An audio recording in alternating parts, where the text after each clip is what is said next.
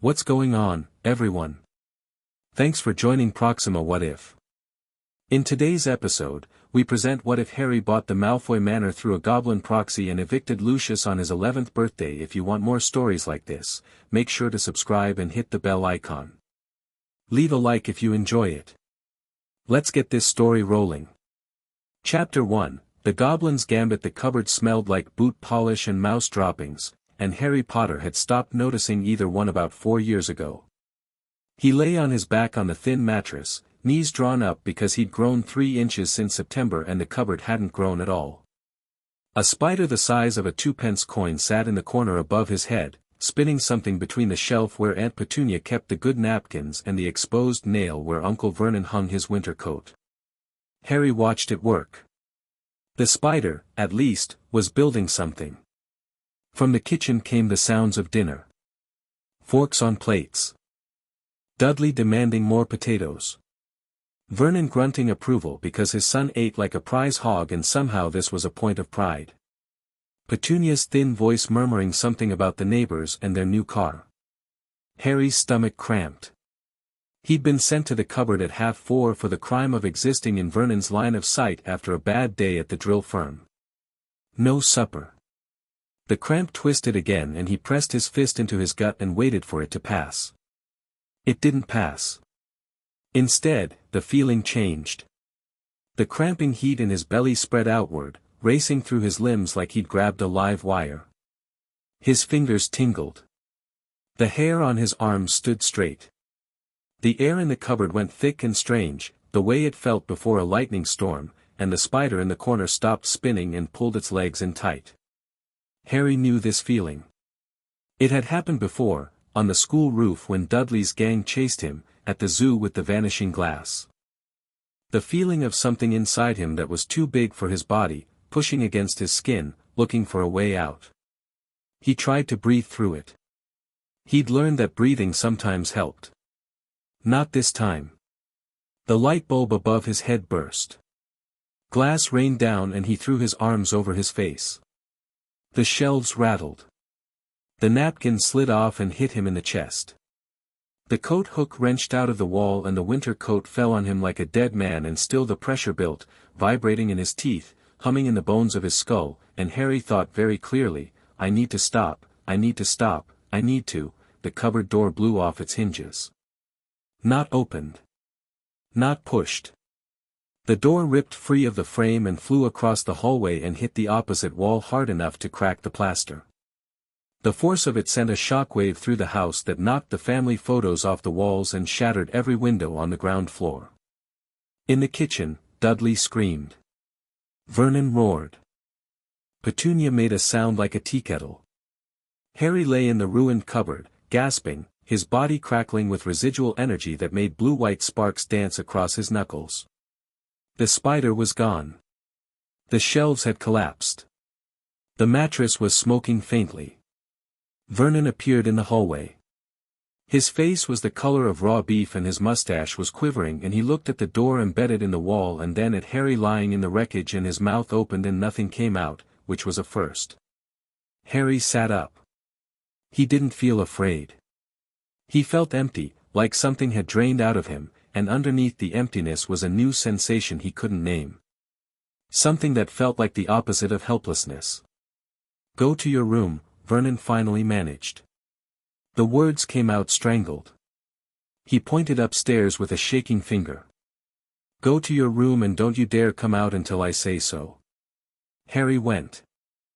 Not to the cupboard, Vernon had said room, and the only room available was Dudley's second bedroom, the one full of broken toys and unwanted birthday presents. Harry walked past Vernon without flinching and climbed the stairs and shut the door and sat on the bed and stared at his hands. The sparks had stopped. But the feeling underneath hadn't. 23 miles away, in a subterranean office beneath the marble halls of Gringotts Wizarding Bank, a monitoring crystal the size of a fist pulsed bright amber and began to scream. The goblin who responded to the alarm was named Sharpclaw, and he was having an exceptionally tedious day. Senior Acquisitions was not a glamorous posting. It involved debt collection, asset evaluation, and an endless parade of wizards who believed that their bloodlines somehow exempted them from basic financial obligations. Sharpclaw had been doing it for 41 years, young, by Goblin standards, and he was good at it in the way that a razor is good at cutting, efficiently, precisely, and without any particular enthusiasm. The monitoring crystal was old. Vault-linked, keyed to the magical signatures of account holders, designed to flag significant magical events involving Gringotts clients.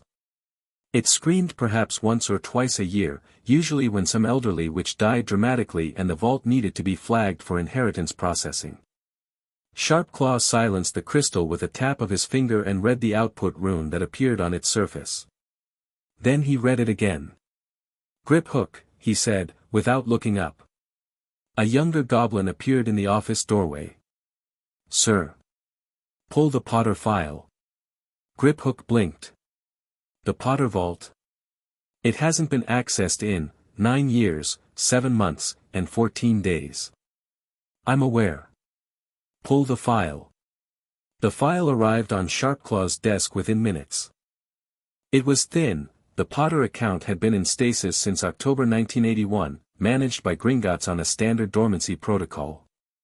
Automatic interest accrual, no withdrawals, no correspondence. No correspondence. That was the part that made Sharpclaw's lip curl, exposing teeth that were filed to points. 9 years of quarterly statements.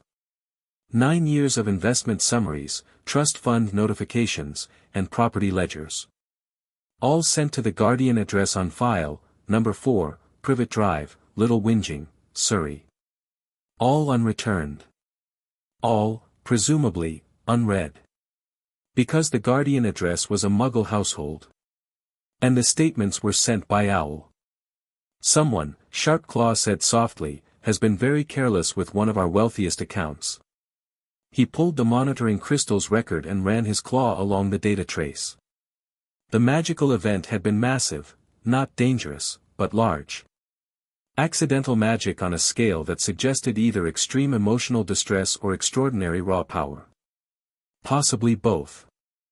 And it had originated from the Guardian address. From, specifically, the first floor of a residential home. Sharpclaw cross-referenced the property records. A 3-bedroom semi-detached house occupied by Vernon and Petunia Dursley, Muggle, and their son. And, apparently, their ward, Harry James Potter, age 10. The heir to 2.6 million galleons, a property portfolio that included 3 residences and partial interest in 14 businesses, and the single largest private vault in Gringotts. Living with Muggles. In a house with 3 bedrooms and 4 occupants, one of whom had just blown out the ground floor windows with uncontrolled magical discharge. Sharpclaw closed the file. He opened his desk drawer and removed a leather satchel, a set of glamour stones that would disguise his non-human features, and a short, ugly knife that he carried out of professional habit. "Grip hook, cancel my afternoon appointments." "All of them?" "You have the not debt review at 3 and, all of them." The man who knocked on the door of number 4, Privet Drive at 10:30 the following morning appeared to be a short, sharp-featured solicitor in a dark suit. His teeth were slightly too pointed and his eyes were slightly too dark, but Vernon Dursley, who opened the door with a face like curdled milk and a bandage on his hand from cleaning up broken window glass, did not notice these details. "Mr. Dursley. My name is Mr. Sharp. I represent the legal interests of your ward, Harry Potter." Vernon's face went from curdled milk to something approaching cardiac arrest. His eyes darted to the street behind the visitor, checking for neighbors, always checking for neighbors, and then he stepped aside with a jerk that was more flinch than invitation.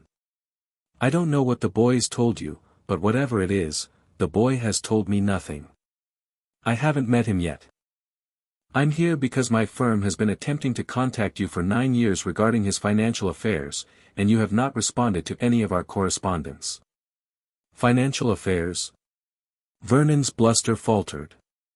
His small eyes narrowed with the particular calculating look of a man who has just heard the word financial and is trying to determine whether it represents a threat or an opportunity. "The boy doesn't have any money. He doesn't have anything. We've fed and clothed him out of the goodness of Mr. Dursley. Sharpclaw's voice could have cut glass. I am going to speak to Harry Potter now. You may be present if you wish, or you may not. But I will speak to him. If you attempt to prevent this, my firm will contact the relevant authorities, all of them, within the hour. Vernon's mouth worked. He looked at the solicitor's card, heavy cream stock, embossed lettering, the kind of card that expensive lawyers carried, and the fight went out of him with a wheeze. He's upstairs. Second door on the left. Sharpclaw climbed the stairs. He catalogued the house as he went, obsessively clean, relentlessly normal, decorated with photographs of a blonde whale of a boy in various stages of overindulgence. Not one photograph of a second child. The second bedroom door had a lock on the outside. He knocked. I'm not hungry. The voice from inside was flat. Practiced. The voice of a boy who'd learned that expecting nothing was easier than being disappointed. I'm not offering food. My name is Sharpclaw. I work for Gringotts Wizarding Bank, and I've come to discuss your inheritance. Silence. Then the sound of footsteps, and the door opened. Harry Potter was small for 10. Dark hair that defied gravity. Round glasses held together with tape. Green eyes that assessed the stranger in the doorway with an alertness that was older than his face. He looked at Sharpclaw's glamour and then, very deliberately, looked through it, not magically, but with the instinct of a child who'd learned to read the gap between what adults said and what they meant. You're not a normal solicitor, Harry said. No. You said Wizarding Bank. Yes. So magic is real. The way he said it, not with wonder, not with disbelief, but with the grim satisfaction of someone who just had a long-held suspicion confirmed, told Sharpclaw everything he needed to know about this boy. Magic is real, Mr. Potter. You are a wizard. Your parents were a witch and a wizard. They left you a considerable fortune in my bank's care. And someone has gone to great lengths to ensure you knew none of this. Harry looked at him for a long moment. Then he stepped back from the door. You'd better come in. The room was a graveyard of broken toys that clearly didn't belong to Harry. A battered desk. A thin blanket on an old bed. On the windowsill, a single book, A Brief History of Time by Stephen Hawking, with a library sticker on the spine. Harry sat on the bed. He didn't fidget or squirm or ask 1,000 questions. He waited. What do you know about your parents? Sharpclaw asked. That they died in a car crash when I was 1. That my dad was a drunk. That my mum was, all lies. Harry's expression didn't change. But his hands, resting on his knees, went very still. Sharpclaw told him. Not everything, not the full history, not the prophecy that Sharpclaw himself didn't know about, but enough. James and Lily Potter. Wizards. Murdered by a dark wizard named Voldemort. Harry survived. The scar. The fame. The fortune. He spoke for 15 minutes without interruption. When he finished, Harry was quiet for a long time. How much money? Of all the questions. Not why didn't anyone tell me or how did I survive or is the dark wizard still out there? The question of a boy who understood, at a cellular level, that money was the difference between a cupboard and a room. 2,600,000 galleons. In your current exchange rate, approximately £13 million sterling. Harry's face did something complicated. And nobody told me. Quarterly statements were sent to this address for 9 years. I suspect your uncle disposed of them. He would have. Harry looked at the wall. At the locked door. At his own hands. You said someone went to great lengths. Who? That, Sharpclaw said, is an excellent question. One that I believe we should explore together, Mr. Potter. To our mutual benefit. Harry looked at the goblin, because he'd worked it out by now, the 2 sharp teeth, the 2 dark eyes, the predatory stillness, and said, "What's in it for you?" Sharpclaw smiled.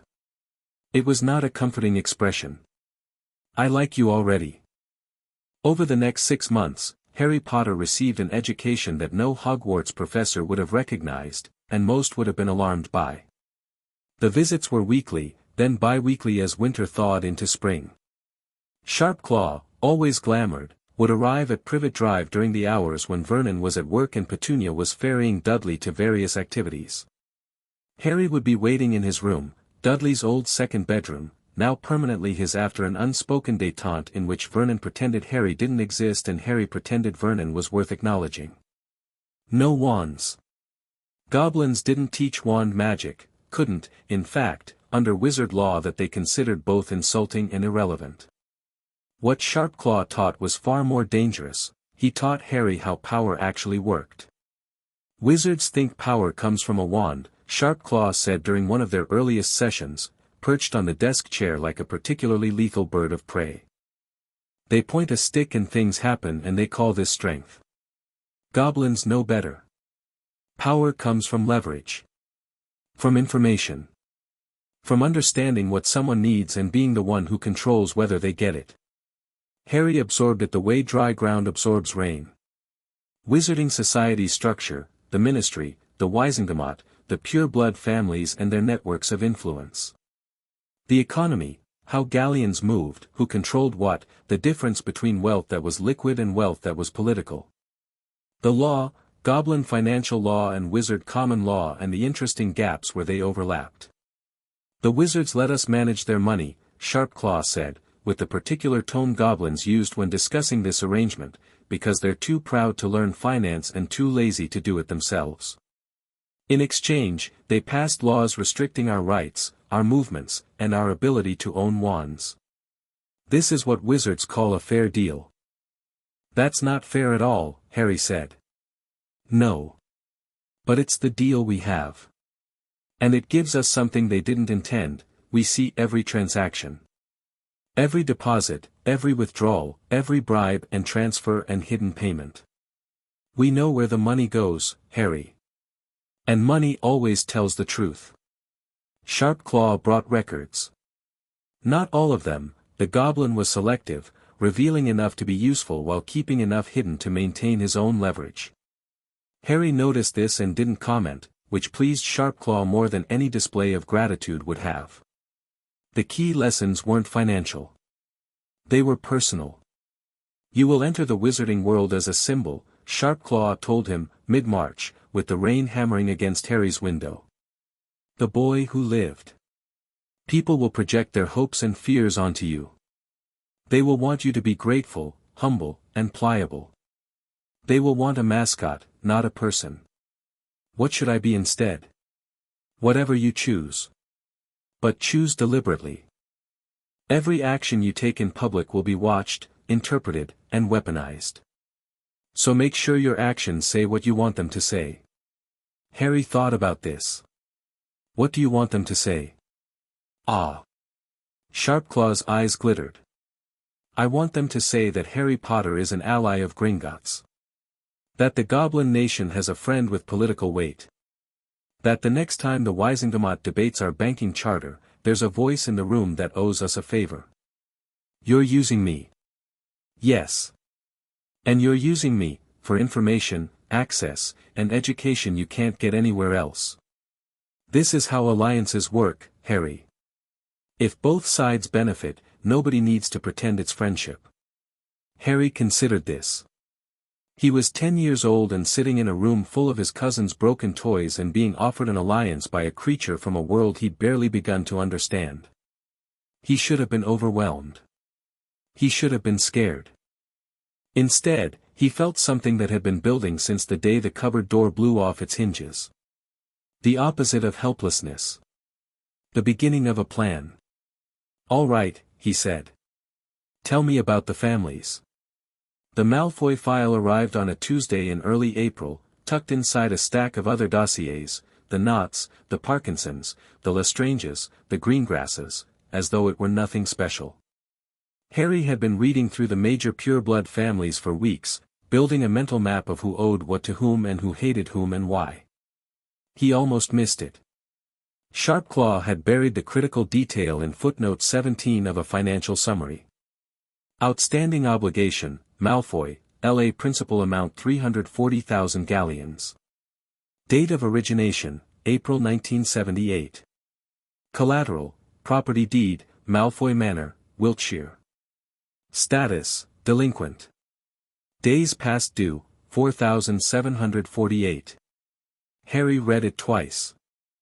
Then he looked up at Sharpclaw, who was examining his own claws with the studied casualness of a card player who'd just dealt himself an ace.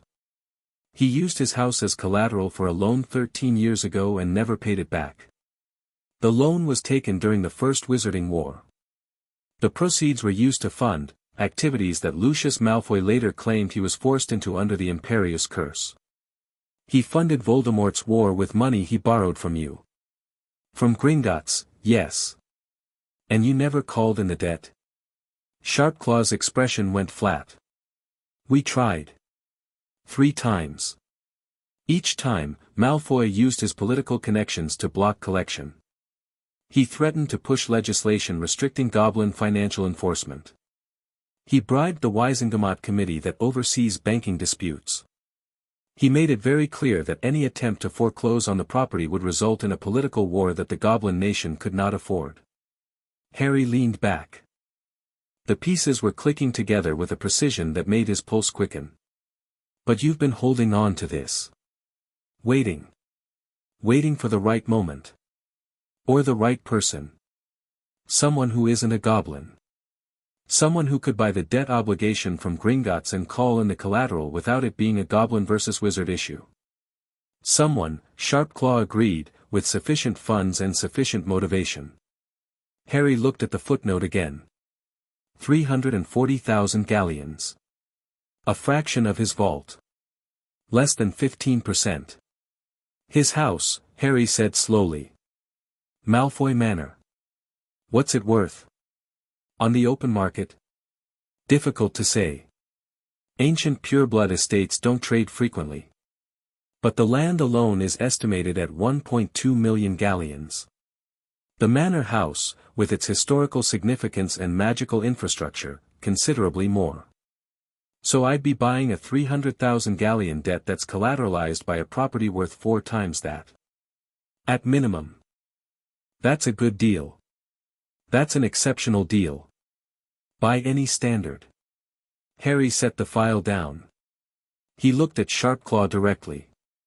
The goblin's glamour was off, they were past pretenses, and Sharpclaw's true face was angular, sharp, and utterly unreadable. You've been planning this for a long time, Harry said. Before you found me.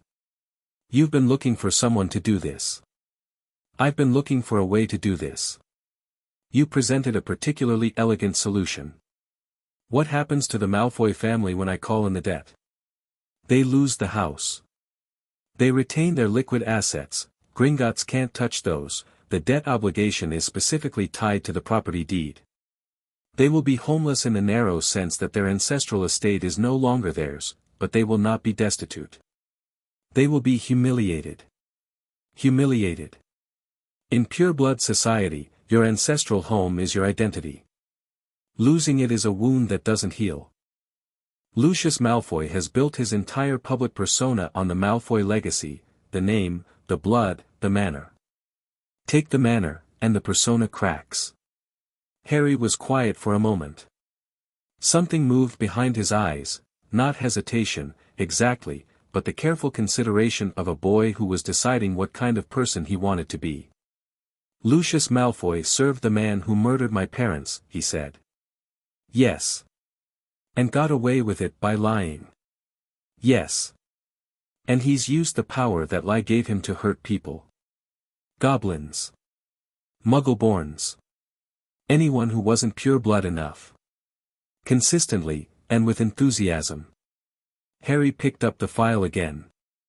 How do we do it? Sharpclaw told him. The process was straightforward in legal terms, Gringotts had been waiting for a buyer, and the transfer of a debt obligation was standard banking. The enforcement was where Goblin expertise shone, under the Treaty of 1412, which governed wizard-goblin financial relations, Gringotts had the right to enforce property seizure for delinquent debts regardless of wizard ministry jurisdiction. The key was that the seizure was executed by goblins on behalf of the debt holder, not by the wizard government.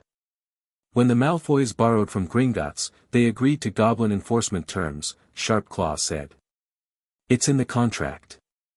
Lucius signed it himself. His own signature gives us the right to walk through his front door. When? The purchase can be finalized within a week. The enforcement action can be filed the same day. Formal eviction notice must be served in person by the debt holder or their designated proxy. Sharpclaw paused. I would suggest a date with symbolic weight. My birthday, Harry said. July 31st. Happy birthday, Mr. Potter. The paperwork was clean, quick, and vicious. Harry signed the debt purchase agreement in a private Gringotts office on April 14, witnessed by Director Ragnarok himself, a sign of how seriously the Goblin Nation took this transaction. The director was ancient, iron-haired, and said exactly 4 words to Harry: respect the contract. Harry wasn't sure if it was advice or a threat. Possibly both. 340,000 galleons transferred from the Potter Vault to Gringotts' outstanding obligations account. In return, Harry received a scroll of parchment stamped with the Gringotts seal, the deed of obligation, naming Harry James Potter as the holder of the Malfoy debt and all associated collateral rights. He stared at it in Sharpclaw's office afterward, this piece of parchment that represented someone's home. Someone's identity. Someone's 900-year legacy. Having second thoughts? Sharpclaw asked, reading him with the precision of a goblin who'd watched humans wrestle with conscience for 4 decades. No, Harry said. Just making sure I understand what I'm doing. You're enforcing a contract. Nothing more, nothing less. You know it's more than that. Sharpclaw was quiet for a moment. Then, unexpectedly, the Malfoys chose their side. They chose it freely, and they chose it because it benefited them. Every galleon they borrowed funded activities that resulted in the deaths of hundreds of witches and wizards. Including your parents. They have never been held accountable, not truly. This is accountability. Accountability that happens to benefit Gringotts. The best kind. Harry rolled the scroll carefully, slid it into the leather case Sharpclaw provided, and tucked it inside his jacket. July 31st. We'll be ready. The weeks between April and July were the longest of Harry's life, and simultaneously the fastest. He continued his lessons with Sharpclaw. He read voraciously, not magical textbooks, which he couldn't buy without a wand, but history, politics, and strategy. Sharpclaw brought him goblin translations of key wizarding legal texts and Harry devoured them, marking passages, asking questions that made even Sharpclaw pause. He also studied the Malfoy family specifically. Not out of obsession but out of respect for the opponent. Sharpclaw had taught him that much: never underestimate the person on the other side of the table. Lucius Abraxas Malfoy. Born 1954. Hogwarts, Slytherin, class of 1972. Married Narcissa Black, 1978. One son, Draco, born 1980. Accused Death Eater, acquitted by the Wisengamot after claiming Imperious Curse, 1981. Senior member of the Hogwarts Board of Governors. Significant donor to St. Mungo's Hospital and the Ministry of Magic. Political fixer. Social power broker. The public face of pure-blood aristocracy. His public record was spotless. His private record, as reconstructed by Goblin intelligence, was something else entirely. Payments to known dark artifact dealers. Financial connections to families with confirmed Death Eater ties. Regular deposits from sources that couldn't be traced, or rather, could be traced by goblins but not by wizards, which amounted to the same thing.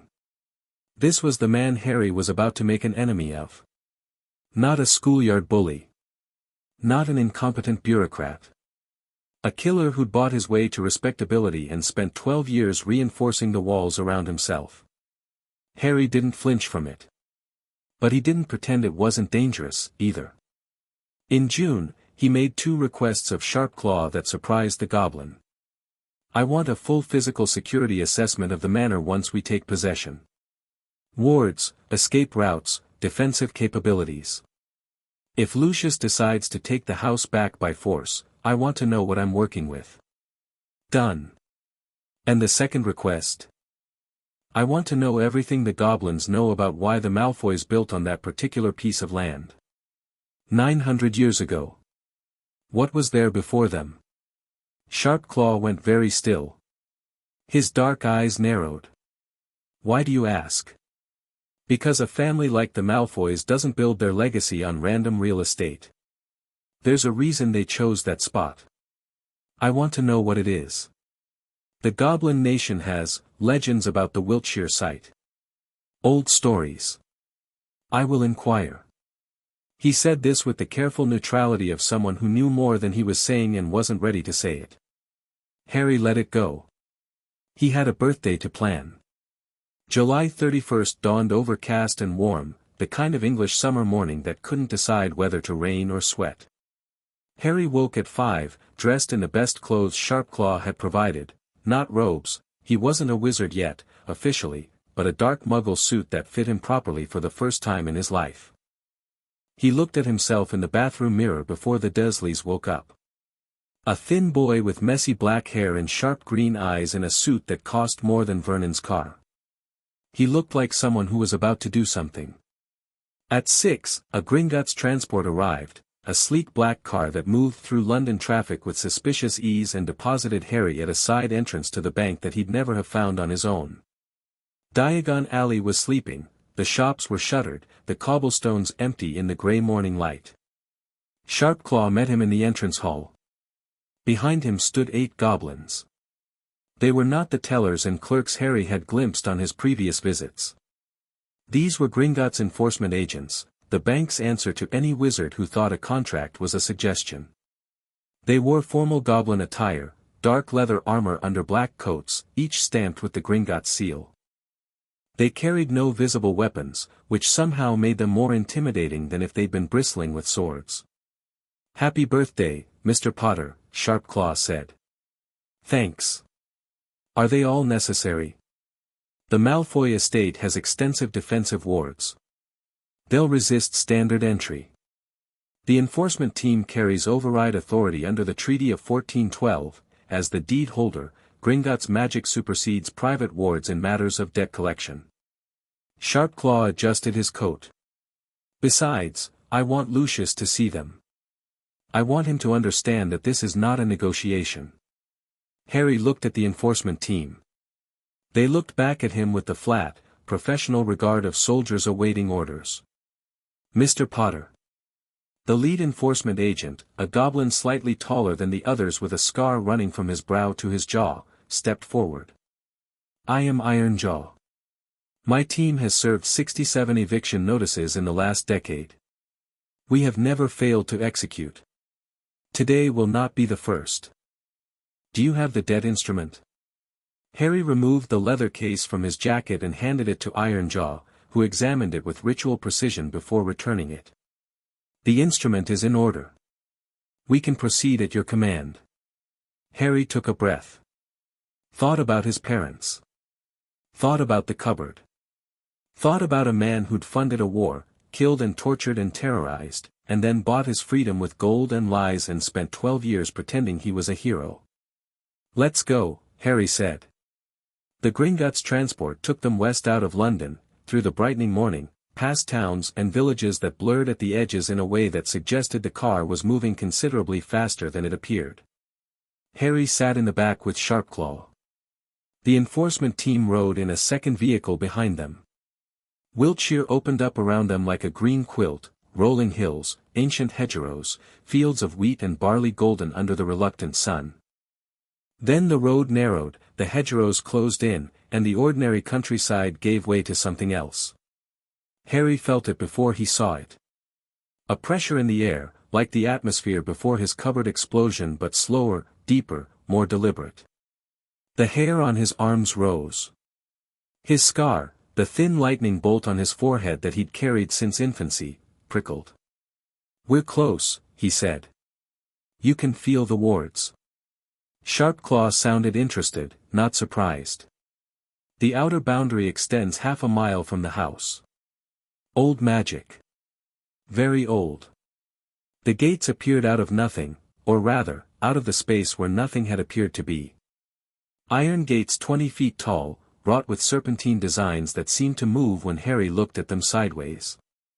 Beyond the gates, a long drive lined with yew trees, ancient and dark, led toward a structure that defied the word house the way an ocean defies the word puddle. Malfoy Manor. It was stone and shadow and 9 centuries of accumulated weight.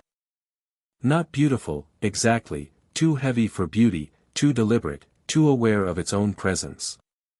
But magnificent in the way that a fortress was magnificent. It declared, by its existence, that the people inside it could not be touched.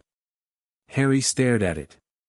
His future home, if the next hour went the way he planned. The enforcement team assembled at the gates. Ironjaw stepped forward, pressed his palm to the iron, and spoke 3 words in gobbledygook. The wards flared, visible for a moment, a shimmering dome of interlocking hexagonal patterns that covered the entire estate, and then flickered. The treaty magic was working, the bank's authority pressing against the private wards, asserting priority. The wards resisted.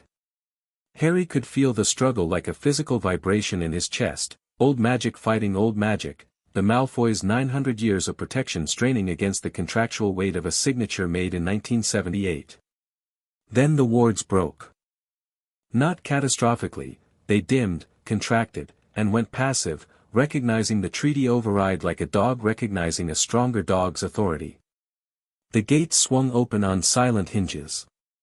"The outer wards are suppressed," Ironjaw reported. "Inner wards will comply once we reach the front door.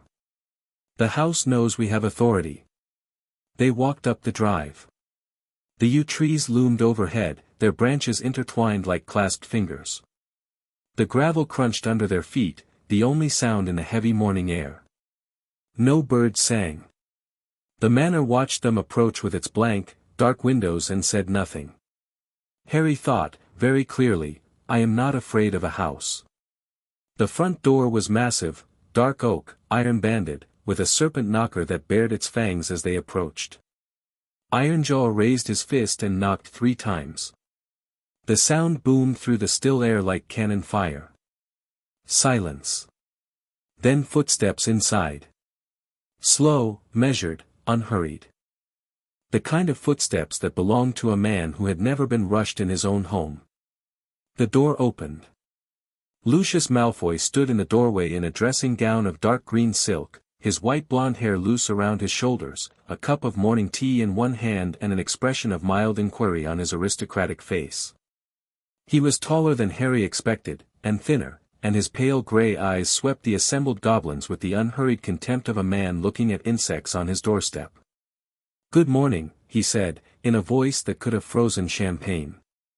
"I don't recall inviting Gringotts to breakfast." Ironjaw stepped forward. "Lucius Abraxas Malfoy. Under Article 17 of the Goblin-Wizard Financial Treaty of 1412, I am authorized to serve notice of debt enforcement on behalf of the holder of obligation number 7749, LM, dated April 3, 1978. The principal amount of 340,000 galleons, plus accrued interest of 91,000 galleons, is hereby called due. As the obligation remains unsatisfied, the collateral, the property deed to Malfoy Manor, Wiltshire, is hereby claimed by the debt holder." He held out a scroll of parchment. Lucius didn't take it. "This is absurd," Lucius said. The contempt in his voice didn't waver, but something shifted behind his eyes, a flicker, fast as a snake's tongue. "That obligation has been under dispute for over a decade. The Wisingamot has no jurisdiction over goblin debt enforcement. You know this, Mr. Malfoy. You agreed to these terms when you signed the original contract." Ironjaw held the scroll steady. The debt has been transferred to a new holder. The new holder has invoked collection. You have 72 hours to vacate the premises. Lucius's teacup was perfectly still in his hand. Not a ripple on the surface. But the hand holding it had gone white at the knuckles. Transferred, he repeated. Transferred to whom? Ironjaw stepped aside. Harry walked forward. The moment Lucius Malfoy recognized him, recognized the scar, the eyes, the thin face that had stared out of 100 Daily Prophet retrospectives, was something Harry would remember for the rest of his life. It was not a dramatic collapse. It was not a snarl of rage or a scream of denial. It was a fracture, a hairline crack that ran through the man's composure like a fault line through marble, invisible unless you were looking for it. But Harry was looking. Harry Potter, Lucius said. His voice was perfectly controlled. His eyes were not. Mr. Malfoy. Harry held the man's gaze. Didn't look away. Didn't blink. I believe you owe me money. Silence stretched between them like a wire pulled taut. The enforcement goblins stood motionless. Sharpclaw watched from behind Harry with an expression of professional satisfaction that he didn't bother to hide. Then Lucius laughed. It was a quiet sound, almost elegant, and it had no warmth in it at all. Remarkable. Who put you up to this, boy? Dumbledore? The blood traitor Weasleys? Nobody put me up to anything. I bought your debt from Gringotts. I'm calling it in. The paperwork is in order, your own signature is on the original contract. You're 10 years old. 11, today. And under Goblin financial law, age of majority for debt transactions is determined by the holder's species, not the debtor's. I checked. Another silence. Lucius's eyes moved, to the goblins, to the scroll, to Harry's face, and back. Calculating. Testing options. This will not stand, he said. The Wisengamot will hear about this within the hour. I have allies, file whatever motions you'd like. In the meantime, the enforcement notice stands. 72 hours, Mr. Malfoy. You cannot take my home. For the first time, something raw leaked through Lucius's composure. Not rage, something older than rage. Something that had roots 9 centuries deep. This manor has been in my family since your ancestors built it on land they purchased from the goblins. Harry held steady. Sharpclaw mentioned that. He also mentioned that your family has had a complicated relationship with honoring financial commitments. Lucius's gaze shifted to Sharpclaw. The look that passed between them was decades in the making, the accumulated fury of a goblin nation denied its contractual rights, reflected back by a wizard who'd assumed he was untouchable. You, Lucius said to Sharpclaw. This is your doing. This is Mr. Potter's doing, Sharpclaw replied. I merely provided the opportunity. As is the function of any good financial advisor. Lucius looked back at Harry. The calculation was still running behind his eyes, but alongside it now was something else, a cold, clear reassessment of the boy standing on his doorstep. Not dismissal anymore. Recognition. You have no idea what you're doing, Lucius said quietly. You think this is about money? About a house? This manor, he stopped himself. The fracture widened for a moment, then sealed. When he spoke again, his voice was ice. 72 hours. 72 hours, Harry confirmed. Lucius stepped back. The door began to close. Then it stopped, and Lucius looked at Harry one final time. You have made an enemy today that you cannot afford, Mr. Potter. That's what people keep telling me, Harry said. They've been wrong so far. The door closed. Harry stood on the steps of Malfoy Manor and let out a breath he hadn't realized he'd been holding. His hands were shaking. He put them in his pockets so the goblins wouldn't see. Sharpclaw appeared at his side. Well handled. I feel sick. That's normal. You've just changed the political landscape of Wizarding Britain. Nausea is an appropriate response. From inside the manor, Harry heard raised voices, Lucius's sharp baritone, and then a woman's voice, cool and measured, cutting through the noise with surgical precision. Narcissa. And then, faintly, a younger voice. A boy's voice. Confused, frightened, asking what was happening. Draco. Harry's stomach twisted. He'd known, intellectually, that Draco Malfoy existed, the son, the heir, the boy who was about to lose his home because Harry Potter had decided to make a point. But hearing the voice, the real, frightened voice of a real kid woken up early on a summer morning to learn that his world was ending, hit different. Is there a way to? Harry started, then stopped. To what? Sharpclaw asked. Harry shook his head. Nothing.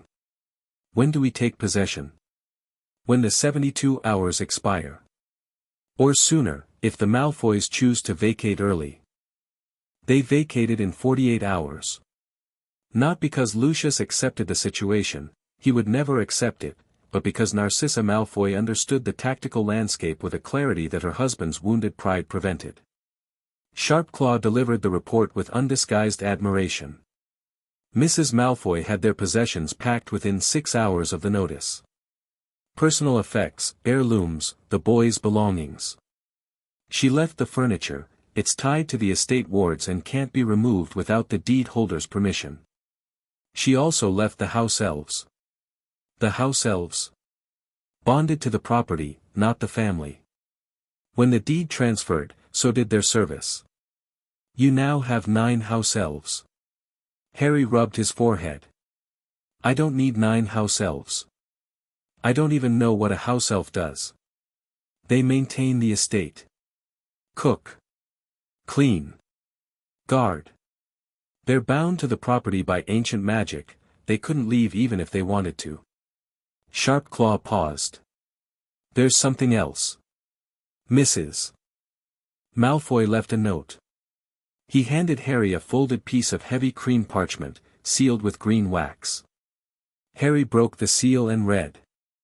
Mr. Potter, you have won a battle. I congratulate you on your tactics, if not your target.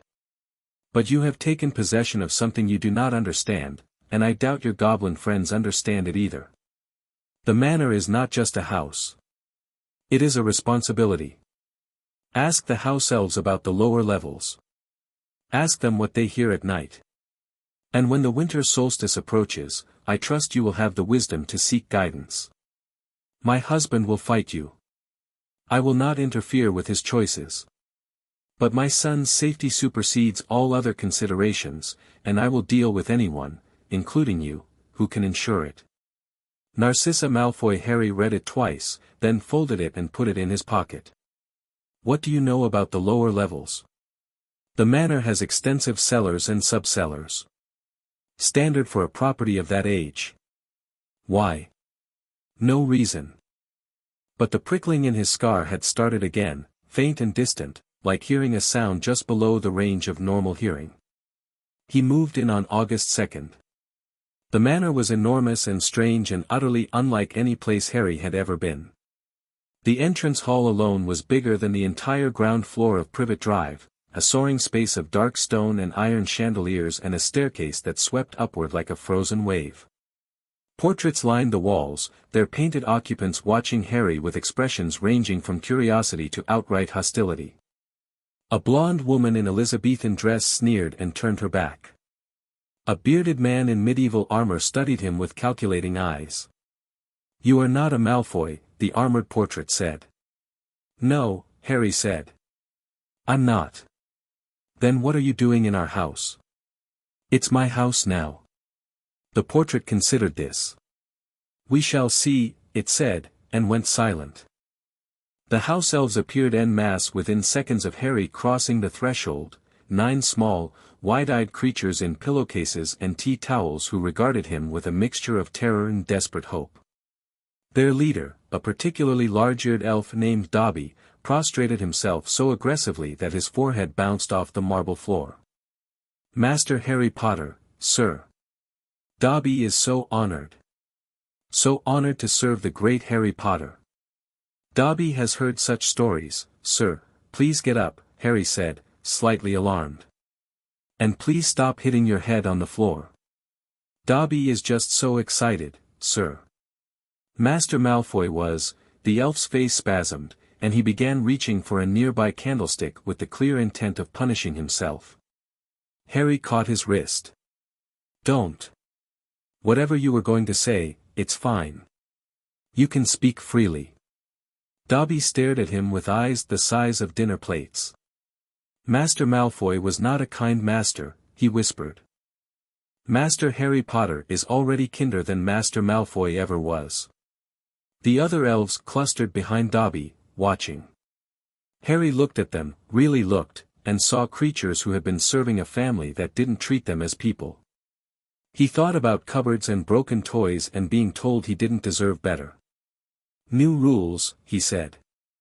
Nobody punishes themselves. If you have something to say it. And call me Harry. The elves exchanged glances of stunned disbelief. Dobby burst into tears. Harry spent the rest of the day exploring. The manor was a labyrinth of corridors and chambers and rooms that seemed to have no purpose other than to impress. Drawing rooms, studies, a library that made him stop in the doorway and stare for a full minute. A ballroom with a ceiling painted to show the night sky. A conservatory full of magical plants that hissed when he walked past. Guest bedrooms by the dozen, each more ornate than the last. He chose the smallest bedroom on the second floor for himself.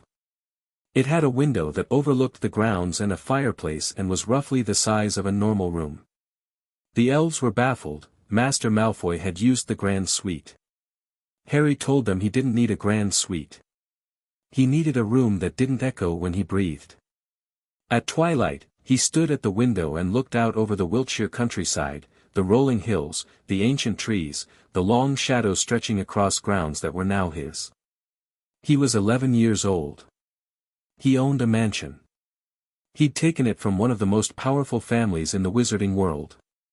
And somewhere below his feet, in cellars he hadn't yet explored, something hummed. He could feel it. Not with his ears, with something deeper, some sense that didn't have a name. A vibration that lived in the foundation stones and rose up through the floor and settled in his bones. Not threatening. Not yet. More like breathing. The slow, steady respiration of something vast and patient and very, very old. Ask the house elves about the lower levels, Narcissa had written. Ask them what they hear at night. Harry went downstairs and found Dobby in the kitchen, directing the other elves in the preparation of a dinner that could have fed 20 people. He pulled the elf aside. Dobby, what's below the cellars? The elf's ears flattened against his skull. Master Harry should not ask about below, sir. Why not? Because below is where the dark thing sleeps, sir. The old masters always told Dobby and the other elves never to go below the wine cellar. Never ever ever. The old masters said the dark thing must not be woken. What dark thing? Dobby trembled. Dobby does not know, sir. Dobby only knows it is old. Older than the manor. Older than the Malfoys. And it has been sleeping for a long, long time. He looked up at Harry with enormous eyes. But sometimes, sir, Dobby hears it dreaming. Harry felt the hum in his bones shift. Just slightly. Like something turning over in its sleep. All right, he said. Thank you, Dobby. He went back upstairs. He sat on his bed in his small room in his enormous stolen house and he thought about what he'd done. The plan. The execution. The look on Lucius Malfoy's face when recognition hit. The sound of Draco's frightened voice from inside the manor. The hum beneath the floor. He didn't regret it. Lucius Malfoy had earned what happened to him, and the debt had been real and the contract had been valid and the law was on Harry's side. But Harry was beginning to understand that being right and being ready were two very different things. He pulled out his Hogwarts letter. It had arrived by owl 2 days ago, finding him at Privet Drive through whatever tracking magic the school used. The letter was addressed to Mr. H. Potter, the second bedroom, 4, Privet Drive, Little Whinging, Surrey. Someone at Hogwarts knew exactly where he'd been sleeping, and hadn't done anything about it. Harry would remember that. He read the supply list, the term dates, the welcoming message from a deputy headmistress named McGonagall. In 3 weeks, he'd be going to a school for magic. He'd learn to use a wand. He'd meet the people who'd shaped the world that shaped him, Dumbledore, who'd left him at the Dursleys, the professors who'd taught his parents, the children of the families he'd been studying for months. He was ready. Or close enough. There was a knock at the front door at 8 that evening. Harry was in the library, reading, or trying to read, a Malfoy family history that the elves had found for him. The book was self-updating, the text shifting to include new entries, and the most recent entry read, July 31, 1991. Manor claimed by Harry James Potter through debt enforcement. The Malfoy stewardship ends. May the new master be worthy of what lies below. The knock was enormous, someone was hitting the front door with a fist the size of a ham. Harry opened it. The man on the other side was the largest human being Harry had ever seen. Easily twice the height of a normal man, with a wild tangle of dark hair and a beard that could have housed a family of birds. He wore a massive moleskin overcoat with seemingly hundreds of pockets, and he was holding a slightly squashed birthday cake and looking extremely confused. "Blimey," the man said, staring at Harry. Then at the manor behind him. Then back at Harry. "Yeri, Harry Potter." "Yes. I'm Hagrid. Rubeus Hagrid. Keeper of keys and grounds at Hogwarts." He blinked. "I was sent to fetch ye from your aunt and uncle's house. Went there first. They said yet gone." He looked at the manor again. "They didn't mention where. They don't really keep track of me." Hagrid's expression collapsed into something between fury and sorrow. "Dumbledore sent me to deliver your Hogwarts letter and help ye get your school things. But it seems like ye've already. I mean." He gestured helplessly at the massive entrance hall behind Harry. "This is Malfoy Manor. It's my manor now." Hagrid stared at him. Then he laughed, a booming, incredulous sound that sent a nearby owl into panicked flight. "Well, I'll be buggered. The lads at the pub told me the boy who lived had done something mad, but I didn't. You're 11. 11 today, actually." "Right. Right, happy birthday." He thrust the cake forward. It had "Happy Birthday Harry" written on it in green icing. It was the first birthday cake Harry had ever received. Something inside Harry cracked, just a little. Not the strategic part, not the part that Sharpclaw had honed into a weapon. The other part. The part that was still a kid who'd never had a birthday cake. "Thank you," he said. His voice was steady. His eyes were not. "Come in," he added. "I'll have the elves make tea."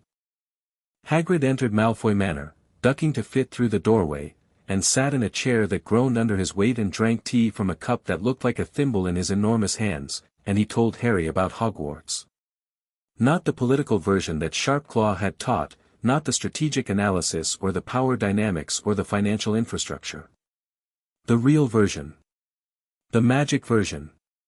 The moving staircases. The enchanted ceiling in the Great Hall. The ghosts and the portraits and the forbidden forest. Quidditch. The 4 houses. The classes, transfiguration, charms, potions, defense against the dark arts, herbology, astronomy. Your parents were great people, Harry. Great people. Your dad was the cleverest wizard I ever met, and your mum was the kindest. Everyone loved M. Harry listened. And for the first time in months, in years, he wasn't calculating, wasn't strategizing, wasn't working an angle. He was just a boy sitting in a too-big house, eating birthday cake with the first person who'd ever told him his parents were worth loving. Hagrid left at midnight, slightly wobbly from the elderflower wine the elves had served, with a promise to help Harry shop for school supplies if he needed it. Though it sounds like Yevi got it well in hand, he added, with a glance around the manor that was equal parts admiring and nervous. Harry watched him go from the front steps. The night was warm and dark and the stars were thick overhead and the ground stretched out silent and silver in the moonlight. He went inside. Locked the door. Walked through the entrance hall, past the portraits that watched him with their painted eyes. He paused at the top of the cellar stairs. The hum was there. Constant. Patient. The breathing of something ancient pressed against a barrier that was old enough to predate the house above it. Harry put his hand on the wall. The stone was warm. "I don't know what you are," he said quietly. "But I'm not going anywhere." The hum didn't change. But somewhere in its frequency, deep below the range of human hearing, something shifted. A note of attention. Of recognition. Of interest. Harry climbed the stairs to his room, lay down on his bed, and stared at the ceiling. He was 11 years old. He owned a manor with a secret in its basement. He had a vault full of gold and a goblin ally with sharp teeth and sharper ambitions. He had an enemy who would not rest until the house was his again. He had a school to attend and a world to learn and a dead Dark Lord's shadow hanging over everything. He closed his eyes. He was ready. Or close enough. Chapter 2, The Teeth of the Lion. The Daily Prophet hit the wizarding world like a bludger to the face on August 3rd. Harry knew it was coming. Sharpclaw had warned him that the story would break within days of the eviction, and they discussed how to handle it. What Sharpclaw hadn't predicted was the angle. Boy who lived evicts war hero's family from ancestral home. The headline screamed across the front page above a photograph of Malfoy Manor's gates and a smaller inset photo of a much younger Harry, taken from somewhere, probably a ministry file, looking wide-eyed and bewildered. The article, written by one Rita Skeeter, painted a picture that made Harry's teeth clench. In a shocking display of financial aggression that has left Wizarding Britain reeling, Harry Potter, the boy who lived, savior of the wizarding world, aged just 11, has used Goblin intermediaries to seize the ancestral home of the Malfoy family, one of Britain's most distinguished pure bloodlines.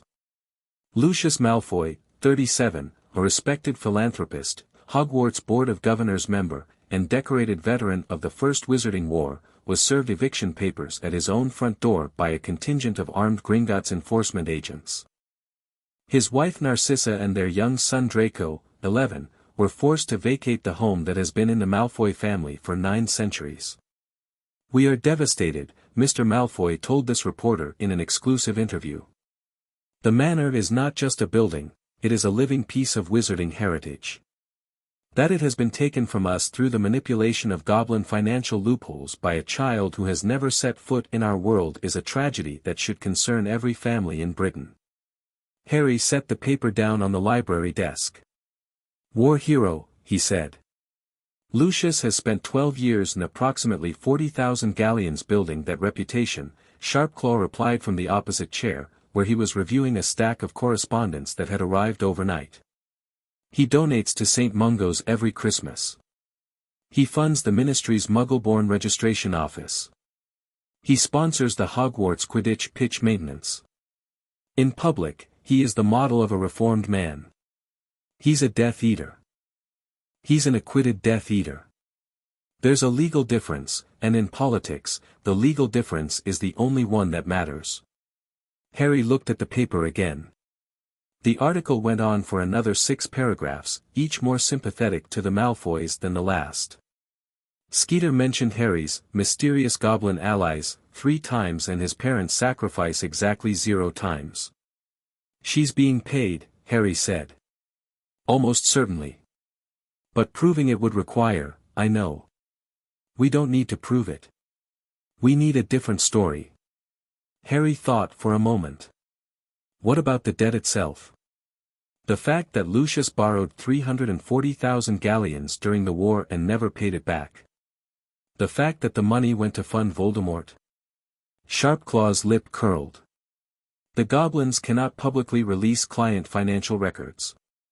Banking confidentiality. But I'm the debt holder now. They're my records. The goblin went still. Then a smile crossed his face, thin, sharp, appreciative. You're learning.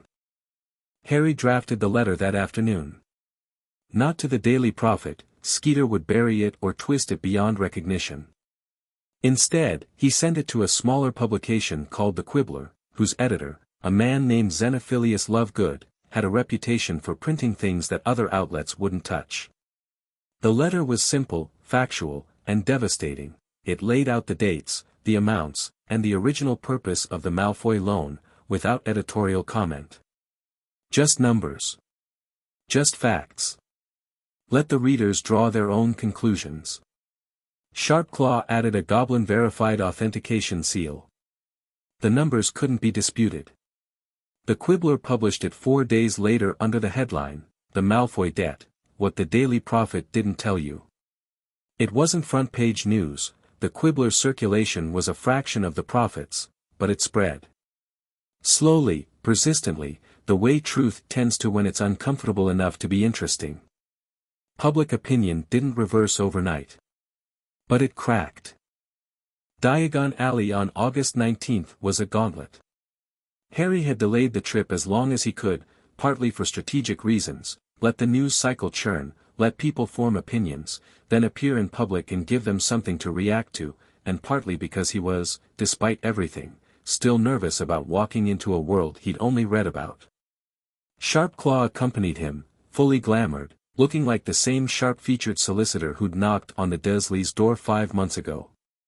The Goblin had argued for a full security detail, Harry had refused.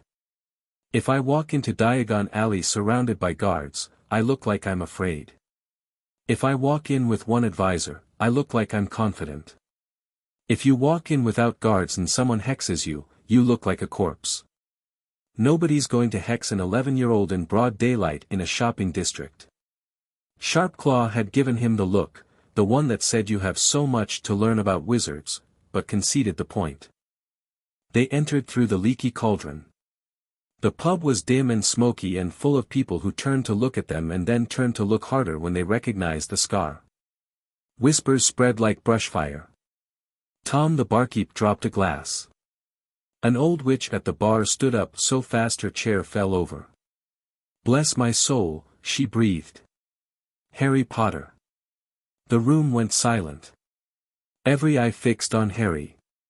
He felt the weight of it, the expectation, the curiosity, the hunger for a symbol, and he understood, viscerally, what Sharpclaw had meant about being a mascot. He didn't smile. He didn't wave. He nodded politely to the room, said "Good morning" to Tom, and walked through to the back courtyard without breaking stride. Behind him, the whispers erupted into full conversation. The brick wall opened onto Diagon Alley, and Harry stopped for exactly 1 second to take it in, the cobblestones, the crooked buildings stacked on top of each other like drunk friends leaning together, the shop windows glittering with things that shouldn't exist. Cauldrons and broomsticks and owls and robes and bottles of things that shimmered and pulsed and occasionally tried to escape their containers. Magic. Real, tangible, everywhere. Then he kept walking. The stairs followed him. People pointed and murmured and a few brave souls approached, a young witch who wanted to shake his hand, an old wizard who'd known his grandparents, a ministry official who tried to engage him in conversation about the Malfoy situation, and was politely deflected. Harry was courteous to all of them and revealing to none. A photographer from the Daily Prophet materialized out of the crowd, camera raised. Harry looked directly into the lens, didn't smile, didn't scowl. The photograph that ran the next day showed a boy who looked calm, composed, and approximately 30 years older than he was. The caption read, "Harry Potter shops for school supplies." Story on page 3. The story on page 3 was considerably less sympathetic to Lucius than Skeeter's original piece. Sharpclaw walked half a step behind Harry, watching the crowd with the relaxed alertness of a predator in unfamiliar territory. "You're handling this well," he murmured. "I'm handling it. Whether it's well remains to be seen." Ollivander's was quiet after the noise of the street, a narrow shop drowning in dust and the faint smell of something electric, like ozone after a storm. Thousands of narrow boxes stacked floor to ceiling on shelves that stretched back into shadows. Harry felt the hum again. Not the same hum as the manor, this was different, lighter, a chorus of thousands of individual vibrations that buzzed against his skin like static. The wands, Sharpclaw said, answering the question Harry hadn't asked. They respond to magical presence. Particularly strong magical presence. He paused. I'll wait outside. Wand selection is personal. He left. The door swung shut, and the shop went silent except for the hum. Good afternoon. Harry didn't jump. He'd heard the soft footsteps approaching from the back of the shop, barely audible, but there. The man who emerged from between the shelves was old, thin, and had eyes like pale moons that seemed to see more than they should. Mr. Potter. I've been expecting you. You've been expecting a lot of people, I imagine. It's August. Ollivander smiled. It was an odd smile, more interested than warm. Indeed. But you I've been expecting for rather longer. He reached out and touched Harry's scar with one long finger, so fast that Harry didn't have time to pull away. I'm sorry to say I sold the wand that did that. 13.5 inches. You. Phoenix Feather Core. A powerful wand, very powerful, and in the wrong hands. Tom Riddle's hands, Harry said. Ollivander's pale eyes widened. You know his name. I know a lot of things. Evidently. The wand maker studied him with renewed intensity, then disappeared into the shelves. He returned with a stack of boxes. Well then. Let's see what chooses you. The first 6 wands were wrong, Harry could feel it before he even waved them, a mismatch like a key that didn't fit a lock. The 7th sent a stack of boxes flying. The 8th made a window crack. Ollivander looked delighted. Tricky customer. Very tricky. Let me think. He vanished into the back of the shop and returned with a single box, older than the others, dusty, held with a care that bordered on reverence. Holly and Phoenix Feather. 11 inches. Nice and supple. Harry took the wand and the world changed. Heat flooded through his fingers, up his arm, into his chest. The hum that had been buzzing at the edges of his perception suddenly focused, narrowed, became a single clear note that resonated with something deep inside him. Gold and red sparks erupted from the wand's tip and cascaded around him like fireworks, and Harry felt, for the first time in his life, whole. The sparks faded. Harry stood in Ollivander's shop, holding a holly wand, and everything was different. Oh, bravo, Ollivander whispered. Yes, yes. Very good. Very good indeed. But his expression had shifted, interest had become something closer to unease. Curious. Very curious. Harry lowered the wand but didn't let go of it. He already knew he would never willingly let go of it. The Phoenix Feather. It's the same phoenix that gave the feather in Voldemort's wand. Ollivander stared at him. How, you mentioned you sold the wand that gave me this scar. You said Phoenix Feather. Now you're calling my wand curious. It wasn't difficult. A long silence. Then Ollivander laughed, a dry, papery sound. Your mother was clever too. Willow, 10.25 inches. Excellent for charm work. Your father preferred mahogany, good for transfiguration. But you. He trailed off, looking at Harry with those moon-pale eyes. You are something quite different, aren't you, Mr. Potter? I'm trying to be. Harry paid for the wand, 7 galleons, and left the shop holding it in his right hand, unwilling to box it.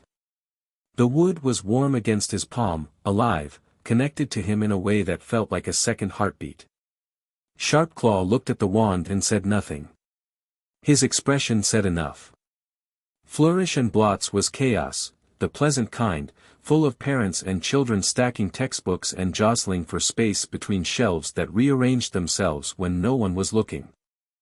Harry moved through the store with purpose, pulling the required first-year texts and adding to the pile: Wizarding Law, a comprehensive guide, Ancient Runes, an introduction, The Noble Houses of Britain, a political history, and property magic, wards, bindings, and territorial enchantments. The shopkeeper, a harried wizard in spectacles, raised an eyebrow at the stack. First year at Hogwarts? Yes. Most first years just buy the required texts. I'm not most first years. A voice from behind him said, obviously not. You're the one who bought the Malfoy house. Harry turned. A girl his age stood in the aisle, arms full of books, brown hair barely contained by what appeared to be a losing battle with gravity. She had the slightly manic look of someone who'd been in a bookshop for several hours and had no intention of leaving. Her expression was sharp, assessing, and not at all intimidated. I'm Hermione Granger, she said. Muggle-born. I've read about you in 4 different books, and I have to say, none of them mentioned the property acquisition. The books were written before the property acquisition. Fair point. She looked at his stack. Property magic. Ancient runes. Those aren't even offered until 3rd year. There was a note of something in her voice, not criticism, but recognition. The sound of one obsessive reader identifying another. I believe in being prepared. So do I. I've already read the entire first-year curriculum. Twice. She said this without embarrassment, as a simple statement of fact.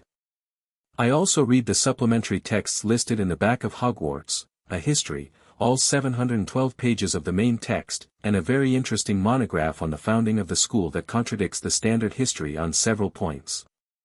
Harry blinked. 712 pages.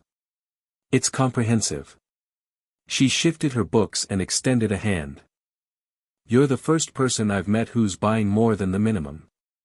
That's either impressive or paranoid. Can it be both? In my experience, it usually is. She shook his hand. Her grip was firm. I have questions about the legal framework you used for the Malfoy debt purchase. Specifically, how the Treaty of 1412 interacts with modern ministry property law, because from what I've read, there should be a jurisdictional conflict that, there isn't. The treaty predates the ministry by 300 years. Under the principle of prior authority, Goblin financial enforcement takes precedence in matters specifically covered by the treaty. Property seizure for debt default is specifically covered in Article 17. Hermione's eyes went wide. Then she smiled, not a polite smile, a real one, the smile of someone who just found a person who spoke their language. We're going to be friends, she said. It wasn't a question. Are we? I just decided. You're interesting and you've read legal theory and you're going to Hogwarts. I don't know anyone else going to Hogwarts. The logical move is friendship. Harry looked at this girl, this Muggle-born witch who'd walked up to the most controversial figure in current wizarding politics and opened with a jurisdictional challenge, and felt something loosen in his chest. For 5 months, every conversation he'd had was strategic. Sharp Claw, the goblins, the reporters, Hagrid with his gentle warmth. All of them related to him as a symbol or a client or a legend. Hermione Granger related to him as a fellow reader. All right, he said. Friends. Madame Malkin's robes for all occasions was the last stop, and Harry had been dreading it. Not the fitting itself, that was fine, just measurements and pins and fabric that adjusted itself to the wearer. What he'd been dreading was who else might be there. The school term was approaching, and every wizarding child in Britain needed robes. He was standing on a fitting stool, arms outstretched while enchanted tape measures flew around him, when the door opened and a voice he recognized said, "Mother, I don't see why I can't have." Draco Malfoy stopped mid-sentence. He was pale. Not the aristocratic pallor that Harry had expected from photographs, actually pale, the grey-white of someone who hadn't been sleeping well. He was thinner than the pictures too, and his grey eyes, when they locked onto Harry, held something that wasn't quite hatred and wasn't quite fear but was very, very close to both. Narcissa Malfoy stood behind her son, one hand on his shoulder.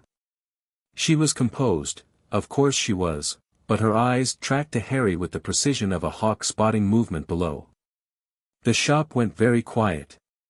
Madame Malkin, who'd been chattering happily about hem lengths, looked between the two boys and wisely said nothing. Draco stepped onto the adjacent fitting stool. His chin was up, his spine was straight, and when he spoke, his voice was controlled in a way that spoke to coaching. Potter. Malfoy. Silence. The tape measures hummed. Madame Malkin made herself very busy with a rack of display robes on the far side of the shop. Draco broke first. Not loudly, he didn't shout or threaten or posture. He spoke quietly, almost conversationally, and somehow that was worse. You're standing in a robe shop wearing my family's money. Harry met his eyes. I'm wearing my family's money. Yours just happened to owe mine. Something flickered in Draco's expression, the crack in the composure, just like his father's. He opened his mouth, closed it, and Harry could see the war happening behind his eyes, the coached restraint against the raw, howling fury of a boy whose home was gone. You don't know anything about us, Draco said. You don't know what that house means. You don't know what we've done for, he cut himself off. Glanced back at his mother. Narcissa gave an almost imperceptible shake of her head. Draco went silent. His jaw clenched so hard that Harry could see the muscles jump. Narcissa stepped forward. Mr. Potter. Her voice was cool silk over steel. I see you received my letter. I did. Thank you. Have you given its contents consideration? I have questions. I'm sure you do. She looked at him, really looked, the way Sharpclaw looked when he was assessing value, and something in her expression shifted fractionally. Questions are a good sign. Lucius never asked questions. He assumed he already knew the answers. She collected Draco, who had been fitted in record time by a Madame Malkin clearly eager to get the tension out of her shop, and led him to the door. At the threshold, she paused. The winter solstice, Mr. Potter. Don't forget. Then they were gone. The bell above the door chimed in the silence they left behind. Madame Malkin let out a breath she'd been holding for approximately 2 minutes. Well, she said faintly. That was bracing. September 1st, King's Cross Station. Platform 9 3/4. Harry arrived by Gringotts' car, trunk loaded, owl cage balanced on top containing a snowy owl he'd named Hedwig after a saint he'd read about in one of the Hogwarts history books. Sharpclaw accompanied him to the barrier between platforms 9 and 10 and stopped. I can't go further. Hogwarts is beyond Goblin jurisdiction, and my presence would raise questions. Thank you, Sharpclaw. For everything. The Goblin studied him. In his glamour, he looked like a thin, sharp man saying goodbye to a child at a train station. Without the glamour, Harry knew, his expression would have been something between pride and calculation, the satisfaction of a craftsman examining his work. Don't trust Dumbledore blindly. Don't underestimate Snape. Don't eat anything a Weasley twin gives you. He paused. And write to me. The goblins will be watching, Harry, but I'd rather hear it from you. I will. Sharpclaw extended his hand. Harry shook it. Then the goblin turned and walked away through the Muggle crowd, and Harry was alone. He pushed his trolley through the barrier and emerged onto a platform full of steam and noise and chaos. Families everywhere, parents hugging children, owls screeching, cats winding between legs, trunks being levitated onto the scarlet train. The Hogwarts Express sat gleaming on the tracks like a promise. Harry loaded his trunk, found a compartment near the middle of the train, and sat down. The leather seat was worn and comfortable. The window showed the platform in all its frenetic energy. A knock on the compartment door. A tall, thin boy with red hair and a smudge of dirt on his nose peered in. Anyone sitting here? Everywhere else is full. Go ahead. The boy dragged in a battered trunk and a caged rat and collapsed onto the opposite seat. He had the slightly overwhelmed look of someone who'd been shouted at by a lot of relatives in a short period of time. I'm Ron. Ron Weasley. Harry Potter. Ron's mouth fell open. His eyes went to the scar. Then, with visible effort, he pulled himself together. Right. Yeah. My dad told me about, everyone's told me about, he took a breath. You're the one who took the Malfoy house. That's one way to describe it. My dad works at the ministry. He came home the day it happened and Mum said she'd never seen him grin like that. Dad's had run-ins with Lucius Malfoy for years. All the stuff with the Muggle Protection Act. Ron trailed off, studying Harry with frank curiosity. He said goblins helped you. Goblins helped me, yes. Dad said that was either brilliant or mental. He couldn't decide which. Your dad sounds like a smart man. Ron grinned. It was an open, uncomplicated grin, the expression of a boy who hadn't been taught to hide what he felt. He's all right. Bit obsessed with muggles, honestly. He's got a collection of plugs. Electrical plugs. Doesn't know what they do. Loves them. Harry laughed. It surprised him, the sound felt unfamiliar, rusty. Ron looked pleased with himself. The train began to move. London slid past the windows, then suburbs, then countryside. Ron pulled out sandwiches, corned beef, which he clearly didn't like, and Harry bought the entire trolley of sweets when the witch came by, partly because he'd never had wizard candy and partly because Ron's eyes went wide at the chocolate frogs and Harry understood, instantly, what it was like to want something you couldn't afford. They ate and talked. Ron was the sixth of 7 children, 5 older brothers, 1 younger sister, and his knowledge of the wizarding world was deep but entirely practical. He knew which Quidditch teams were good and which professors were awful and which corridors at Hogwarts to avoid on a Friday afternoon. He didn't know anything about Goblin financial law, but he knew that his family's enchanted clock had a hand for each family member that pointed to things like home and work and, occasionally, mortal peril. Mortal peril, Harry repeated. Dad's hand points there about once a month. Mum's used to it. A quiet knock, and a round-faced boy opened the compartment door. Sorry, have either of you seen a toad? I've lost mine. His name's Trevor. Haven't seen him, Ron said. Sit down, though. We'll help you look in a bit. The boy sat. He was nervous, hands twisting in his lap, eyes darting, but there was something solid underneath the anxiety. I'm Neville Longbottom. Harry knew that name. The Longbottoms were in Sharpclaw's files, an old pureblood family, nearly as old as the Malfoys. Neville's parents had been Aurors, tortured into insanity by the Lestranges after Voldemort's fall.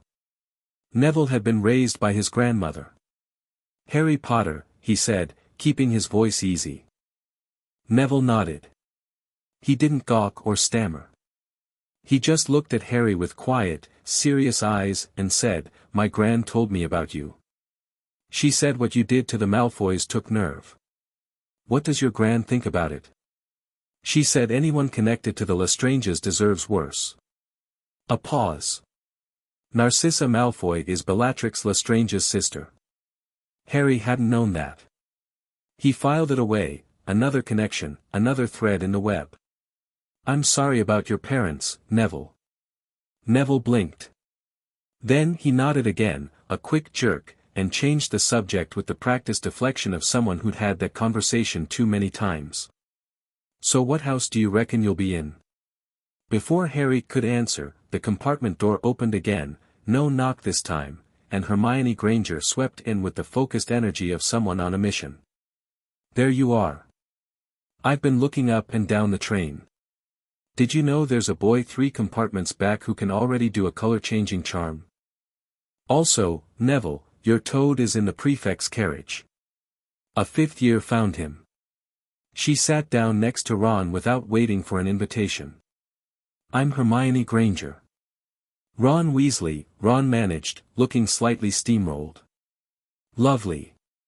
Harry, I've been thinking about the jurisdictional question we discussed in the bookshop. I found a reference in magical law and its foundations that suggests the Treaty of 1412 has actually been amended twice, once in 1631 and once in 1789, and the 1789 amendment includes a clause about Wisengamot oversight that could theoretically, Hermione. Yes. We're on a train.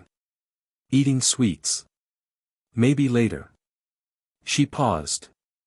Looked at the pile of chocolate frogs and every flavor beans. Looked at Ron, who was holding a half-eaten pumpkin pasty and staring at her like she was a particularly alarming textbook. Looked back at Harry. Right, she said. Later. Can I have a chocolate frog? The four of them, Harry, Ron, Hermione, and Neville, settled into the compartment with the easy comfort of people who hadn't known each other an hour ago but who fit together anyway. Ron made Neville laugh with stories about his brothers. Hermione interrogated Ron about wizarding customs with the relentless curiosity of an anthropologist in the field. Harry listened, and watched, and for the second time since the birthday cake, felt something that wasn't strategy. It felt like belonging. An hour from Hogwarts, another knock. This one was different, measured, precise, the knock of someone who understood that timing mattered. Harry opened the door. A girl stood in the corridor. She was his age, 11, dark-haired, with blue eyes that held the careful neutrality of a portrait painted to flatter no one. She wore robes that were already pressed and perfect, and she stood with the posture of someone who'd been taught to occupy space deliberately. Mr. Potter. I'm Daphne Greengrass. My family would like to discuss mutual interests at your earliest convenience. Ron, behind Harry, choked on a pumpkin pasty. Harry studied her. The Greengrasses were in Sharpclaw's files, a neutral pureblood family, neither allied with Voldemort's old circle nor with the progressive faction. Political Switzerland. Their neutrality was their power, they dealt with everyone and owed no one. That Daphne was here, on the train, making a first approach, meant the family had decided Harry was worth engaging. Miss Greengrass. What kind of mutual interests? The kind that benefit from early conversation rather than late reaction. Her expression didn't change, but something in her eyes sharpened, amusement, maybe, or the satisfaction of a test being passed. My family has historical records that you may find relevant. Particularly regarding the property you recently acquired. Harry felt the prickle again, the scar, the hum, the sense of something below. I'd welcome that conversation. After the sorting, perhaps. After the sorting. She inclined her head, a small, formal gesture that somehow communicated more respect than most adults had managed. I look forward to it. She left. The compartment was silent for a beat. What the bloody hell was that? Ron asked. Harry sat back down. I think I just got asked on a political date. Hermione snorted. Neville looked confused. Ron shook his head slowly. Mate, I thought Hogwarts was supposed to be about school. It is. School is politics. That's the most depressing thing anyone's ever said to me, and my brother Percy exists. Hogwarts materialized out of the darkness like a dream made stone. The first years crossed the lake in boats, Harry in one with Ron, Hermione, and Neville, and the castle rose above them, vast and lit with 1,000 windows, towers reaching into a sky choked with stars. Even Harry, who'd spent months training himself not to react, caught his breath. It's real, Hermione whispered. She was gripping the side of the boat with white knuckles, and her face held the expression of someone seeing a fairy tale step off the page. Course it's real, Ron said, but his voice was hushed too. They climbed the stone steps. The great oak doors opened. A tall, severe witch in emerald robes met them in the entrance hall, Professor McGonagall, Deputy Headmistress, exactly as stern and exactly as Sharpclaw had described. She explained the sorting. The 4 houses. The ceremony. Then she left them in an anteroom to wait, and the first years milled around in a state of collective terror. Draco was there. Harry spotted him immediately, the white blonde hair, the pointed face, the 2 thick-set boys flanking him like bodyguards. Draco's eyes found Harry's across the room, and for a moment the charged stillness from Madame Malkin's repeated itself. Then Draco looked away. Deliberately. Harry noticed that Draco's robes were new but not expensive. The Malfoy fortune was liquid enough that they weren't destitute. Sharpclaw had confirmed that, but the subtle downgrade was visible to anyone who knew what old money looked like. Harry knew. Sharpclaw had taught him. McGonagall returned. They filed into the great hall. It was everything Hagrid had described and more. 4 long tables packed with students. Thousands of candles floating overhead. The ceiling enchanted to show the night sky, clouds and stars and the faint silver ghost of the moon. At the head table, the professors sat in a row, and at the center, in a golden chair, sat Albus Dumbledore. Harry looked at Dumbledore. Dumbledore looked at Harry. Across the length of the great hall, 2 pairs of eyes met, Old Blue and Young Green, and the air between them tightened with something that wasn't quite tension and wasn't quite recognition but was very close to both. He left me at the Dursleys, Harry thought. He knew where I was. He knew what it was like. And he left me there. He filed it alongside everything else and turned his attention to the sorting. The hat sang a song. Harry barely listened, he was watching the other first years, reading their faces, cataloguing reactions. Hermione was mouthing spells under her breath. Ron looked queasy. Neville looked like he might faint. Daphne Greengrass stood near the back with her hands folded, her face revealing nothing. Names were called. Hermione went to Gryffindor, the hat barely touched her head before shouting the word. She practically ran to the table, beaming. Neville went to Gryffindor too, though the hat took longer, and he walked to the table on shaking legs. Daphne went to Slytherin, the hat's decision was instant, and she took her seat at the green and silver table with the composed grace of someone sitting down to a business dinner. Draco went to Slytherin before the hat fully touched his hair. He sat down between his 2 bodyguards and didn't look at the Gryffindor table.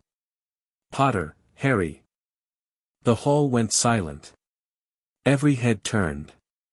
Harry walked to the stool, sat down, and felt the hat descend over his eyes. Darkness. Then a voice, dry, ancient, amused.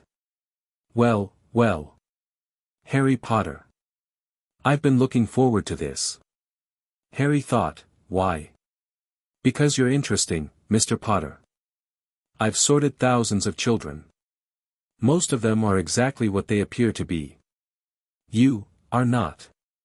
The hat was in his mind. Harry could feel it riffling through his thoughts like fingers through a filing cabinet, not invasive, exactly, but thorough. It touched the memories of Sharpclaw's lessons and lingered. Ambition. Real ambition, not the posturing kind. You could do great things in Slytherin. The cunning is there. The strategic mind. Oh, Salazar would have loved you. No, Harry thought. No. You're certain. Slytherin would give you allies. Resources. A power base among the old families. It would also put me in a room with Draco Malfoy and the children of every Death Eater who served Voldemort. I'd spend my entire first year watching my back instead of learning. A pause. Pragmatic reasoning for a Gryffindor. How refreshing. I'm not saying Gryffindor. You're not. Then what are you saying?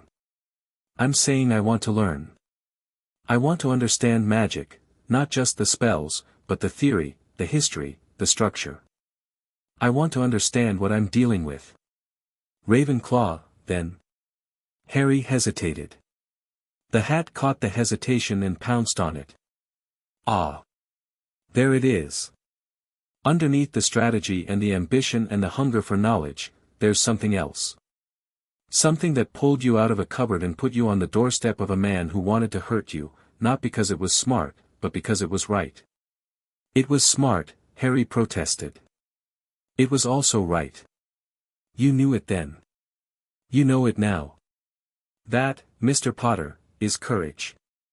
Not the loud kind, the quiet kind. The kind that looks at a sleeping monster under the foundation of your house and says, "I'm not going anywhere." Harry went cold. I know about a great many things. I have sat on the heads of 1,000 years of Hogwarts students, including 9 centuries of Malfoys. I know about the threshold. I know about the seal.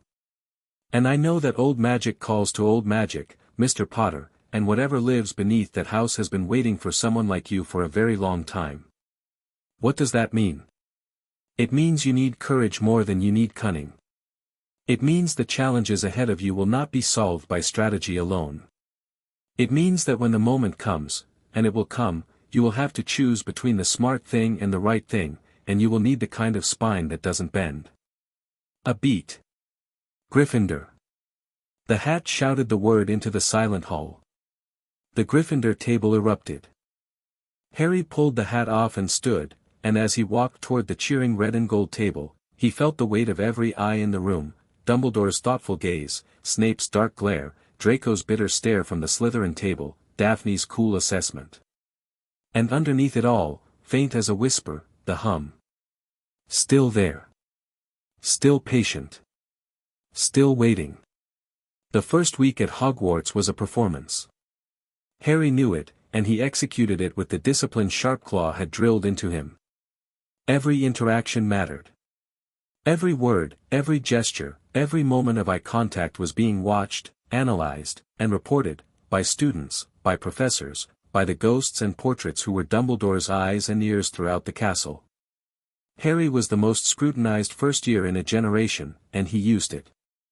He was friendly but not eager.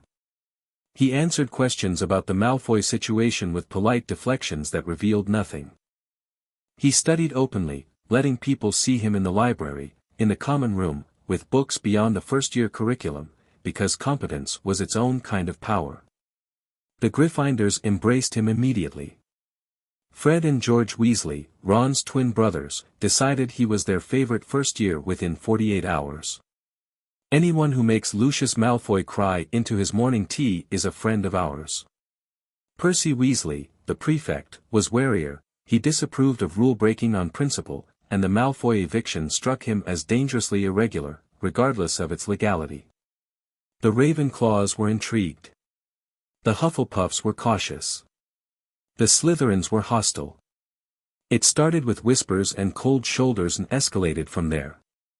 By Wednesday, someone had hexed Harry's bag to split open in the corridor between classes, spilling his books and notes across the floor. By Thursday, a note appeared on his desk in potions: "Enjoy the Manor while you can, mudblood lover." Harry showed the note to no one. He memorized the handwriting and moved on. On Friday afternoon, they came for him directly. Harry was walking back from the library alone, Hermione had stayed to finish an essay, and Ron and Neville had gone to dinner early. The corridor on the 3rd floor was dim and empty, and the portraits on the walls had gone suspiciously quiet. 3 figures stepped out of an alcove ahead of him. Upper years. Slytherin ties, broad shoulders, the look of boys who'd been in fights before and enjoyed them. Marcus Flint, captain of the Slytherin Quidditch team, leaned against the wall with his arms crossed. His 2 companions, Harry recognized them vaguely as Montague and Warrington, flanked him like walls. Potter. Flint's voice was a low rumble, like gravel being chewed. "We've been wanting to have a word." Harry stopped walking. He assessed the corridor, exits behind and ahead, both potentially blocked. No professors in sight. No other students. The portraits watched with the wide-eyed fascination of spectators at a blood sport. "Have your word," Harry said. Flint pushed off the wall and walked toward him, slow, deliberate. He was 15, nearly 6 feet tall, and he had the thick build of a beater. His smile showed too many teeth, most of them slightly crooked. The Malfoys are friends of my family. Good friends. Old friends. Lucius Malfoy is my father's business partner. And you've caused them a great deal of embarrassment. Lucius caused himself the embarrassment. He borrowed money and didn't pay it back. That's not complicated. Funny. Real funny. Flint stepped closer. Montague and Warrington moved to cut off the corridor behind Harry. Here's the thing, Potter. You might have the goblins fooled. You might have the papers talking. But in this castle, reputation matters more than money. And right now, your reputation is that you're an arrogant half-blood who doesn't know his place. Harry looked at Flint. Looked at his wand hand, the right, and the way it rested near his pocket, ready but not drawn. Looked at Montague and Warrington, both bigger, both carrying wands openly. He could fight. He had his wand. He'd been practicing defensive spells every night in the dormitory, lying in bed with his curtains drawn, working through the textbook one charm at a time. He could probably get one spell off before they overwhelmed him. Or he could do what Sharpclaw had taught him. Marcus, Harry said. His voice was calm, conversational. Can I call you Marcus? Flint blinked. What? Marcus, before this goes any further, I want to make sure you've thought it through. You're a fifth-year prefect candidate. Your father has an import business that operates through Gringotts, enchanted artifacts from the continent, mostly legal, some of it grey market. Your family's vault has shown some interesting withdrawal patterns over the last 2 years, large sums, irregular timing, no clear destination. Flint's face went blank. Not angry, blank. The blankness of someone who just realized the ground under his feet was thinner than he'd thought. Now, Harry continued, I don't know what those withdrawals are for. Could be perfectly innocent. But I know people who could find out. And I know people at the Prophet who would be very interested in publishing whatever they find. Silence. Montague shifted behind Harry. Warrington looked at Flint. I'm not threatening you, Harry said. I'm pointing out that escalation is a game that's a lot more fun when you're sure you can win. Are you sure you can win? Flint stared at him for a long, dangerous moment. The calculation was visible, the weighing of options, the assessment of risk. Harry held his gaze and kept his hand near his wand and kept his voice steady and waited. You're a piece of work, Potter, Flint said finally. There was something in his voice that might have been grudging respect, or might have been the sound of a predator recognizing something unexpected in its prey. He stepped back. Montague and Warrington looked confused but followed his lead. The three of them walked past Harry without another word. Flint paused at the end of the corridor and looked back. This isn't over. It never is. Flint disappeared around the corner. Harry waited until the footsteps faded, then leaned against the wall and let out a breath that shook. His hands were trembling. He'd been terrified. The calm, the calculated responses, the leveraging of information, all of it had been performance, held together by willpower and the knowledge that showing fear to predators was the fastest way to get eaten. But it had worked. The word would spread, it always did, in a castle full of gossiping portraits and students with nothing better to do. Harry Potter didn't hex. Harry Potter knew things. Harry Potter was not someone you cornered in a hallway unless you were very, very sure of your own secrets. By Monday, the hexed bags and threatening notes stopped. The cold shoulders continued, but the active hostility retreated to a wary distance. Sharpclaw's first lesson, power comes from leverage. Harry was beginning to understand it. Potions was Thursday afternoon, and everyone in Gryffindor Tower agreed it was the worst thing about Hogwarts. The dungeon classroom was cold and damp and lit by torches that seemed to suck light rather than give it. The walls were lined with jars of things that floated in murky liquid and stared out with dead eyes. The desks were scarred and stained. And behind the teacher's desk stood Severus Snape. Harry had studied Snape's file. Sharpclaw's intelligence was sparse, Snape was a private man, and even Goblin information networks had limits, but the basics were clear. Half-blood. Slytherin. Suspected Death Eater, vouched for by Dumbledore, never tried. Youngest potions master in a century. Brilliant, bitter, and by all accounts, absolutely brutal to students who weren't in his house. What the file didn't capture was the physical presence. Snape didn't enter the classroom, he materialized, like a shadow gaining substance. Tall, thin, dressed in black robes that didn't move quite right, as if they were part of him rather than something he wore. Lank dark hair, a hooked nose, and eyes that were black and flat and missed nothing. He surveyed the first-year Gryffindors and Slytherins with an expression of weary contempt, like a man forced to inspect a shipment of substandard goods. Then his gaze locked onto Harry and stayed there. Ah! Our new celebrity. The Slytherins snickered. The Gryffindors tensed. Harry said nothing. Tell me, Potter.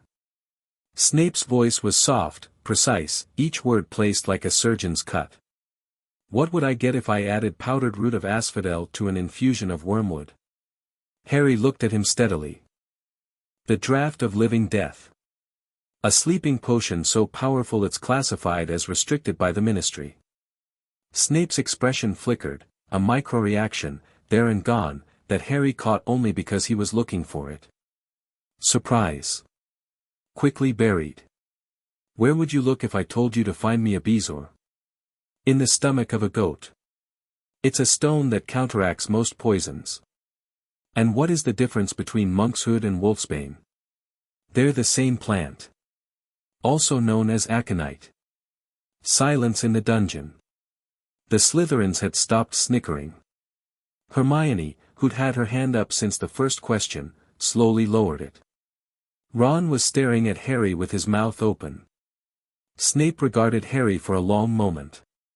His expression was unreadable, a mask that gave nothing away.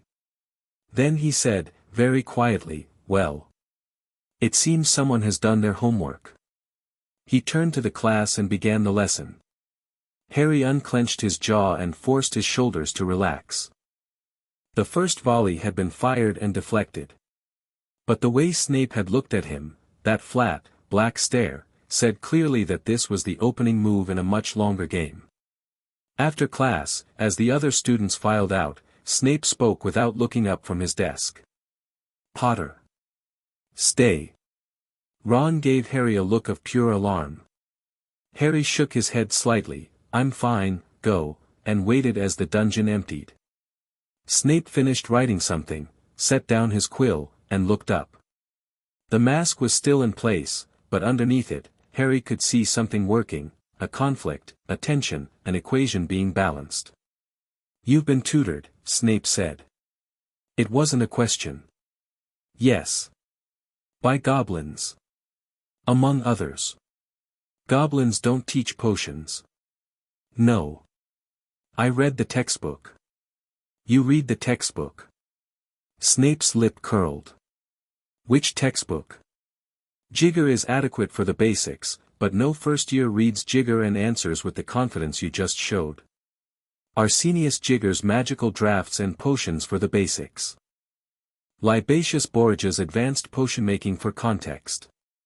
And the Gringotts Archive Index on restricted substances, which includes a surprisingly detailed section on potions used as financial instruments. Financial instruments. Potions that can be used to influence negotiations. Veritaserum. Amortentia. Draft of living death.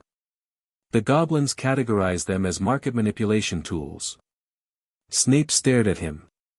The conflict behind his eyes intensified, Harry could see it now, the push and pull of competing impulses. The man wanted to despise Harry. The scholar in him was reluctantly fascinated. Your mother, Snape said, and stopped. His jaw tightened. He tried again. Your mother was the finest potions student I ever knew. Natural talent. Intuitive understanding.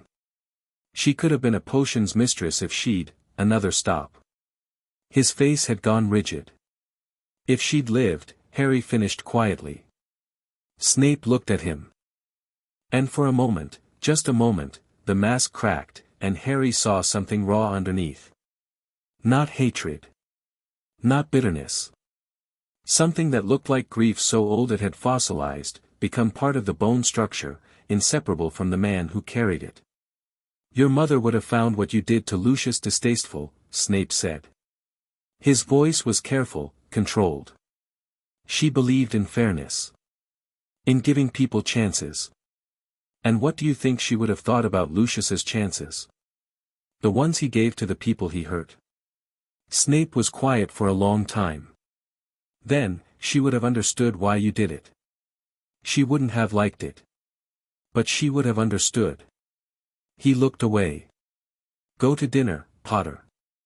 Harry went. At the door, he paused. Professor, did you know her well? My mother? Snape's back was to him. Get out. Harry got out. But he filed that conversation somewhere deep, in the place where he kept the things that mattered most, the birthday cake, Hermione's handshake, Ron's uncomplicated grin.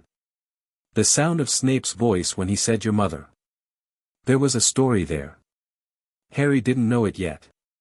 But he would. The invitation came 3 days later. Not by Owl, by a first-year Gryffindor who knocked on the dormitory door at 7 in the morning, wide-eyed with the importance of his mission. Professor Dumbledore wants to see you. He said the password is lemon drop. Harry dressed carefully, ate breakfast quickly, and made his way to the gargoyle on the second floor that guarded the headmaster's office. Lemon drop, he said, feeling slightly ridiculous, and the gargoyle sprang aside to reveal a spiral staircase that moved like an escalator. The office at the top was circular, cluttered, and alive with the soft clicks and whirs of silver instruments that Harry couldn't identify. Bookshelves lined the walls, crammed with volumes that hummed faintly with contained magic. Portraits of previous headmasters and headmistresses lined the upper walls, most of them pretending to sleep but watching through cracked eyelids. A phoenix sat on a golden perch near the desk. It was the most beautiful thing Harry had ever seen, plumage like a sunset, eyes bright with intelligence that felt distinctly unbirdlike. It trilled softly when Harry entered, a sound that settled into his chest like warm water. Fawkes likes you, said Albus Dumbledore from behind the desk. He's an excellent judge of character. Please, sit down. Harry sat. Dumbledore was exactly as he appeared at meals, tall, thin, ancient, with half-moon spectacles and a beard long enough to tuck into his belt.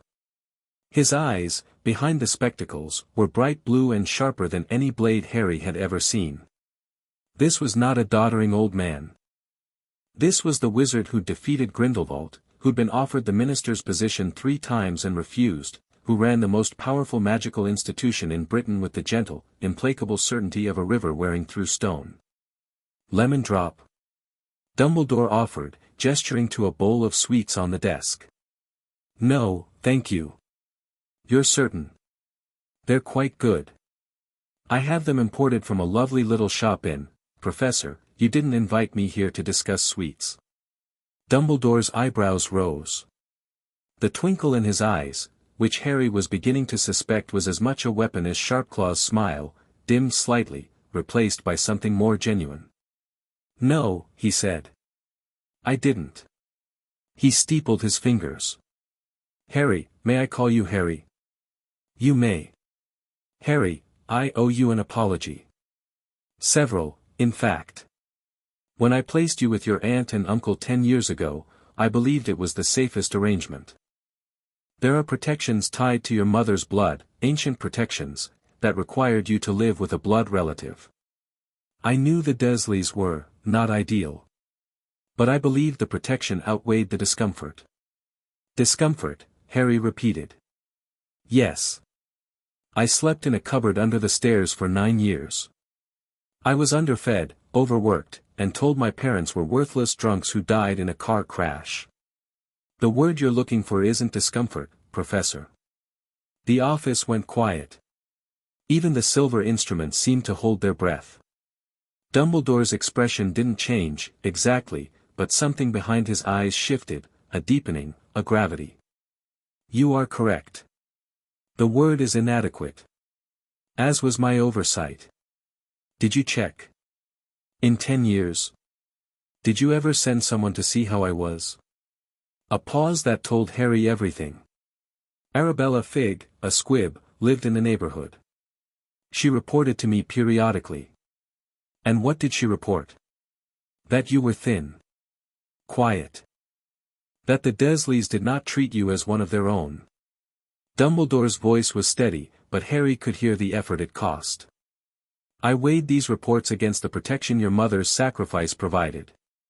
Against the threat that still existed, that still exists, from those who followed Voldemort. And I made a choice.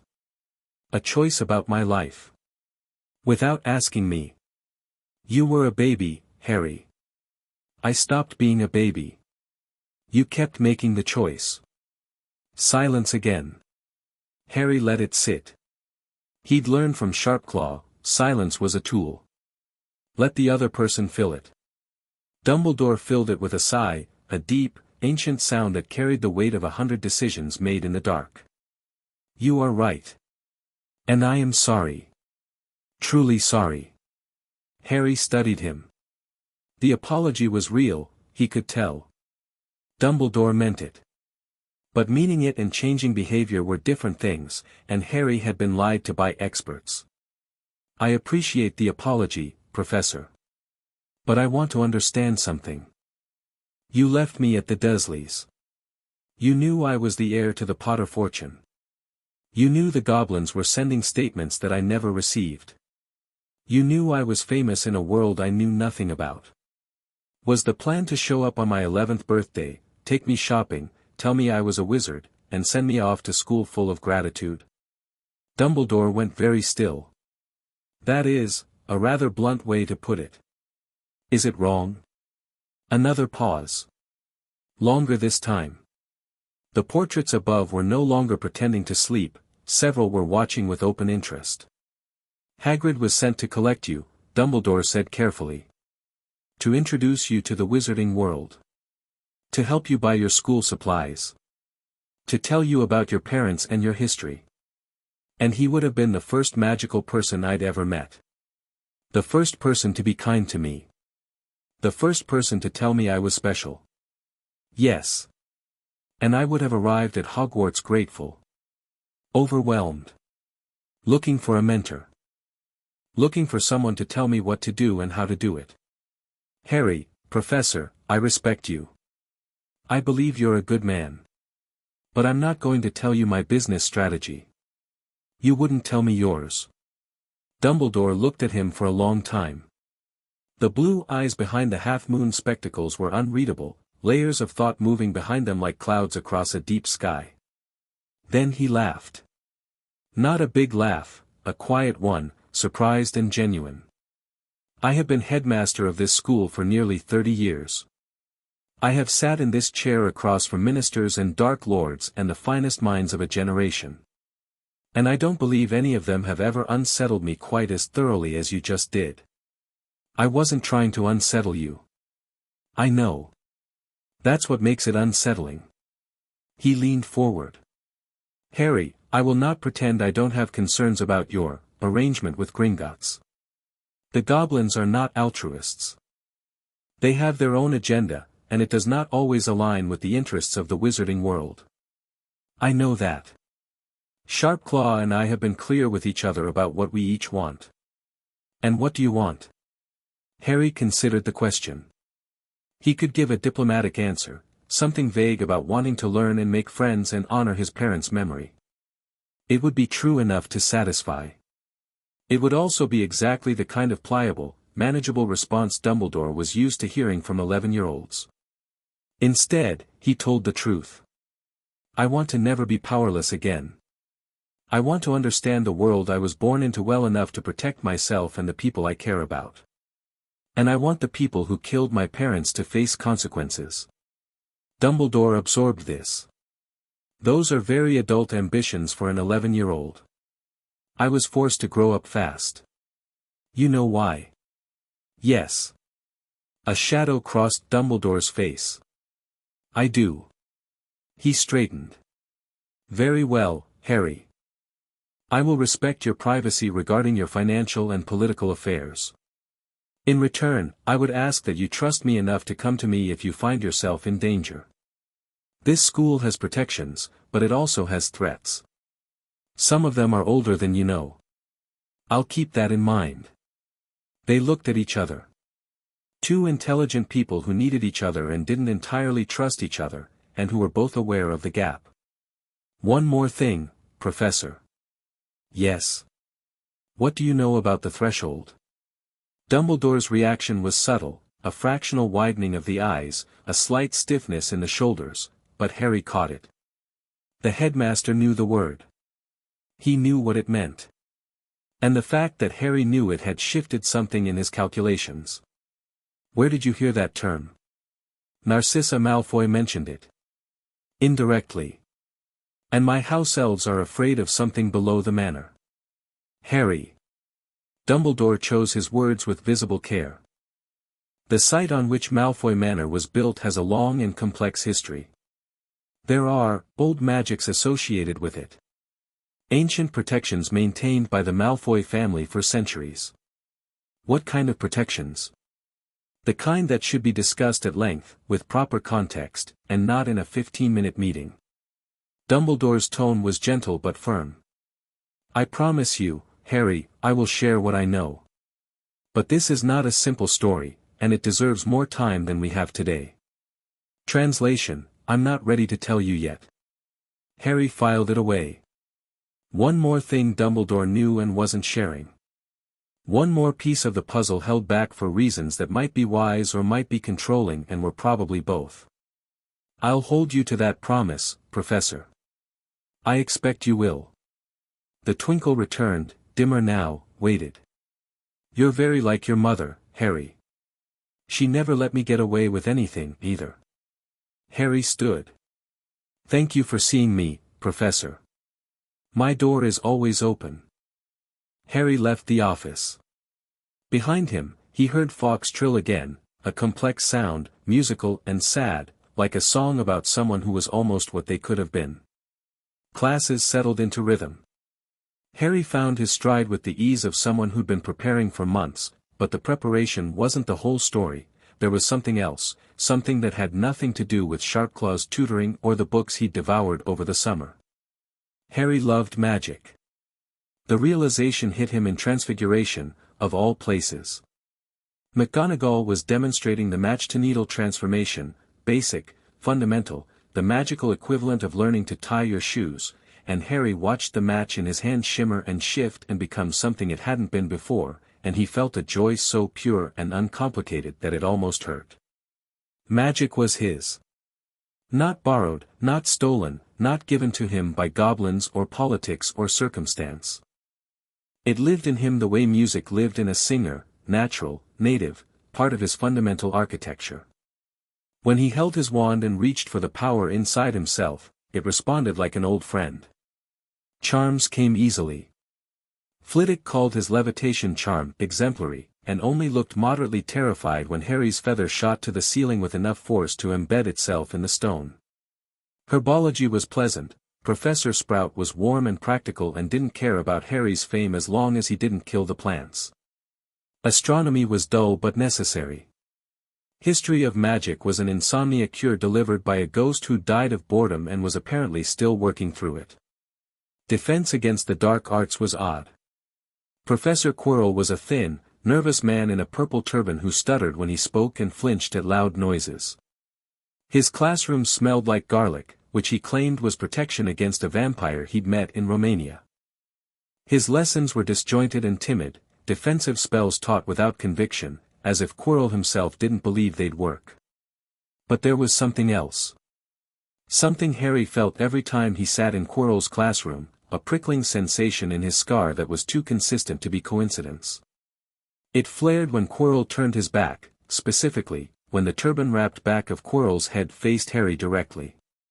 Harry mentioned it to no one. But he began watching Quirrell with the same careful attention he'd given Lucius Malfoy. And Quirrell, he noticed, was watching him back. By mid-October, Harry's core group had solidified into something that felt permanent. Ron was the heart of it, loyal, instinctive, emotionally transparent in a way that Harry found both terrifying and deeply comforting. Ron said what he meant and meant what he said, and in a world where everyone else spoke in code and subtext, that was worth more than gold. Hermione was the brain. She absorbed information like a sponge absorbed water, indiscriminately, voraciously, and with a capacity that seemed to violate basic physics.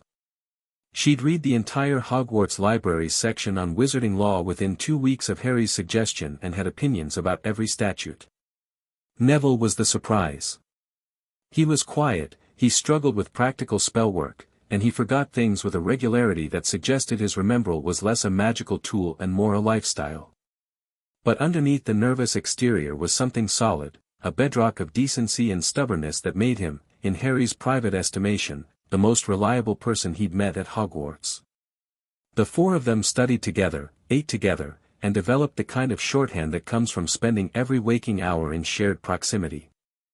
Ron and Hermione argued constantly, about homework, about house elves, about whether Quidditch was a sport or an obsession, both, Harry offered, which satisfied neither of them, and their arguments were the background music of Harry's first real friendships.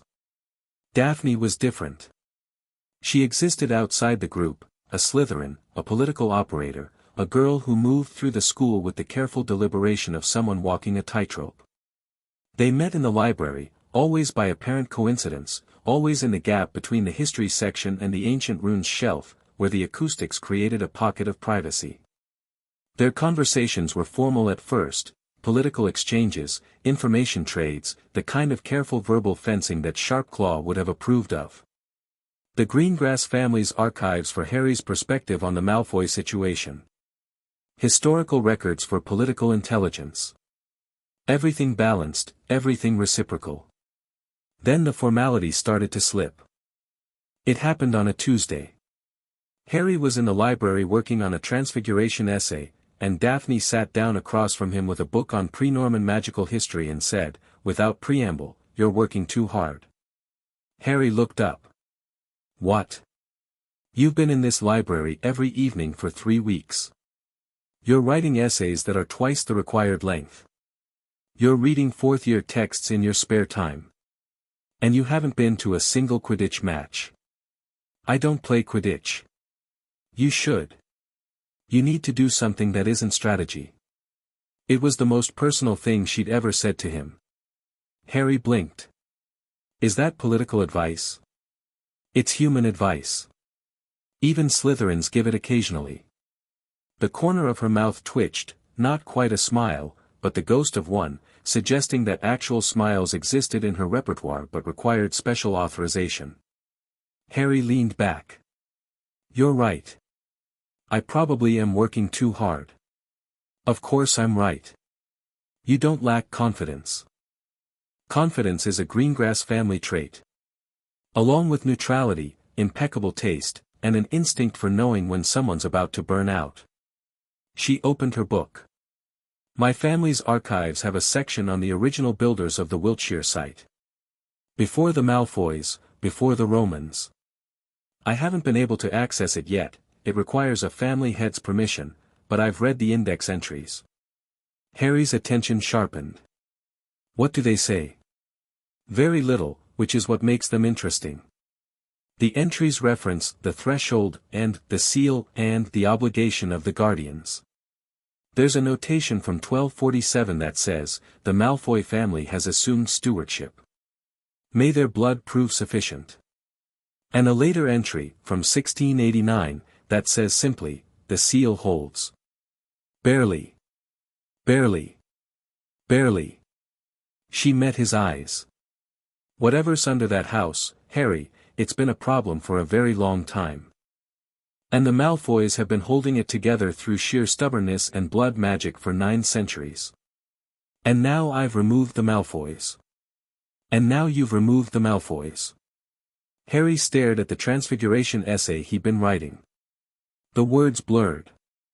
He thought about the hum beneath the manor. About Narcissa's letter. About the Sorting Hat's cryptic words, old magic calls to old magic. I need to see those archives. I know. I'm working on my father. He's cautious, but he's not unreasonable. Give me time. How much time? Enough. She looked at him over the top of her book, and for a moment the political mask dropped entirely, and Harry saw someone his own age who was worried. Not performing worry, actually worried. Harry, whatever's under that house, you don't have to deal with it alone. I might have to. No. You might choose to. That's different. She returned her attention to her book with the deliberate finality of someone who'd said what she needed to say. Harry watched her read for a moment. Brown hair tucked behind her ears. Blue eyes tracking across the page. The careful, precise way she turned each page, as if books deserved respect. He went back to his essay. But something had shifted, a door opening, just a crack, in the wall he'd built between himself and the world. 2 days later, McGonagall appeared at the Gryffindor table during breakfast with an expression that was simultaneously stern and barely suppressed excitement. Potter. A word. Harry followed her into an empty classroom. She closed the door and turned to him with the kind of intensity that usually preceded a detention or a dark wizard. I understand you haven't been to any Quidditch matches. No, Professor. I want you on a broom. Today. 4 o'clock. The Quidditch pitch. Harry blinked. I've never. Oliver Wood tells me you caught a thrown walnut at 60 feet during your first flying lesson. While diving.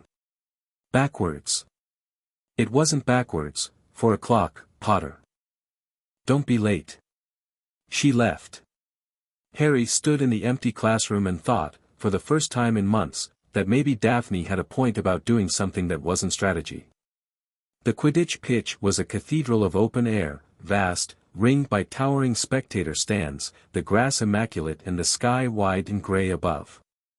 Oliver Wood, the Gryffindor captain, was a fifth year with the build of a Greek statue and the conversational range of a man who thought about exactly one thing. Right, he said, tossing Harry a broom. McGonagall says you're a natural. I don't care about natural. I care about whether you can catch a snitch. Mount up. Harry mounted the broom. It was a school clean sweep, battered and old, and the moment his feet left the ground, something inside him lit up like a match in a dark room. Flying was not strategy. Flying was not leverage or information or calculated risk. Flying was pure, the wind, the speed, the gravity-defying absurdity of a human being on a stick of wood 60 feet above the earth. Harry's body knew what to do before his mind could catch up, lean, turn, dive, climb, the broom responding to his weight and intention like an extension of his own nervous system. Wood released the snitch, a tiny golden ball with silver wings that vanished into the grey sky the instant it was free. Harry watched it go, tracked its flickering movement, calculated the trajectory, and then stopped calculating and just flew. He caught it in 4 minutes. Wood released it again. He caught it in 90 seconds. A third time, 38 seconds, diving from 200 feet, pulling out of the dive 6 inches from the ground with a whoop that he couldn't have held back if his life depended on it. Wood stared at him from the ground, mouth open, quaffle forgotten under his arm. You're our new seeker, he said. I don't care if you're a first year. I don't care if Dumbledore himself objects. You're our seeker. Harry landed, windblown and grinning, actually grinning, the real thing, not the controlled expressions he'd been wearing like armor for months. On the broom, there was nothing to control. There was just the sky and the speed and the golden flash of the snitch and the absolute, uncomplicated joy of doing something he was born to do. Ron nearly fell off his chair when Harry told him at dinner. Hermione tried to look disapproving about rule-breaking, first years weren't supposed to have their own brooms, and failed entirely. Neville said, brilliant, and meant it. Across the great hall, at the Slytherin table, Draco Malfoy heard the news and his face went tight. Flying was the one thing Draco had always been told he was exceptional at, the one arena where Malfoy pride was backed by genuine skill. And Harry Potter had just taken that too. The days shortened. October deepened toward November.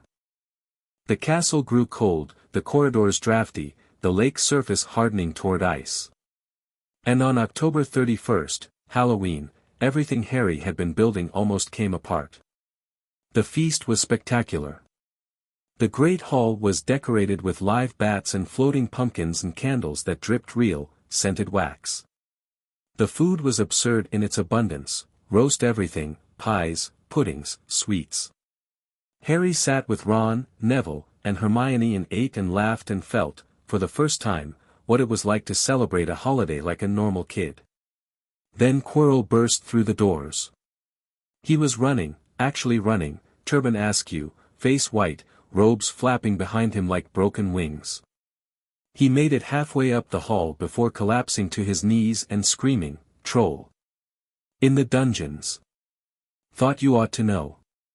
Then he fainted. The hall erupted. Students screamed. Dumbledore rose to his feet and fired a cannon blast from his wand that cut through the noise like a blade. "Prefects, lead your houses to the dormitories. Teachers, follow me to the dungeons." Order from chaos, students filing out, prefects barking directions. Harry moved with the Gryffindors, brain already working.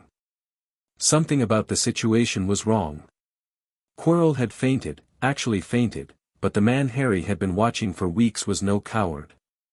He was something else entirely, something that wore cowardice like a costume. He stopped. Turned to Ron. "Where's Hermione?" Ron went white. "She wasn't at the feast. She's been in the bathroom all afternoon," Parvati said. She was crying about something. "The second-floor bathroom. The one near a crash. Distant but enormous, the sound of something very large hitting something very solid. It came from above them, not below. Not the dungeons. The second floor." "The troll isn't in the dungeons," Harry said. "Neville. Get the prefect. Tell him there's a student in the second-floor bathroom and a troll heading straight for her." Neville's face went gray, but his jaw set. "Right." He turned and ran. Harry looked at Ron. "Come on." They sprinted up the stairs, wands drawn, following the sounds, grunts, crashes, the scrape of something heavy being dragged across stone. The smell hit them first, a wall of stench, like a blocked sewer mixed with rotting meat. Then the corridor, and the bathroom door hanging off its hinges, and through the door, the troll was 12 feet tall and gray-green, and it had the face of something that had been hit in the head repeatedly at birth and never recovered. It was holding a wooden club the size of a small tree, and it was swinging that club at the bathroom stalls where Hermione was crouching, arms over her head, screaming. Harry didn't think. He acted. "Ron, noise. Loud noise. Get its attention." He was already moving, circling right, putting himself between the troll and the exit. "Keep it confused. I need it to turn away from her." Ron picked up a piece of broken pipe and hurled it at the troll's head. It bounced off the thick skull with a clang. The troll stopped mid-swing and turned, its tiny eyes trying to locate the source of the annoyance. Harry pointed his wand at the debris-strewn floor. "Wingardium Leviosa." A chunk of broken zinc, 20 pounds of porcelain, rose into the air. Harry flicked his wand and sent it straight into the troll's face. The impact was brutal. The troll staggered, blood spraying from its crushed nose, and the club swung wild, down. Harry screamed, and Ron hit the floor as the club whistled over his head and smashed into the wall hard enough to crack the stone. Dust and rubble rained down. The troll was hurt but not finished. It roared, a sound that shook the room and rattled Harry's teeth, and lunged toward Ron. "Hey! Hermione!" She'd come out from behind the stalls, face white, wand in hand, and her voice cut through the chaos with a clarity that bordered on supernatural. "Over here, you stupid lump. The troll turned. Harry saw his opening. Neville. Now. Neville, who'd gotten the message to the prefect and then, because he was Neville Longbottom and his parents had been the bravest people in the Order of the Phoenix, had turned around and come back, threw open the bathroom door behind the troll and shoved a heavy wooden bench into the doorway. Harry hit the troll with every jinx he knew, tripping hex, knockback jinx, another levitated chunk of sink aimed at the back of the knees. The troll stumbled backwards, hit the bench, and went down like a felled tree. Its head hit the stone floor with a crack that echoed in the sudden silence. It didn't get up. The four of them stood in the ruined bathroom, breathing hard, covered in dust and troll blood and the remnants of shattered porcelain. Hermione's hands were shaking. Ron looked like he might be sick. Neville was clutching his wand with both hands and staring at the unconscious troll with an expression of disbelief. "Is it dead?" Ron whispered. "Knocked out," Harry said. His heart was hammering so hard he could feel it in his fingertips. "Probably." Footsteps in the corridor. McGonagall burst through the door, followed by Snape and Quirrell. McGonagall took in the scene, for first years, one unconscious mountain troll, one destroyed bathroom, and her face cycled through approximately 7 expressions in 3 seconds. "What in the name of, how did, explain." "Now." Harry explained. Quickly, clearly, without embellishment. Hermione had been in the bathroom and didn't know about the troll. Harry and Ron went to warn her. Neville got help and came back. They'd fought the troll as a team. McGonagall stared at him. Then at the troll. Then at the four of them. "You should be dead," she said flatly. "All 4 of you should be dead." "Yes, Professor." "That was the most irresponsible, reckless, foolish, it worked, Minerva," Snape said quietly from the doorway. He was looking at Harry with that complicated expression again, the one that was 3 parts hostility and 1 part something else. McGonagall closed her eyes. 5 points from Gryffindor. Each.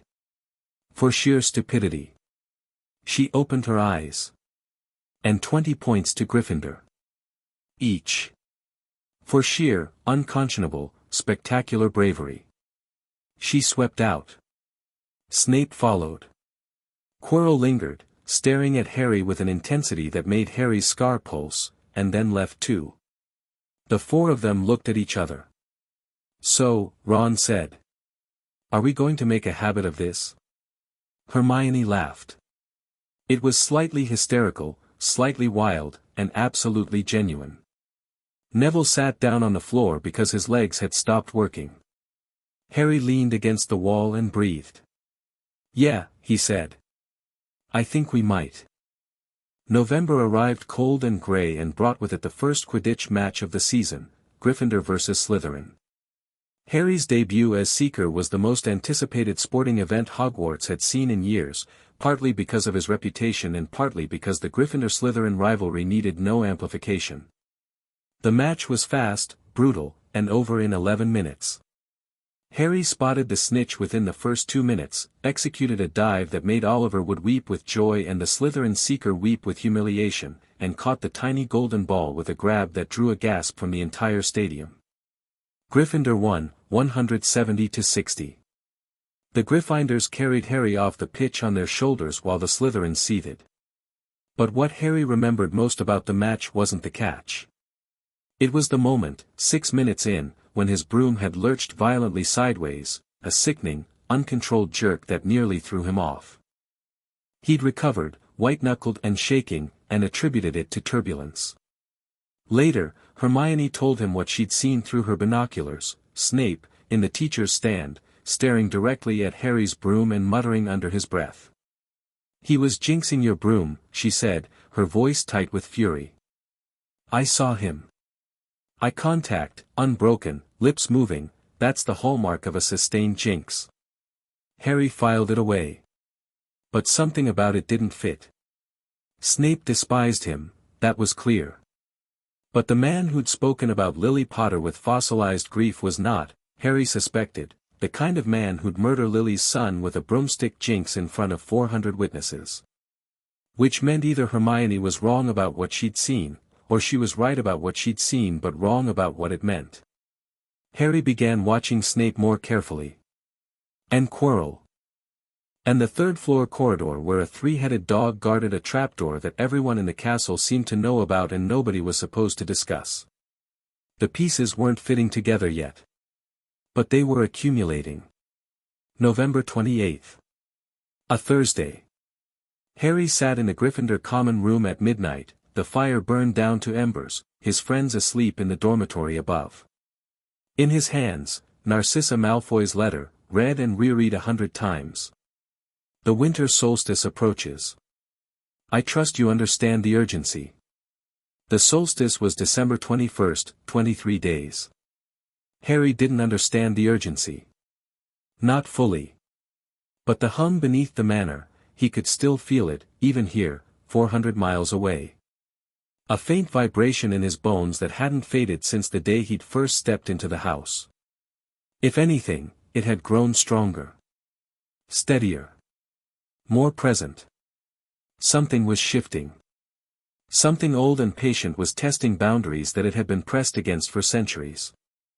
And the family that had spent 900 years holding those boundaries was gone, evicted by an 11-year-old who thought he was making a political move and was beginning to understand he'd done something far larger. He pulled out a sheet of parchment and began writing. Dear Sharpclaw, I need everything the goblins have on the Wiltshire threshold. Everything. Legends, records, histories, warnings, all of it. I know the nation has stories about the site. I need to know what those stories say. Also, what do the goblins know about blood magic? Specifically, blood magic tied to property wards and the reinforcement of ancient seals. Don't tell me it's not my concern. It became my concern when I signed the deed. Harry he sealed the letter and gave it to Hedwig, who hooted softly and vanished into the night. Then he sat alone in the dying firelight and felt the hum in his bones and thought about what the Sorting Hat had said, when the moment comes, you will have to choose between the smart thing and the right thing. He was beginning to understand that the moment was coming sooner than he'd expected. A sound behind him. Soft, almost inaudible. Harry turned. Dobby stood at the foot of the dormitory stairs, wringing his hands, his enormous eyes wet with tears that hadn't quite fallen. He was wearing a tea towel that might once have been white and was now a gray that spoke of years of hard use. Dobby? Harry whispered. How did you get here? House elves can go anywhere their master is, sir. House elf magic is not bound by wizard wards. Dobby trembled. Dobby is sorry to disturb Master Harry. Dobby knows it is late. But Dobby had to come. Dobby had to tell Master Harry. Tell me what? Dobby looked at him with those vast, lamp-like eyes, and the tears fell. Master Harry must come home, sir. The house is breathing. The embers in the fireplace flared, a sudden, sourceless surge of heat, and then died to ash. The common room went dark. In the darkness, Harry felt the hum intensify, a pulse, like a heartbeat, steady and deep and ancient beyond reckoning. Something beneath Malfoy Manor had stirred. And it was waking up. Chapter 3, What Lies Beneath. Harry left Hogwarts at dawn. He didn't ask permission. Permission would have required explanation, and explanation would have required admitting to Dumbledore or McGonagall that his house elf had materialized in the Gryffindor common room at midnight to tell him his house was breathing, and Harry wasn't ready for that conversation. Instead, he left a note on Ron's pillow, back by dinner. Don't worry. If I'm not back by dinner, worry, pulled on his cloak, and followed Dobby through the castle's pre-dawn silence to a ground-floor window that the elf opened with a snap of his fingers. House elf magic is not being detected by Hogwarts wards, sir, Dobby whispered, his ears flat with nervous energy. Dobby can take Master Harry to the manor. Dobby just needs to hold Master Harry's hand. Harry took the elf's hand. The world compressed, a sensation like being squeezed through a rubber tube, and then they were standing on the gravel drive of Malfoy Manor in the grey November morning, and the house loomed above them like a stone giant caught mid-breath. Harry felt it immediately. The hum was different. In September, when he'd first moved in, it had been constant and low, background noise, easy to ignore, like traffic sounds in a city. Now it had a rhythm. A pulse. Rise and fall, slow and deep, and the stone walls of the manor seemed to expand and contract fractionally with each cycle, as if the house itself had developed a heartbeat. When did this start? Harry asked. 3 days ago, sir. The other elves is noticing first. The walls in the lower corridors is being warmed to the touch. The cellars is making sounds at night, not loud sounds, sir, but... Dobby struggled for the word. Sounds like something big is turning over in its sleep. Harry walked to the front door and pressed his palm against the oak. The wood was warm. Not hot, the gentle warmth of a living thing, blood temperature, the heat of a body under a blanket. He pushed the door open and stepped inside. The entrance hall looked the same. Marble floors, iron chandeliers, the staircase sweeping upward, the portraits watching from their frames. But the air was wrong, thicker, heavier, carrying a faint electric charge that made the hairs on Harry's arms stand up. The chandeliers swayed gently, though there was no draft. Harry crossed the hall and descended the stairs to the wine cellar. The temperature rose with each step, not dramatically, but steadily, a degree at a time, until the cellar itself was warm enough to make Harry shed his cloak. The wine bottles in their racks were sweating condensation. The stone walls glistened.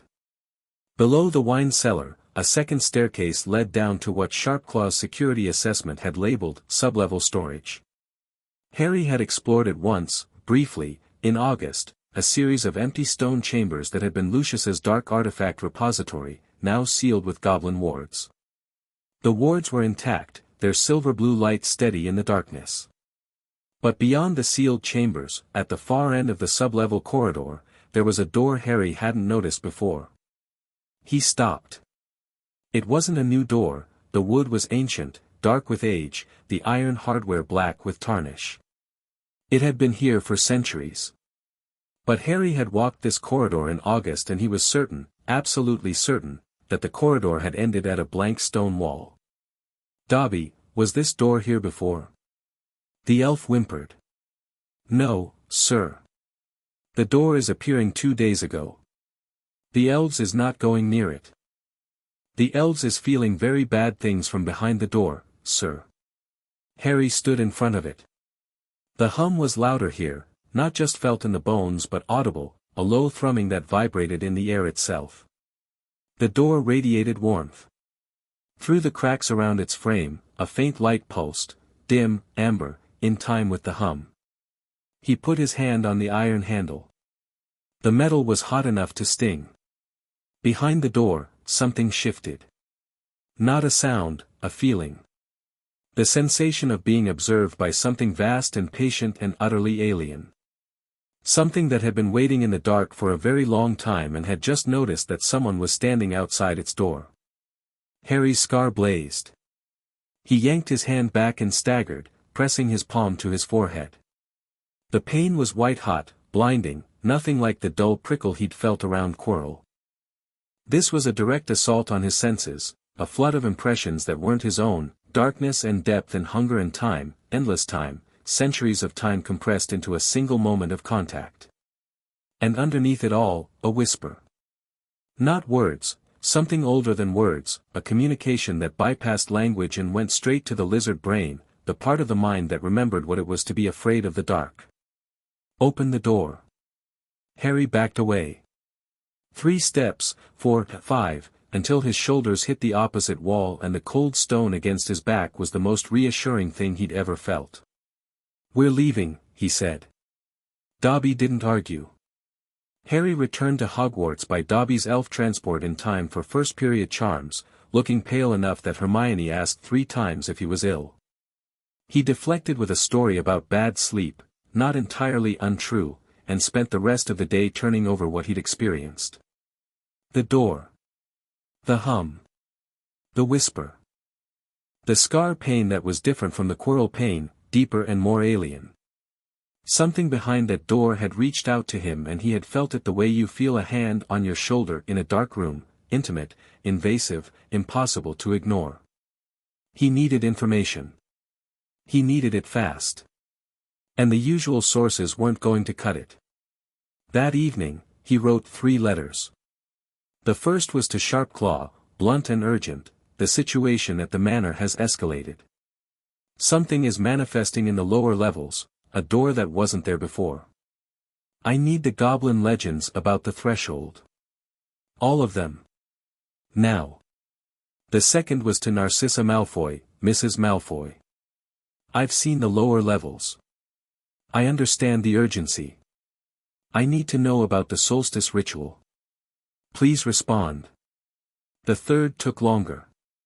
He sat with his quill over the parchment for 20 minutes before he wrote anything, because this letter required something he wasn't used to offering: vulnerability.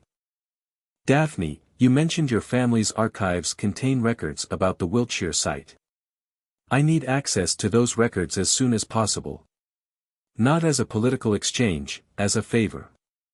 I'll explain why when I can. Harry, he sent all 3 by owl and then sat in the common room staring at the fire and waiting for answers that might not come in time. Sharpclaw's response arrived 2 days later, carried by a Gringotts courier owl that was larger, faster, and considerably more aggressive than a standard post owl. The letter was accompanied by a sealed leather folio stamped with the Gringotts crest. Harry, the Goblin Council has authorized the release of our Threshold archives to you.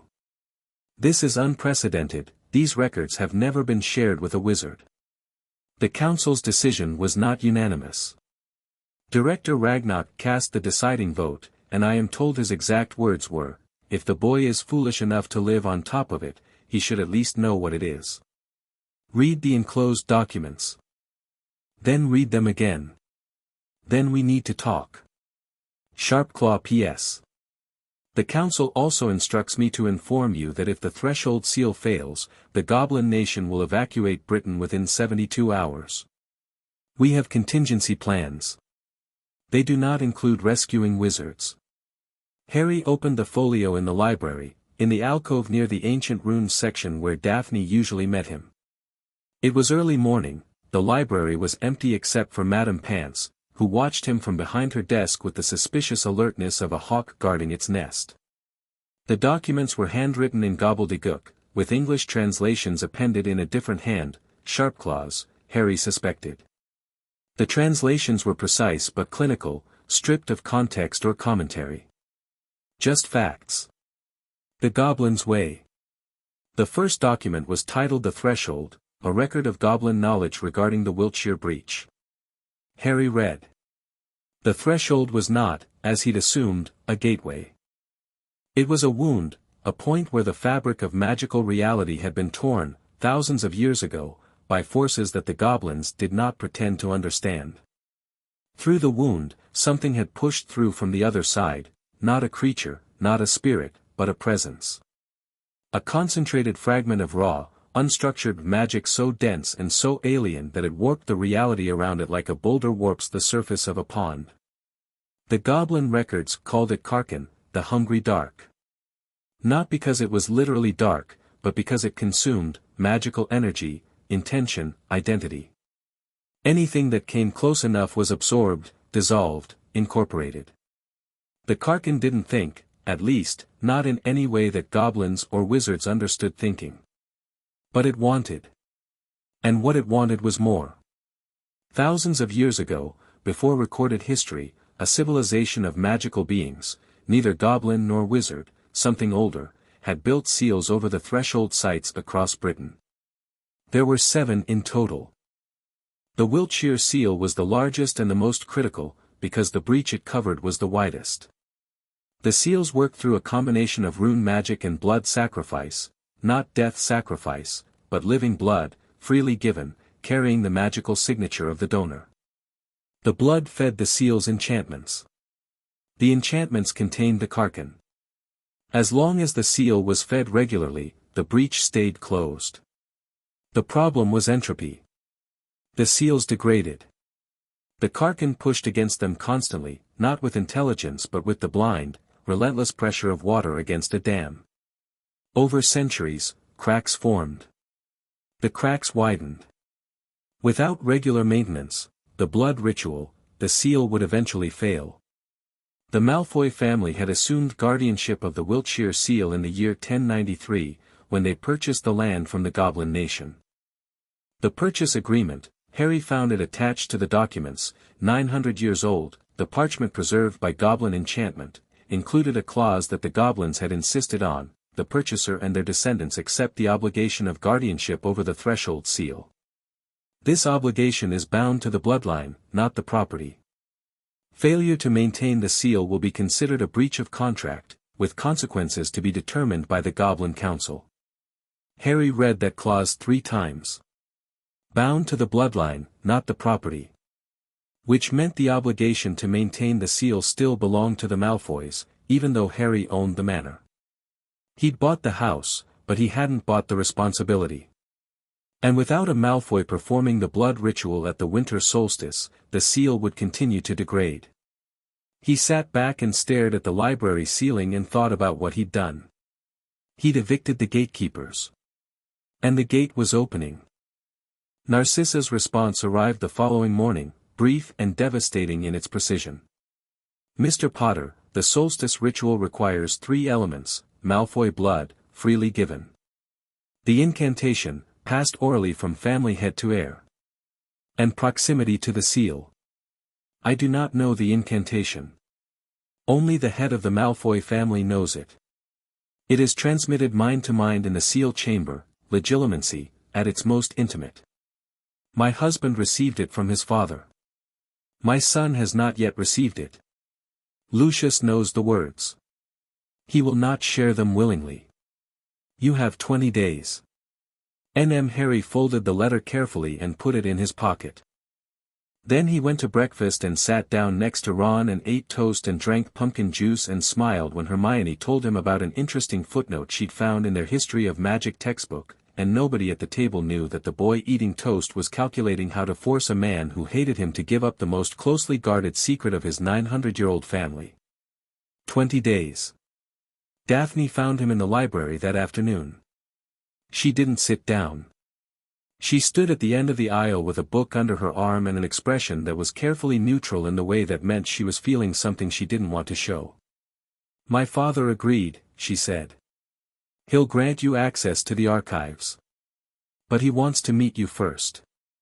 When? Christmas break. We can arrange a visit. She paused. Harry, I spoke to my father about the threshold. He knows more than the archives. Family knowledge, passed down verbally. He told me things he's never told me before. What things?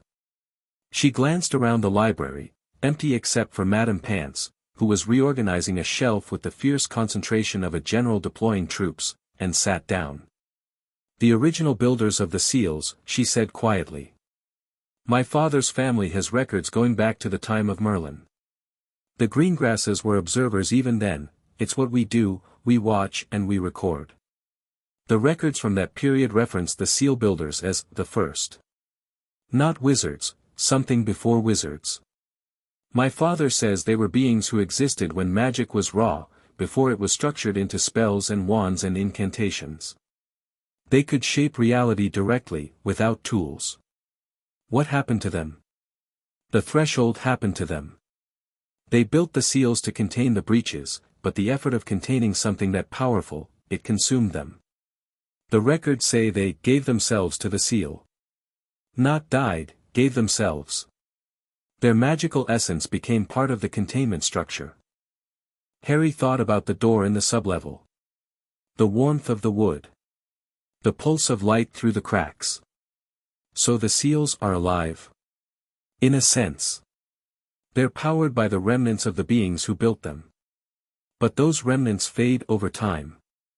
That's why the blood ritual is necessary. Living blood, carrying living magic, replenishes what the seal loses. And without the ritual, the seal starves. And what it's containing gets closer to breaking through. They looked at each other across the library table. Two 11-year-olds discussing the potential collapse of a metaphysical barrier containing an entity that predated human civilization. Harry had a sudden, absurd urge to laugh. "This is not what I thought owning a house would be like," he said. The corner of Daphne's mouth twitched. "What did you think it would be like?" "I don't know. Interior decorating. Maybe a nice garden." "You have a nice garden." "It's just sitting on top of an eldritch abomination." Harry did laugh, then, a short, surprised sound that drew Madame Pance's suspicious glare. Daphne almost smiled. Almost. The ghost smile that suggested the real thing existed somewhere behind the mask, waiting for permission.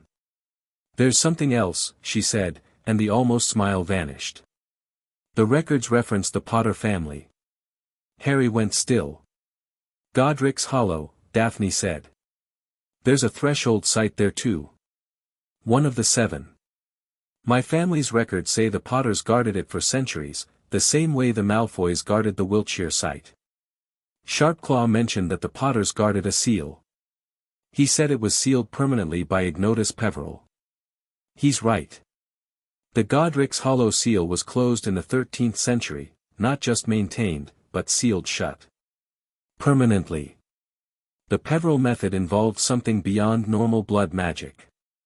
My father won't tell me what, he says it's dangerous knowledge. Great. More things people won't tell me. My father isn't being coy. He's being careful. There's a difference. She held his gaze. Harry, the fact that you're a Potter on a threshold site, that matters. The seals respond to guardian bloodlines. If there's something in your blood that's attuned to this kind of magic, then maybe that's why the Karkin reached out to me. Why I could feel it. Why it whispered to me. It whispered to you. Harry realized he hadn't told her about the door. He told her now, the trip to the manor, the door that had materialized, the heat, the hum, the sensation of being observed, and the whisper, "Open the door." Daphne's carefully maintained composure cracked. Just a fraction, a widening of the eyes, a tension in her jaw, but it was the most unguarded he'd ever seen her. You need to stay away from that door. I know. I mean it, Harry. The Karkin doesn't communicate because it wants to be friends. It communicates because it finds gaps in defenses. It found something in you it could reach. Don't give it more to work with. I'm not planning to open the door. Good. She collected herself, smoothing the crack in her composure with the practiced ease of someone who'd been taught to control her expression since childhood. I'll write to my father tonight. We'll arrange the archive visit for Christmas break. She stood, tucked her book under her arm, and paused. Harry. What you did, buying the manor, evicting the Malfoys, it was strategically brilliant. But it was also the magical equivalent of pulling the pin from a grenade without knowing what a grenade is. I'm aware. Are you? Because the look on your face says you're already planning your next move, and I want to make sure your next move includes the part where you don't get consumed by an entity older than human civilization. Harry looked at her, really looked, past the political mask and the careful neutrality and the slithering composure. Underneath all of it was a girl his age who was scared for him. I'll be careful, he said. You'll be Harry Potter, she replied, which was clearly not the same thing. She left. Harry sat in the library and stared at the Gringotts documents and felt the hum in his bones and thought about doors that appeared in walls and whispers that bypassed language and a seal that was starving because he'd sent its caretakers away. 19 days until the solstice. The moral dilemma arrived 3 days later, dressed in Sharpclaw's precise handwriting and delivered by a Gringotts courier at breakfast. Harry, our intelligence network has obtained the following information regarding Lucius Malfoy's political activities. The letter outlined, in clinical detail, what Lucius had been doing since the eviction. 3 Wisengamot members, Ogden, Selwyn, and Burke, had been receiving payments from a shell account traced back to the Malfoy fortune. In exchange, they were pushing 2 pieces of legislation, First, a bill reclassifying the Treaty of 1412 as advisory rather than binding, which would retroactively invalidate every Goblin debt enforcement action of the last 6 centuries, including Harry's seizure of the manor. Second, a bill establishing a minimum age for property ownership by magical persons, set at 17, which would strip Harry of the deed and place the manor in ministry trusteeship until he came of age. And the ministry trustee, by remarkable coincidence, would be Lucius Malfoy, in his capacity as a concerned party with historical knowledge of the property. It was elegant. It was thorough. And if both bills passed, Harry would lose the manor, the Malfoys would be reinstated, and the Goblin Nation's financial enforcement authority would be gutted in a single legislative session. Sharpclaw's letter continued, "We have evidence, intercepted correspondence between Malfoy and the 3 Wisengamot members, financial records showing the payments, and testimony from a clerk in Burke's office who was present during one of the meetings.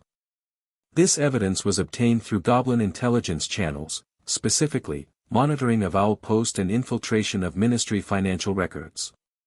Under Wizard law, this evidence was obtained illegally. Under Goblin law, it was obtained through standard intelligence operations. The jurisdictional conflict means the evidence cannot be presented in a Wizard court without exposing our intelligence methods. However, if the evidence were to be made public, leaked to the press, for example, the resulting scandal would destroy the bills and severely damage Malfoy's political position. The Goblins could weather the fallout. The choice is yours." Harry read the letter twice. Then he folded it carefully, put it in his pocket, and went to class. He didn't tell anyone about it for 2 days. He carried it around like a stone in his pocket, feeling its weight, turning it over in his mind during lectures he barely heard and meals he barely tasted. On the second evening, he broke. The common room was almost empty, just Harry, Ron, Hermione, and Neville by the fire, working through an astronomy chart that none of them cared about. Harry set down his quill and said, "I need advice." He told them. All of it, the Wisengamot bills, the bribery, the evidence, the method of obtaining it, the choice. The reaction split exactly as he'd expected. Ron spoke first, leaning forward with the fierce certainty of someone whose moral compass pointed true north at all times. "Use it. Malfoy's a crook. He's bribing people to steal your house back. He deserves to get caught." "The evidence was obtained illegally," Hermione said. Her voice had the tight, controlled quality it got when she was working through something that offended every principle she held. Under Wizard law, monitoring private Owl Post is a crime. Using stolen correspondence as evidence, even against someone guilty, undermines the entire legal system. The legal system that let Malfoy walk free after serving Voldemort. Ron shot back. Yes. That legal system. Because if you start deciding which laws apply to which people based on whether you think they're guilty, you don't have a legal system, you have a popularity contest. It's not about popularity. It's about justice. Justice that comes from breaking the law isn't justice.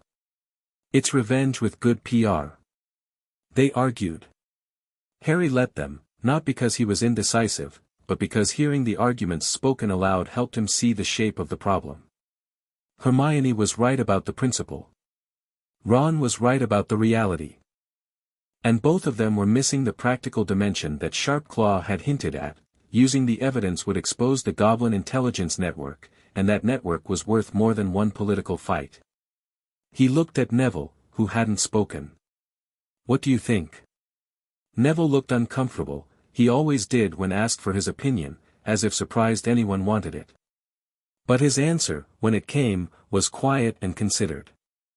"I think, if you use the evidence, you win this fight.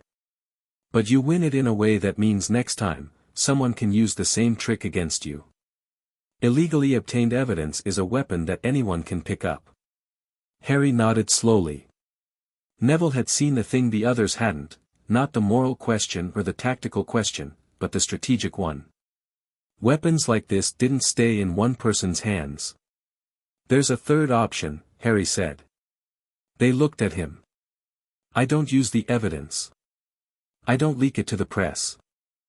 Instead, I leaked the existence of the bribery, the fact that it's happening, without the proof.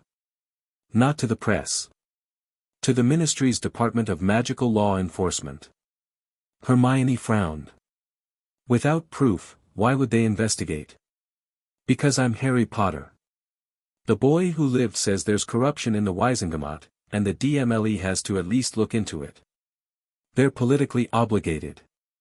And if they look into it, they'll find the same evidence through legal channels. Official investigations have the authority to subpoena financial records and interview witnesses. That's slower, Ron objected. Yes. And it might not work. Malfoy could cover his tracks before they get there. Maybe. But it keeps the Goblin network hidden, it keeps my hands clean, and it puts the investigation into the system where it belongs. Hermione was studying him with an expression he'd seen before, the look she got when she'd assumed she was the smartest person in the room and discovered she wasn't alone. That's, actually quite clever. Don't sound so surprised. She had the grace to look slightly embarrassed. Harry wrote the letter that night. Not to the DMLE directly, that would be too obvious, too traceable.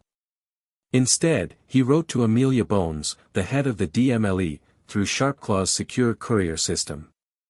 The letter was unsigned but detailed enough to warrant attention: 3 names, the nature of the bribery, the timeline of the payments, and the suggestion that a routine audit of the named Wizengamot members' finances might prove illuminating. Sharpclaw's response was a single line: "You're learning to think in decades, not days. Your parents would be proud. The goblins, however, think you're inefficient." Harry smiled. Coming from Sharpclaw, that was practically a love letter. The corridor was empty when it happened. Harry was coming back from the Ollery, where he'd sent the last of his evening's correspondence. It was after curfew, barely, the castle clock still resonating with the last echo of 9 o'clock, and he'd cut through the dungeons to save time. A shortcut Sharpclaw's intelligence had identified, left past the potions classroom, right at the suit of armor with the dented visor, through the passage behind the tapestry of Barnabas the Barmy. He came around the corner and Draco Malfoy was standing there. Not waiting. Not ambushing. Just standing, leaning against the wall with his arms crossed and his jaw tight and his grey eyes burning with something that had been building for 4 months. Potter. Harry stopped. Assessed. The corridor was empty, no prefects, no ghosts, no portraits on this stretch of wall. Just 2 boys and the torchlit silence. Malfoy. Draco pushed off the wall. He was taller than Harry, not by much, but enough to notice, and he held himself with the rigid posture of someone who'd been taught that appearance was armor. But the armor had cracks. Harry could see them, the shadows under Draco's eyes, the slight tremor in his hands that he kept fisted at his sides, the way his jaw worked as though he was chewing words he hadn't decided to spit out yet. "I've been watching you," Draco said. His voice was quiet, controlled, but underneath it something was vibrating. All term. The library, the Quidditch pitch, the common room. The great Harry Potter, walking around this castle like he owns it. I don't own it. I own a different building. Don't. Draco's voice cracked on the word, and the crack opened a floodgate. Don't you dare joke about it. You took my home. You took my father's home. 900 years, Potter. 900 years of Malfoys in that house, and you, a half-blood orphan from a muggle cupboard, took it because you had gold and a grudge. I took it because your father borrowed money and didn't pay it back. He was under the Imperius curse. No, he wasn't. And you know he wasn't. The words landed like a slap. Draco's face went white, not pale, white, the bloodless white of someone who'd been hit somewhere that doesn't bruise. You don't know anything about my father. I know he signed a contract. I know he took 340,000 galleons from Gringotts and used it to fund a war that killed my parents. I know he stood in front of the Wizengamot and lied about the Imperius curse, and I know every person in that room knew he was lying and let him walk anyway because he was rich and connected and pure-blooded and they were afraid of him. Shut up. I know he came home from that war to a mansion built on land that isn't really his, and he raised you in it, and he taught you that people like him are better than everyone else, and he never once told you about the thing in the basement that he's been feeding his own blood to keep asleep. Draco's wand came up. Harry's came up a heartbeat later. They stood 6 feet apart, wands leveled, the air between them electric. Harry could feel the magic building in Draco, not a spell yet, but the precursor, the surge of intent that preceded spellwork like thunder preceded lightning. You want to do this? Harry said quietly. I've wanted to do this since July. Draco cast first. A stinging hex, fast, sharp, aimed at Harry's face with the precision of someone who'd been practicing. Harry sidestepped and the hex hit the wall behind him and left a scorch mark on the stone. Harry didn't return fire. Draco, don't call me that. Another hex, knockback jinx, stronger, the kind of spell that a first year shouldn't have been able to cast with that much force. Harry deflected it with a shield charm that was more instinct than technique, the holly wand snapping up and the barrier shimmering into existence a foot in front of his face. Draco kept casting. Stinging hex, tripping jinx, knockback, a spell Harry didn't recognize that made the air crackle with purple light. Each one was technically proficient. Draco had been trained, not just by Hogwarts but by someone who knew advanced spellwork, probably Lucius himself. Harry blocked, deflected, dodged. He didn't attack. Not because he couldn't, the tactical part of his mind was cataloging openings, identifying the gaps in Draco's defense, calculating the angles, but because something about the way Draco was fighting stopped him. Draco wasn't fighting to win. He was fighting to feel. Every spell was a scream. Every hex was a month of swallowed rage, of forced composure, of Narcissa's hand on his shoulder saying not here, not now, be still. Draco Malfoy was coming apart, and he was doing it the only way he knew how, violently. A bodybind curse hit Harry's shield and shattered it. The impact knocked Harry back 2 steps. He raised his wand, and Draco was in his face. Not with a spell, with his fists. The wand clattered to the floor and Draco threw a punch that caught Harry on the jaw and sent white light exploding across his vision. Harry staggered, tasted blood, and instinct took over, the survival reflexes of a boy who'd spent years dodging Dudley's gang and learning the hard way how to take a hit. He caught Draco's second punch, twisted, and threw the other boy into the wall. Not hard enough to injure, hard enough to stop him. Draco hit the stone and slid down and sat there, breathing hard, blood on his lip from where he'd bitten it, and his face did the thing that Harry had been watching for, the thing that all the composure and the training and the pure blood pride had been holding back. Draco Malfoy started crying. Not sobbing, he was too proud for that. But tears ran down his face and his breath hitched and his hands shook and he sat on the cold dungeon floor and came apart silently, the way boys cry when they've been taught that crying is weakness. Harry stood over him, wand in hand, jaw throbbing, and felt the anger drain out of him like water from a cracked cup. Do you even know what you've done? Draco whispered. Do you know what's under that house? Harry crouched. Eye level. Close enough to see the wet tracks on Draco's cheeks, the trembling of his lower lip, the fear that lived underneath the fury. Tell me, Harry said. Draco looked at him. In that moment, stripped of pretense and pride and every mask he'd been taught to wear, he looked like what he was, a scared kid whose world had collapsed. My father used to take me to the cellars, Draco said. His voice was barely above a whisper. When I was small. Not the deep part, never the deep part.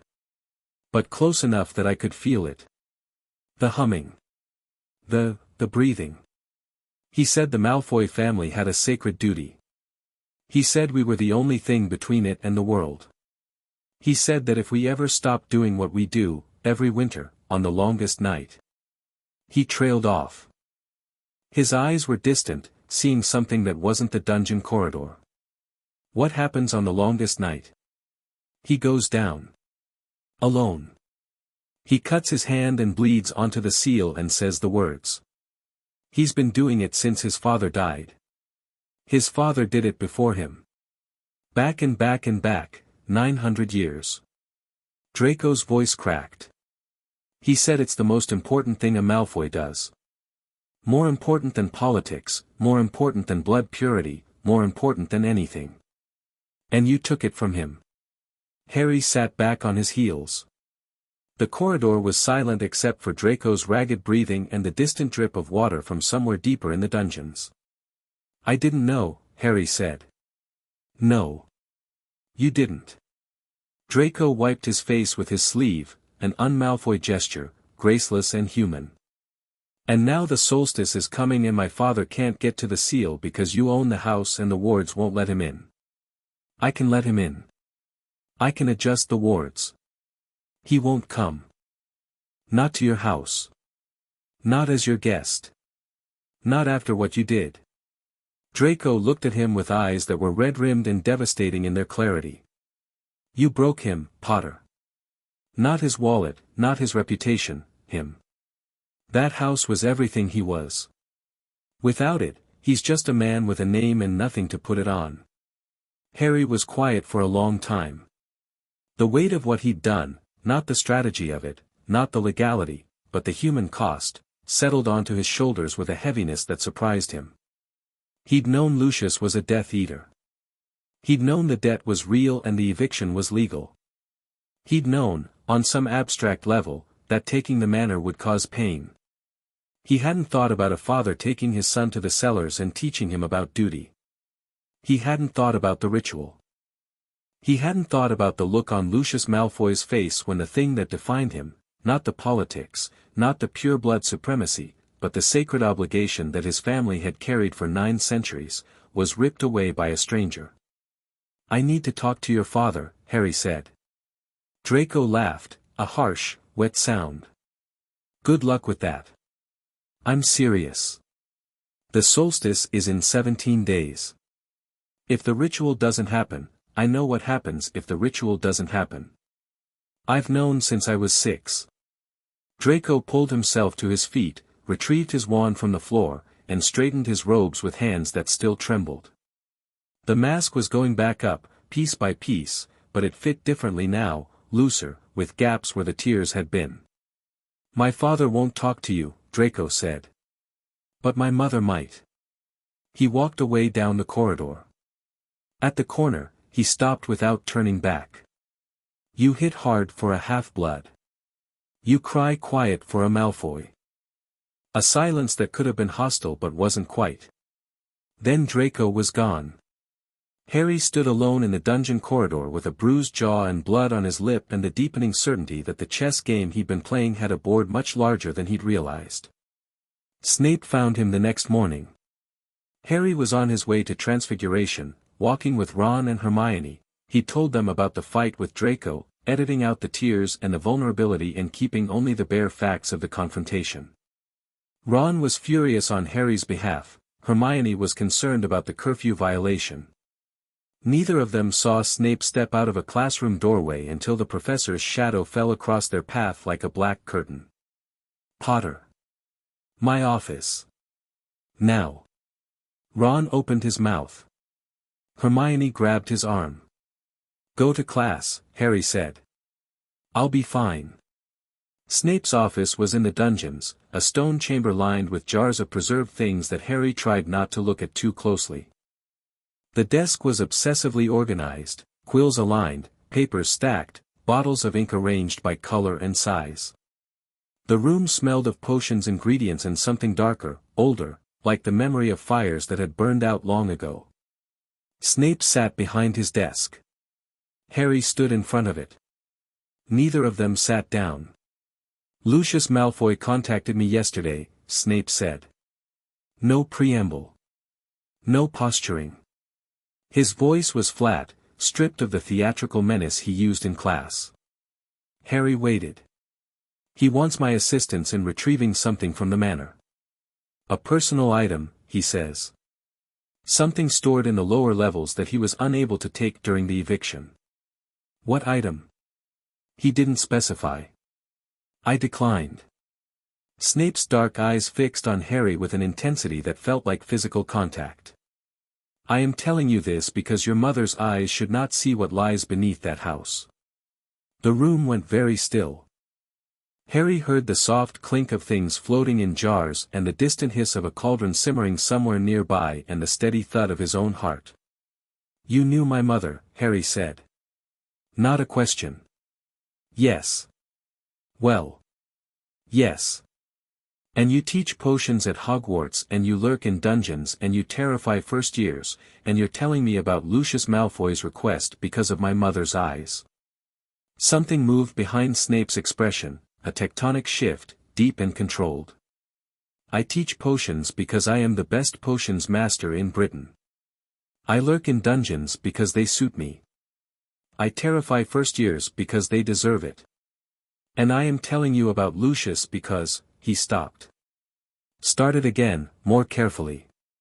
Because the lower levels of Malfoy Manor contain things that should not be disturbed. Lucius knows this. The fact that he's asking for help to access them means he's desperate enough to risk it. What kind of things? Dark artifacts.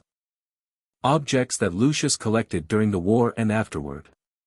Some of them are merely dangerous.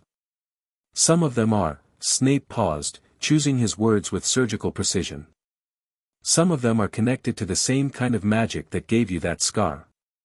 Harry touched his forehead, unconsciously. Connected how? I don't know the specifics. I was not privy to all of the Dark Lord's activities. But I know that Lucius was entrusted with certain items. Items the Dark Lord considered important enough to protect but not important enough to keep on his person.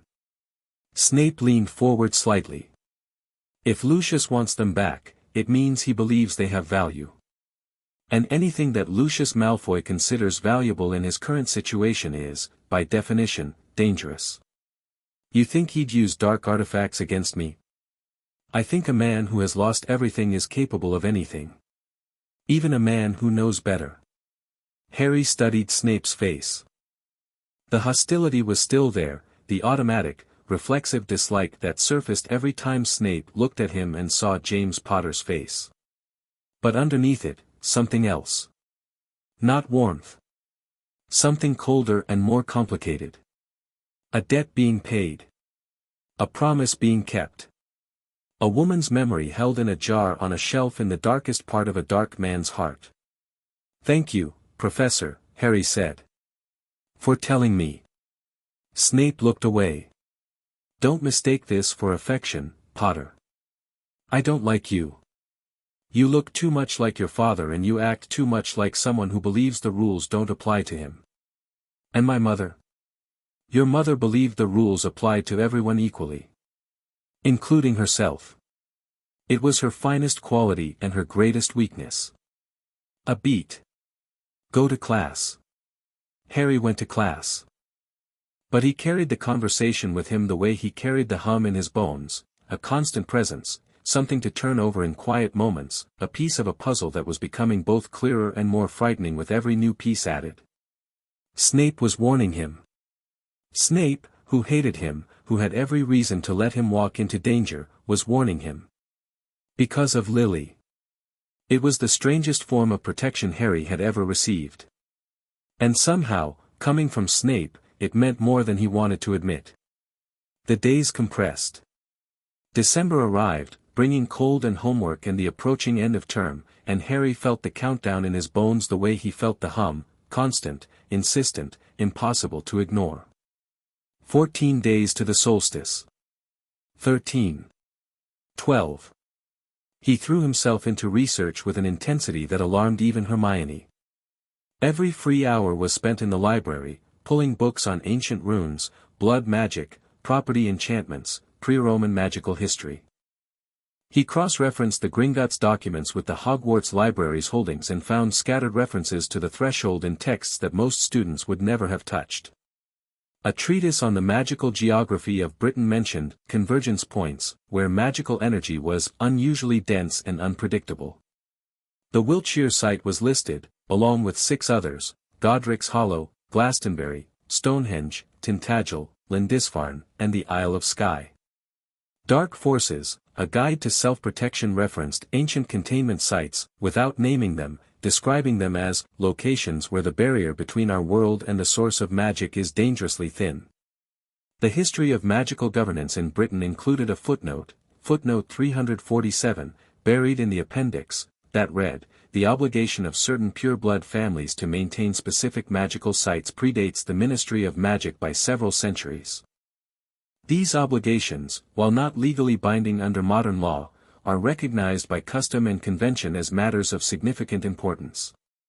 The footnote citation led to a book that the Hogwarts Library did not have, the Threshold Codex, by an author listed only as P. Harry stared at those initials. AP. The Codex was cited in 3 separate texts, always in connection with the Threshold sites. The dates of publication were never listed. He wrote to Sharpclaw, "Have the goblins heard of the Threshold Codex?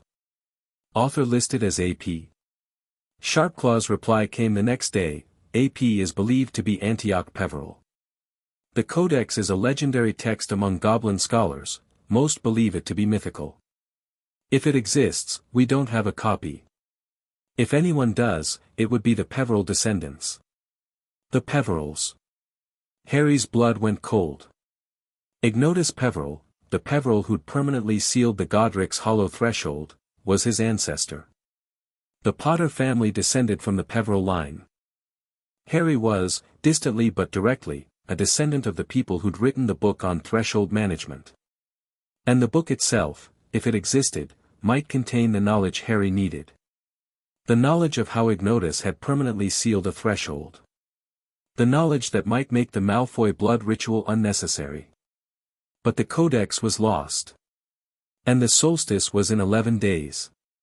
The Quirrell question surfaced during a defense against the dark arts lesson that shouldn't have been notable but was. They were practicing the knockback jinx, a basic spell, first-year level, nothing that should have raised Harry's attention. But Quirrell was demonstrating the wand movement and something about his casting was wrong. Not the technique was perfect, smooth and effortless, completely at odds with the stuttering incompetence Quirrell displayed in every other aspect of his teaching. For 3 seconds, while demonstrating the jinx, Quirrell moved and spoke like a different person. Confident. Precise. Powerful. Then the stutter came back, the nervousness reasserted itself, and the moment passed. Harry watched. Said nothing.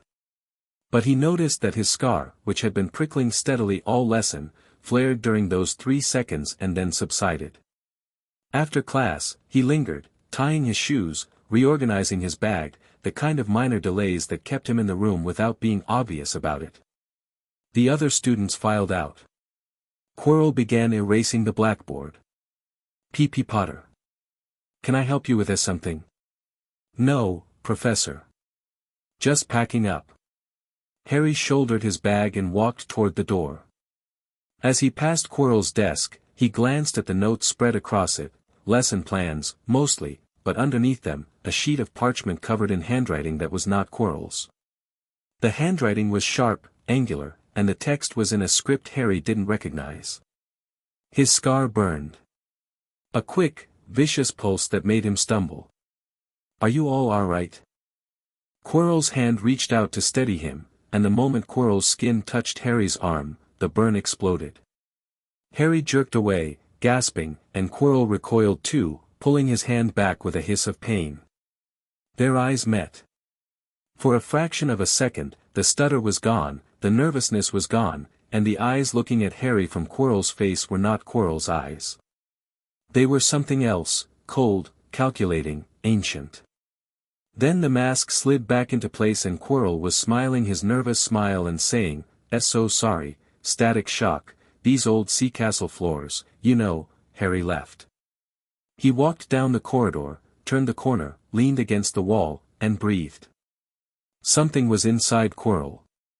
Something that recognized Harry. Something that his scar recognized right back. He didn't have time for this. He had 11 days to solve the threshold problem and he was already juggling the Wisengamot legislation and the Malfoy negotiation and his actual schoolwork.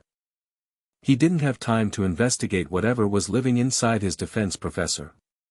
But the parchment on Quirrell's desk, the one with the angular handwriting, had included a word Harry recognized.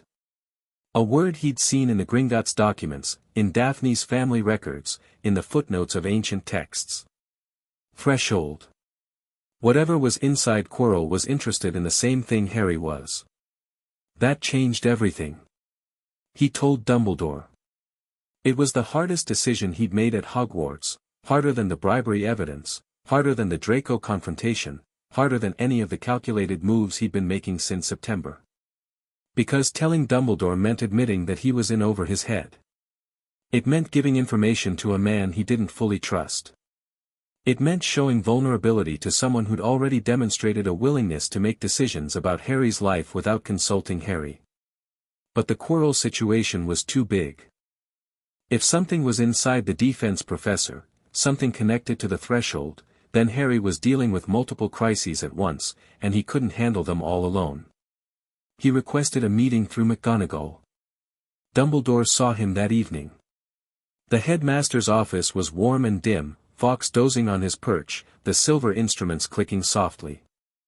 Dumbledore offered tea. Harry accepted it this time, he needed the warmth. "Professor, I want to talk about 3 things. I'm going to be direct because I don't have time for anything else." Dumbledore's eyebrows rose. Directness is always welcome. First, the threshold. You know what it is. You told me we'd discuss it when there was time. It's been weeks, and the solstice is in 10 days. I need to know what you know.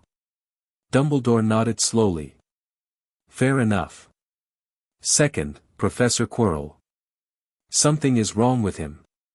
Something is inside him. My scar burns when he's near, and when he touched me, it burned both of us. Whatever it is, it's interested in the threshold. Dumbledore's expression changed. The grandfatherly warmth drained away, replaced by something sharper, the face of the man who'd fought Grindelwald. Third, there's a 3-headed dog guarding a trapdoor on the 3rd-floor corridor. The whole school knows about it. Whatever's down there, I think Quirrell, or what's inside Quirrell, wants it. And I think it might be connected to all of this. The office was silent except for the clicking of instruments and the soft crackle of the fire. Dumbledore set down his teacup. Harry, I owe you a great deal of honesty. I'm going to give you as much of it as I can. As much as you can. There are things I suspect but cannot prove. I will share those suspicions. There are also things I know that, if shared, would put you in greater danger. Those I will hold back. Not because I don't trust you, but because the knowledge itself is dangerous. Harry wanted to argue. He bit it back. All right. Dumbledore spoke. He talked about the threshold in terms broader than Sharpclaw's documents, not the Goblin perspective of financial contracts and territorial claims, but the magical perspective. The sites were ancient. The seals were degrading across Britain, not just in Wiltshire. The Hogwarts founders had been aware of the threshold sites and had built the school, in part, to train guardians who could maintain them. The obligation was meant to be shared, Dumbledore said. Not borne by individual families in isolation. But over the centuries, the knowledge fragmented. Families guarded their sites in secret, passing the duty from parent to child, and the broader understanding was lost. Until now. Until now. Dumbledore looked at him over his spectacles. You're the first person in centuries to have access to multiple sources of threshold knowledge, Goblin records, Greengrass archives, Malfoy family practice. You're also a Potter, which gives you a connection to this magic that I don't fully understand. The Peverell connection. Dumbledore's eyebrows climbed. You know about that? Ignotus Peverell sealed the Godric's hollow threshold permanently. He's my ancestor. There's a book, the Threshold Codex, attributed to Antioch Peverell. I think it contains the knowledge of how the permanent seal was achieved. I have searched for that book for 40 years, Dumbledore said quietly. If it exists, I have not found it. But you've been looking. I've been looking. He paused. Harry, I have a suspicion about what lives inside Professor Quirrell.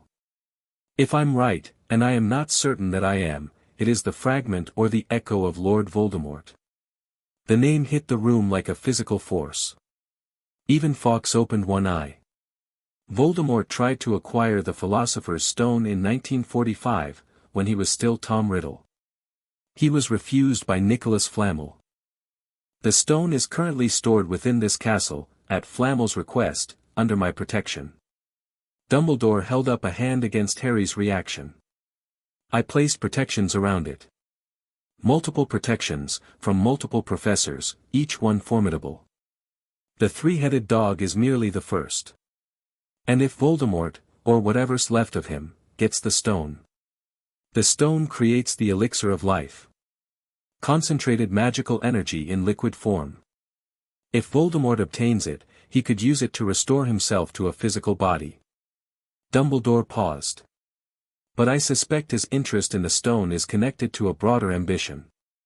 During his first rise to power, Tom Riddle made contact with the entity beneath the Wiltshire threshold. He sought its power. He was, not successful, but neither was the contact entirely fruitless. If he believes he can use the stone's energy to reopen communication, or worse, to feed the Carcan in exchange for power, then the stone and the threshold are connected. And Voldemort is the link. Yes. Harry sat in Dumbledore's office and felt the various threads of his first year at Hogwarts braid together into a pattern that was both clearer and more terrifying than any individual thread had been. The Malfoy eviction. The threshold. The degrading seal. The solstice ritual. The Philosopher's Stone. Quirrell. Voldemort. All connected. All converging on the same point in time, the winter solstice, 10 days from now. I need to go back to the manor, Harry said. I need to see the seal. And I need Lucius Malfoy to tell me the ritual words. Dumbledore studied him. The sharp intelligence behind the half-moon spectacles was fully engaged now, no twinkle, no warmth, just the assessing gaze of a man who'd been fighting wars for 60 years. Lucius will not help you without significant motivation. I know. What do you intend to offer?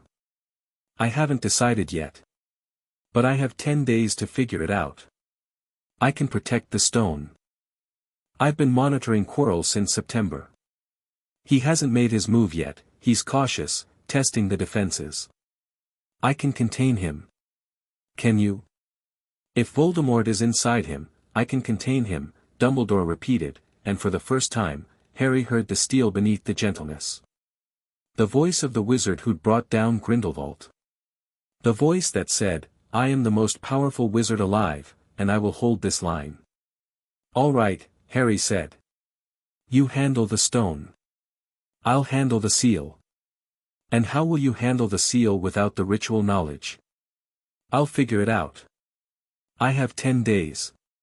You also have a charms essay due on Monday. Harry blinked.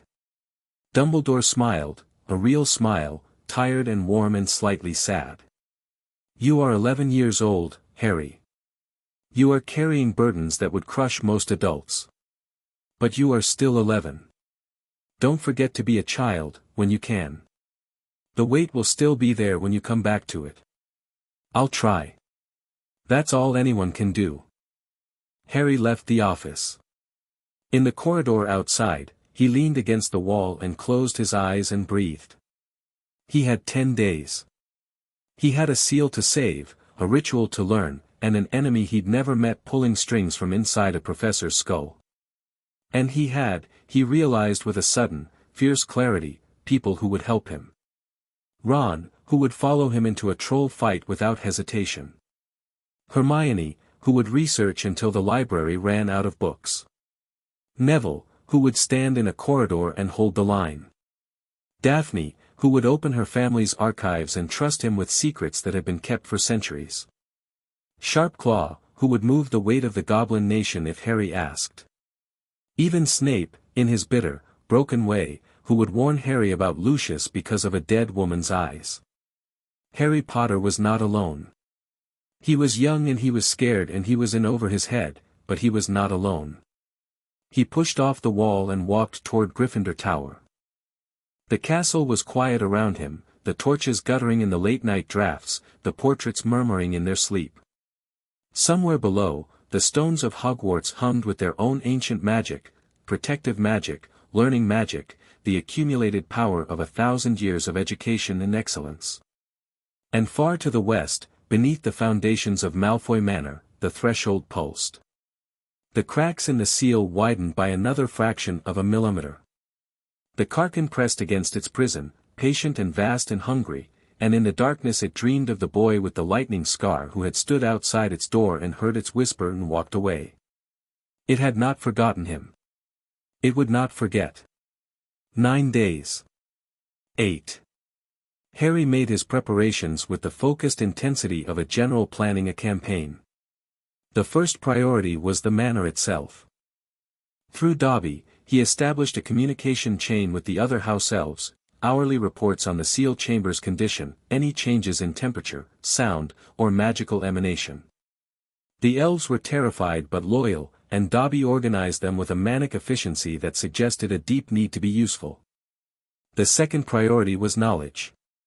He wrote to Daphne's father directly, a formal letter, respectful but urgent, requesting access to the Greengrass archives before the Christmas visit that had originally been planned.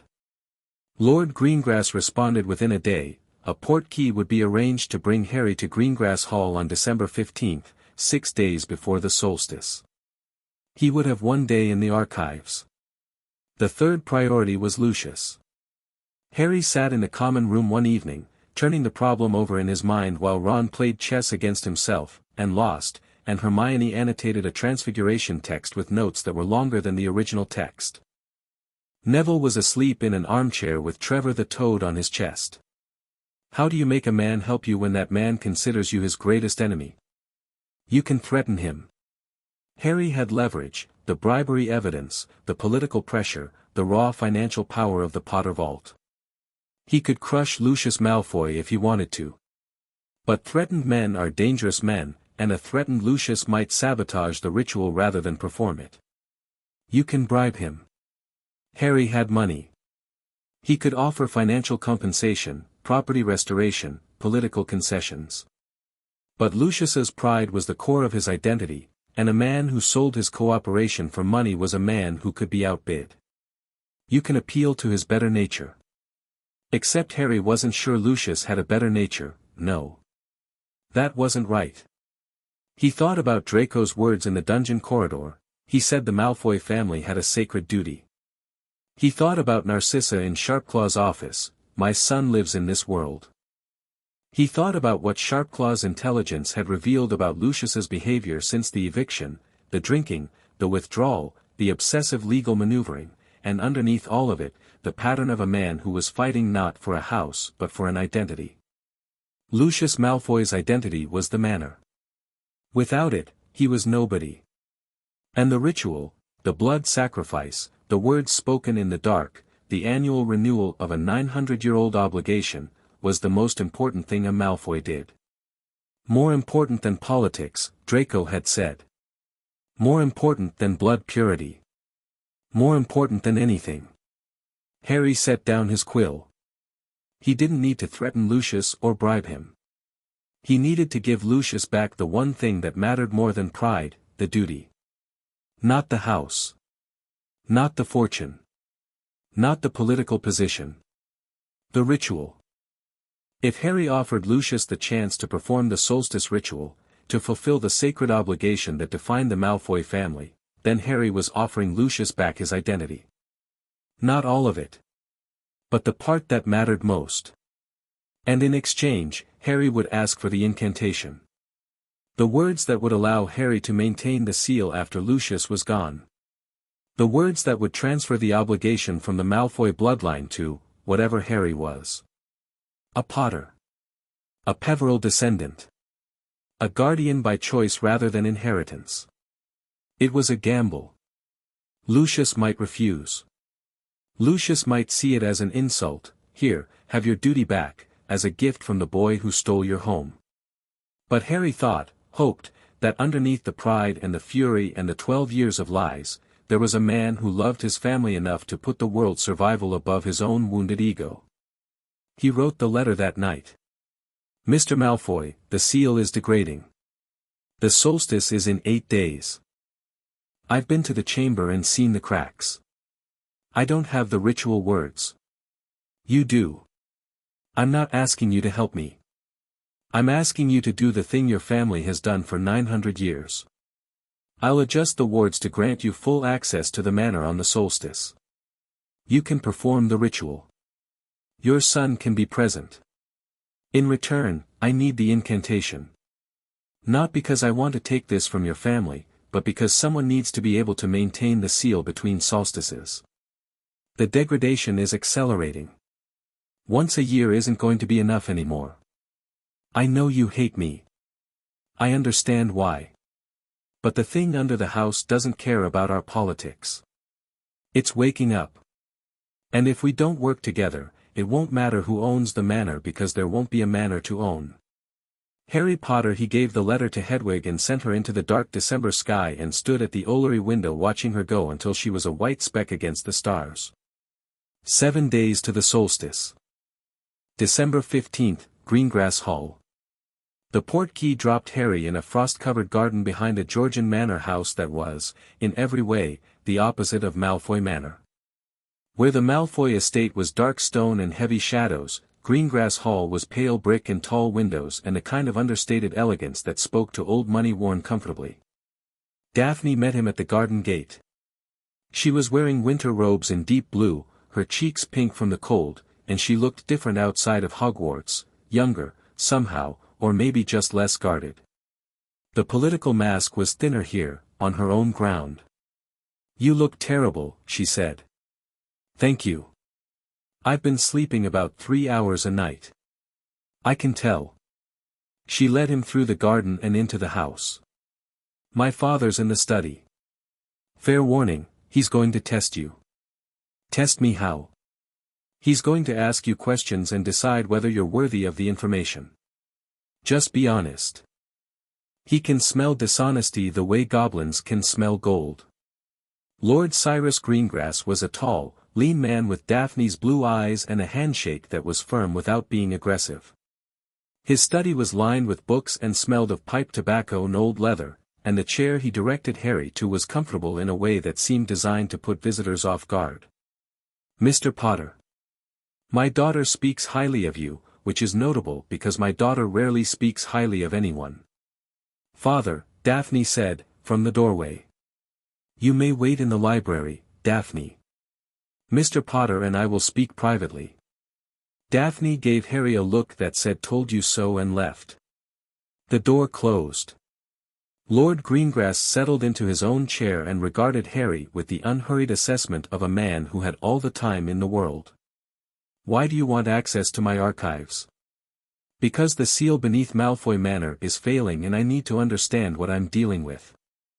You're dealing with a threshold breach containing a fragment of primordial magical chaos.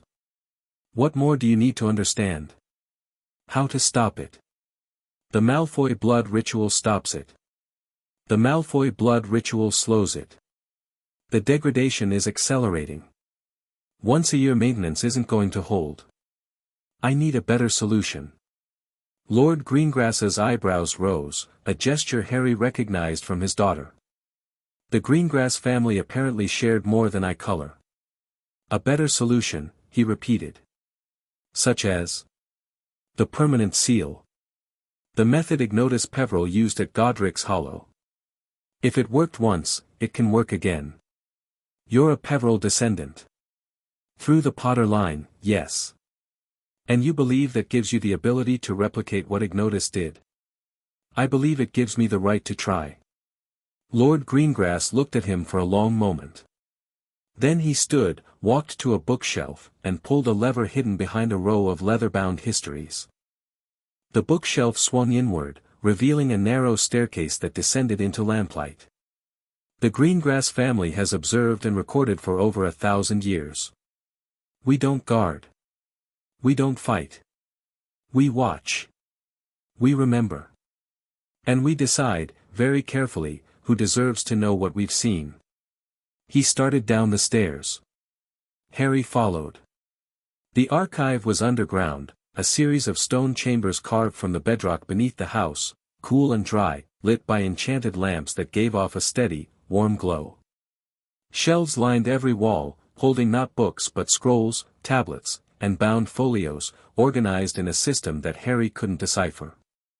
Lord Greengrass moved through the chambers with the ease of long familiarity, pulling documents from shelves and stacking them on a central table. He worked in silence for several minutes, building a pile that grew to alarming proportions. "These are the Greengrass records pertaining to the 7 threshold sites in Britain," he said. "Observations spanning 11 centuries. Read what you can. You have until sundown." Harry sat down and began reading. For 6 hours, he barely looked up. The records were dense, meticulous, and devastating in their scope. Generations of Greengrass observers had documented the threshold sites with the clinical precision of naturalists studying a dangerous species. Magical readings. Ward assessments. Behavioral observations of the entities behind the seals. The Karkin, the Hungry Dark, was not, as Harry had assumed, a single entity. It was a state, a condition of unstructured magical energy that existed on the other side of the barrier between their reality and the source of all magic. The threshold breaches were holes in that barrier. And the energy that pushed through the holes was alive, in the sense that fire is alive, it consumed, it grew, it sought fuel. But unlike fire, it was aware. Not intelligent in the way humans were intelligent, but aware, capable of sensing, reacting, adapting. It learned. Over centuries, it had learned to communicate with the beings on this side of the breach. It had learned that certain communications, promises, enticements, whispers of power, produced results. It had learned to exploit weakness. Voldemort hadn't sought the Karkin.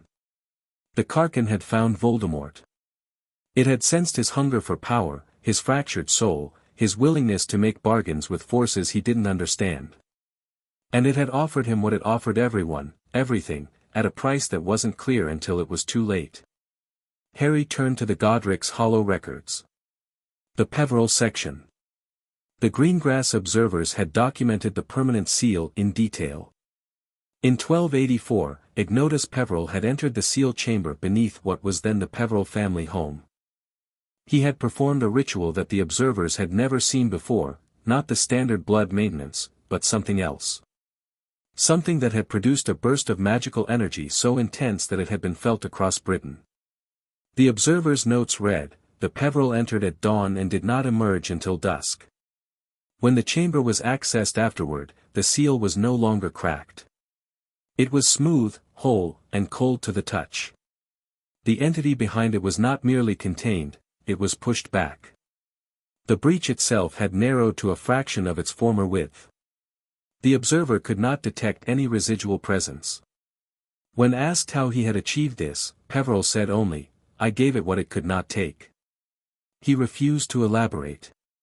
He died within the year, apparently of natural causes, though the observer notes that Peveril aged significantly in the months following the ritual. Harry stared at those words. "I gave it what it could not take." What could you give an entity that consumed everything? What was the one thing that hunger couldn't eat? He didn't have the answer. But the question felt like a key, turning slowly in a lock. The last document Lord Greengrass had pulled was different from the others, smaller, older, written on parchment so fragile that it crumbled at the edges. The handwriting was not Greengrass, it was sharp, angular, and the ink had faded to brown. A note, attached to the document, in Lord Greengrass's hand, found in the Peveril ruins, 1743. Provenance uncertain. Believed to be a fragment of the lost Threshold Codex. Harry's hands trembled as he read. The fragment was short, barely 2 paragraphs, written in archaic English that took concentration to parse. "The seal is not a wall. It is a question. The entity behind it is a hunger, it seeks, it reaches, it desires. To seal it permanently, one must answer the hunger not with force, but with fullness. The blood of the guardian, freely given, is the sustenance of the seal. But the seal can be made whole only by one who gives not blood alone, but self, the full measure of magical identity, poured into the seal not as sacrifice but as gift. This is the secret the first knew: the hunger cannot consume what is freely given. It can only take what is held back. The permanent seal is the act of giving without reservation, magic, identity, intention, will. Not death. Not sacrifice. Surrender. The distinction matters. Harry read it 3 times. Then he sat in the lamplight of the Greengrass archive, surrounded by 1,000 years of accumulated knowledge, and felt the shape of something vast and terrifying begin to form in his mind. The permanent seal required total magical surrender. Not death, surrender. The giving of one's complete magical self to the seal, without reservation, without holding back. Ignotus Peveril had done it. And he'd died within a year. Not from the act itself, but from the consequences. A wizard who gave away his magic was a wizard who could no longer sustain himself in a magical world. Harry sat with this knowledge and felt it settle into him like cold water. He could seal the threshold permanently. He had the bloodline, the knowledge, and, perhaps, the magical capacity. But the cost was his magic. All of it. Given freely, surrendered completely, poured into the seal until nothing remained. He would survive. He would just be, ordinary. A muggle, essentially. No wand, no spells, no flying, no enchanted world. Back to Privet Drive. Back to the cupboard, if the Dursleys would have him. Back to nothing.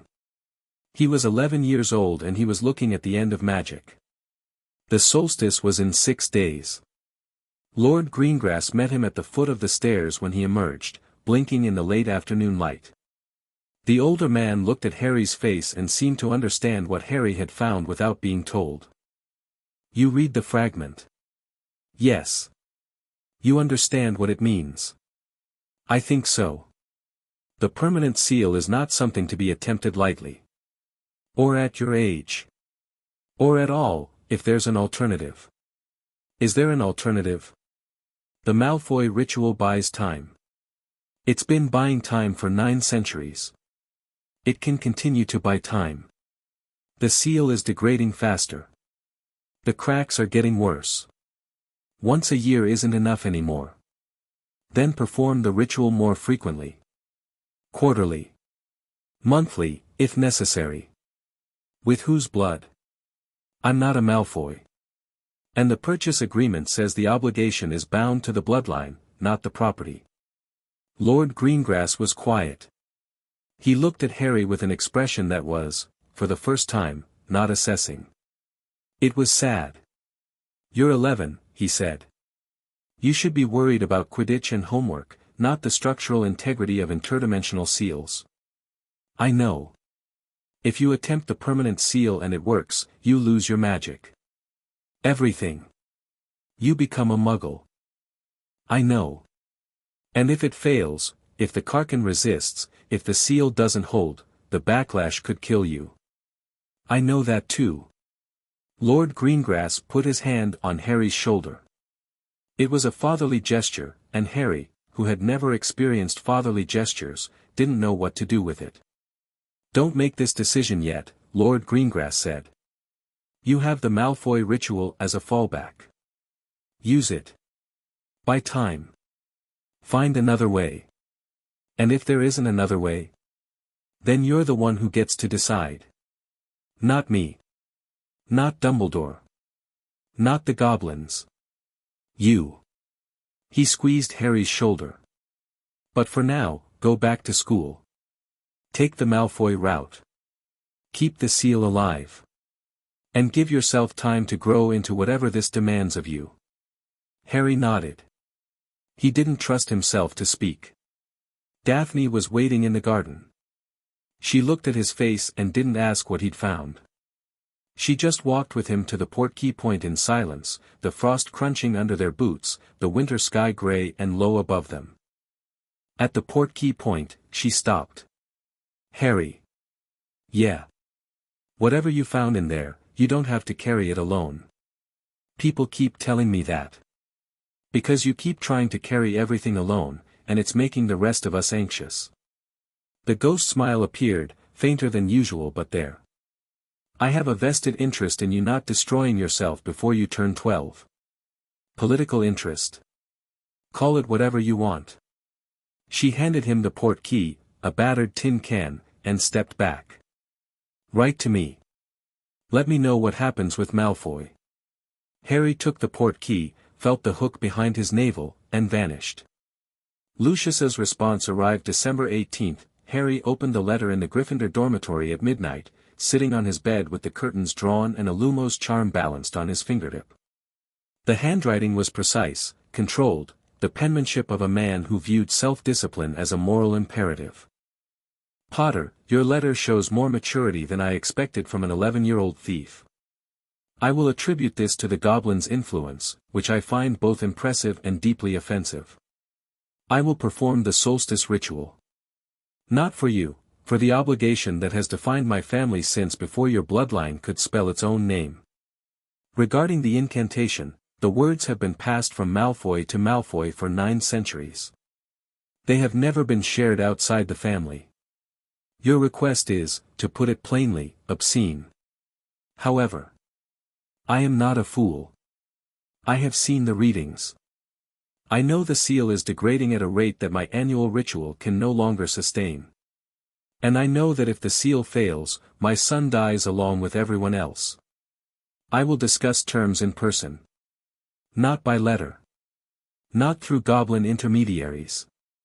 Face to face, you and I, on the solstice, in the seal chamber. If you attempt to trick me, trap me, or maneuver me, I will know. And whatever fragile cooperation you've managed to arrange will end in a way you will regret. Lucius Malfoy. Harry read the letter. Then he folded it and put it under his pillow and lay in the dark and stared at the ceiling of the dormitory and listened to Ron snore and Neville mumble in his sleep and Seamus Finnegan grind his teeth. 3 days to the solstice. Lucius was coming.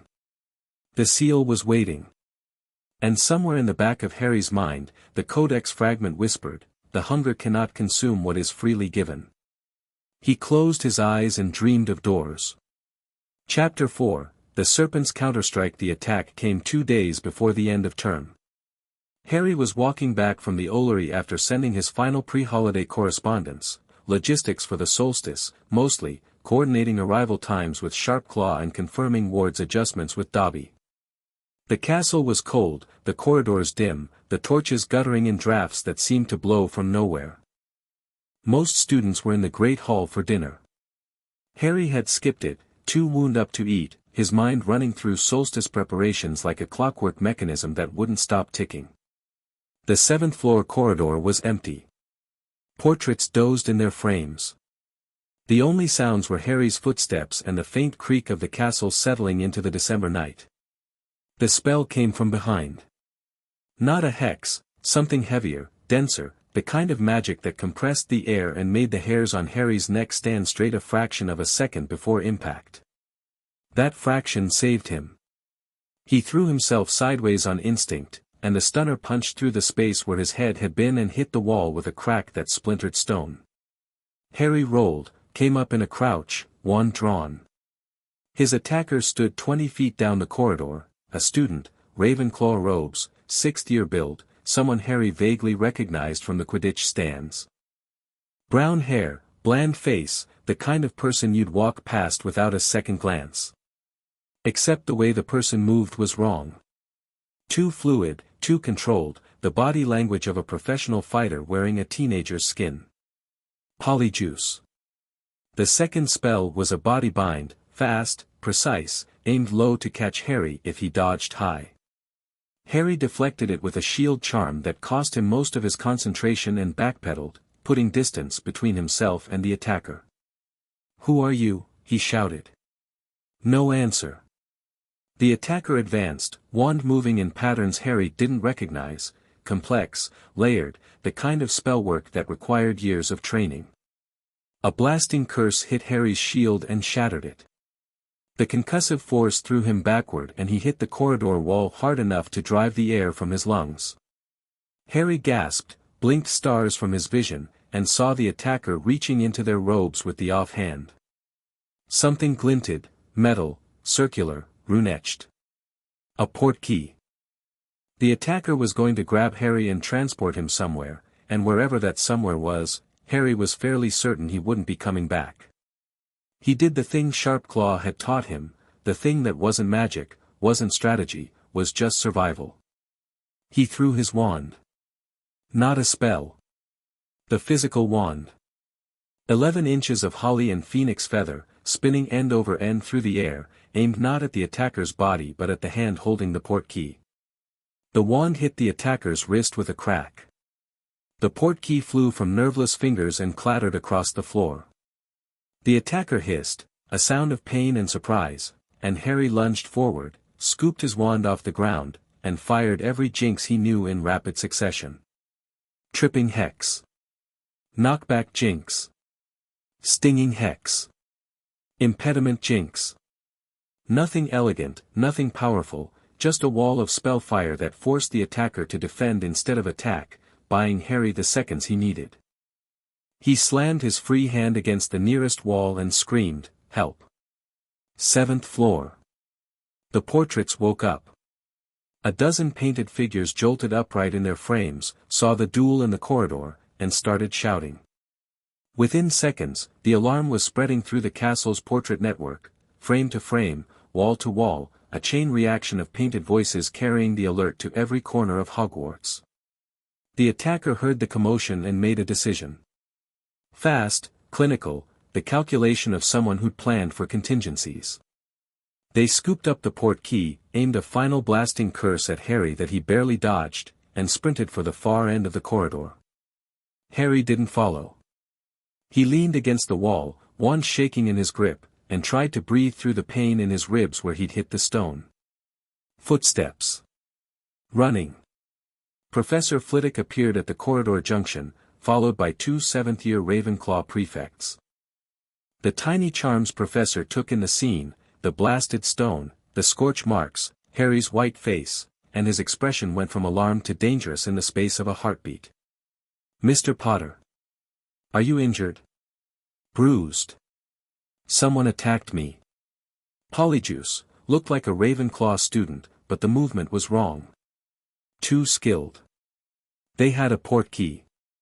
Flitwick's wand was already moving, detection charms, tracking spells, the kind of rapid-fire diagnostic casting that reminded Harry that the charms professor was also a dueling champion. "The polyjuice will wear off within the hour. We'll find them." They didn't find them. The attacker had disappeared, portkeyed out of the castle, presumably, before the wards could be locked down. McGonagall was furious. Dumbledore was calm in the way that meant he was very, very angry. Snape prowled the dungeons with an expression that could have curdled fresh milk. Harry sat in the hospital wing while Madame Pomfrey tended his bruised ribs and McGonagall stood over him like a tartan-clad sentinel, and he turned the attack over in his mind. "It wasn't Lucius," he said. McGonagall's eyebrows climbed. "We hadn't suggested, everyone will assume it was. He has the motive and the connections. But the attack style was wrong. Lucius Malfoy destroys people politically.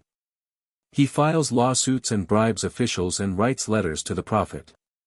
He doesn't hire hit wizards to polyjuice into Hogwarts and kidnap students. Then who?" Harry touched his scar. The prickling had been constant during the attack, not the sharp burn of the Carcan contact, but the low, steady throb that he associated with Quirrell's classroom. With whatever lived inside Quirrell's turban. "I don't know," he lied. "But I think it's connected to the 3rd-floor corridor." McGonagall's expression tightened. "That area is protected, Professor. Someone just infiltrated Hogwarts, bypassed the wards, attacked a student with professional-grade combat magic, and nearly kidnapped me with an illegal portkey. Whatever protections are in place, they're not enough." McGonagall opened her mouth, closed it, and looked at Harry with something that was either fury or respect. I'll speak to the headmaster. She left. Harry lay on the hospital bed and stared at the ceiling and thought about Voldemort's wraith inside Quirrell's skull, reaching out through proxies, testing defenses, probing for weaknesses. The attack hadn't been about the threshold, not directly. It had been about removing Harry from the board. Getting him out of Hogwarts, out of the castle, out of Dumbledore's protection. Why now? Why 2 days before the solstice? Because whatever was inside Quirrell knew about the seal. Knew that Harry was the new guardian. And wanted Harry gone before the solstice ritual could take place. The Karkin and Voldemort wanted the same thing, the seal to fail. For different reasons, the Karkin wanted freedom, Voldemort wanted power, but the objective aligned. And that alignment made them both more dangerous than either would have been alone. Harry sent a message to Dumbledore through Madame Pomfrey, the stone. The threshold. They're connected. Whoever's inside Quirrell wants the seal to fail. Please take this seriously. Dumbledore's reply came within the hour, delivered by Fawkes himself. The phoenix materialized in a burst of gold flame, dropped a note on Harry's pillow, and vanished. I have always taken this seriously. The stone is secure. Quirrell is being watched. Go to your manor. Perform your ritual. I will hold this end. And Harry, well done surviving. Your mother would have been proud of the wand throw. Your father would have been proud of the Jinx barrage. I, personally, am proud of both.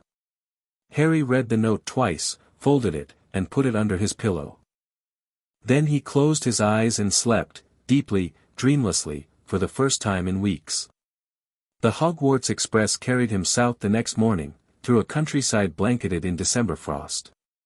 Ron and Hermione sat with him in the compartment, Ron eating his way through a mountain of chocolate frogs and Hermione reading a book that was thicker than most dictionaries. Harry had told them everything. The attack, the polyjuice, the portkey.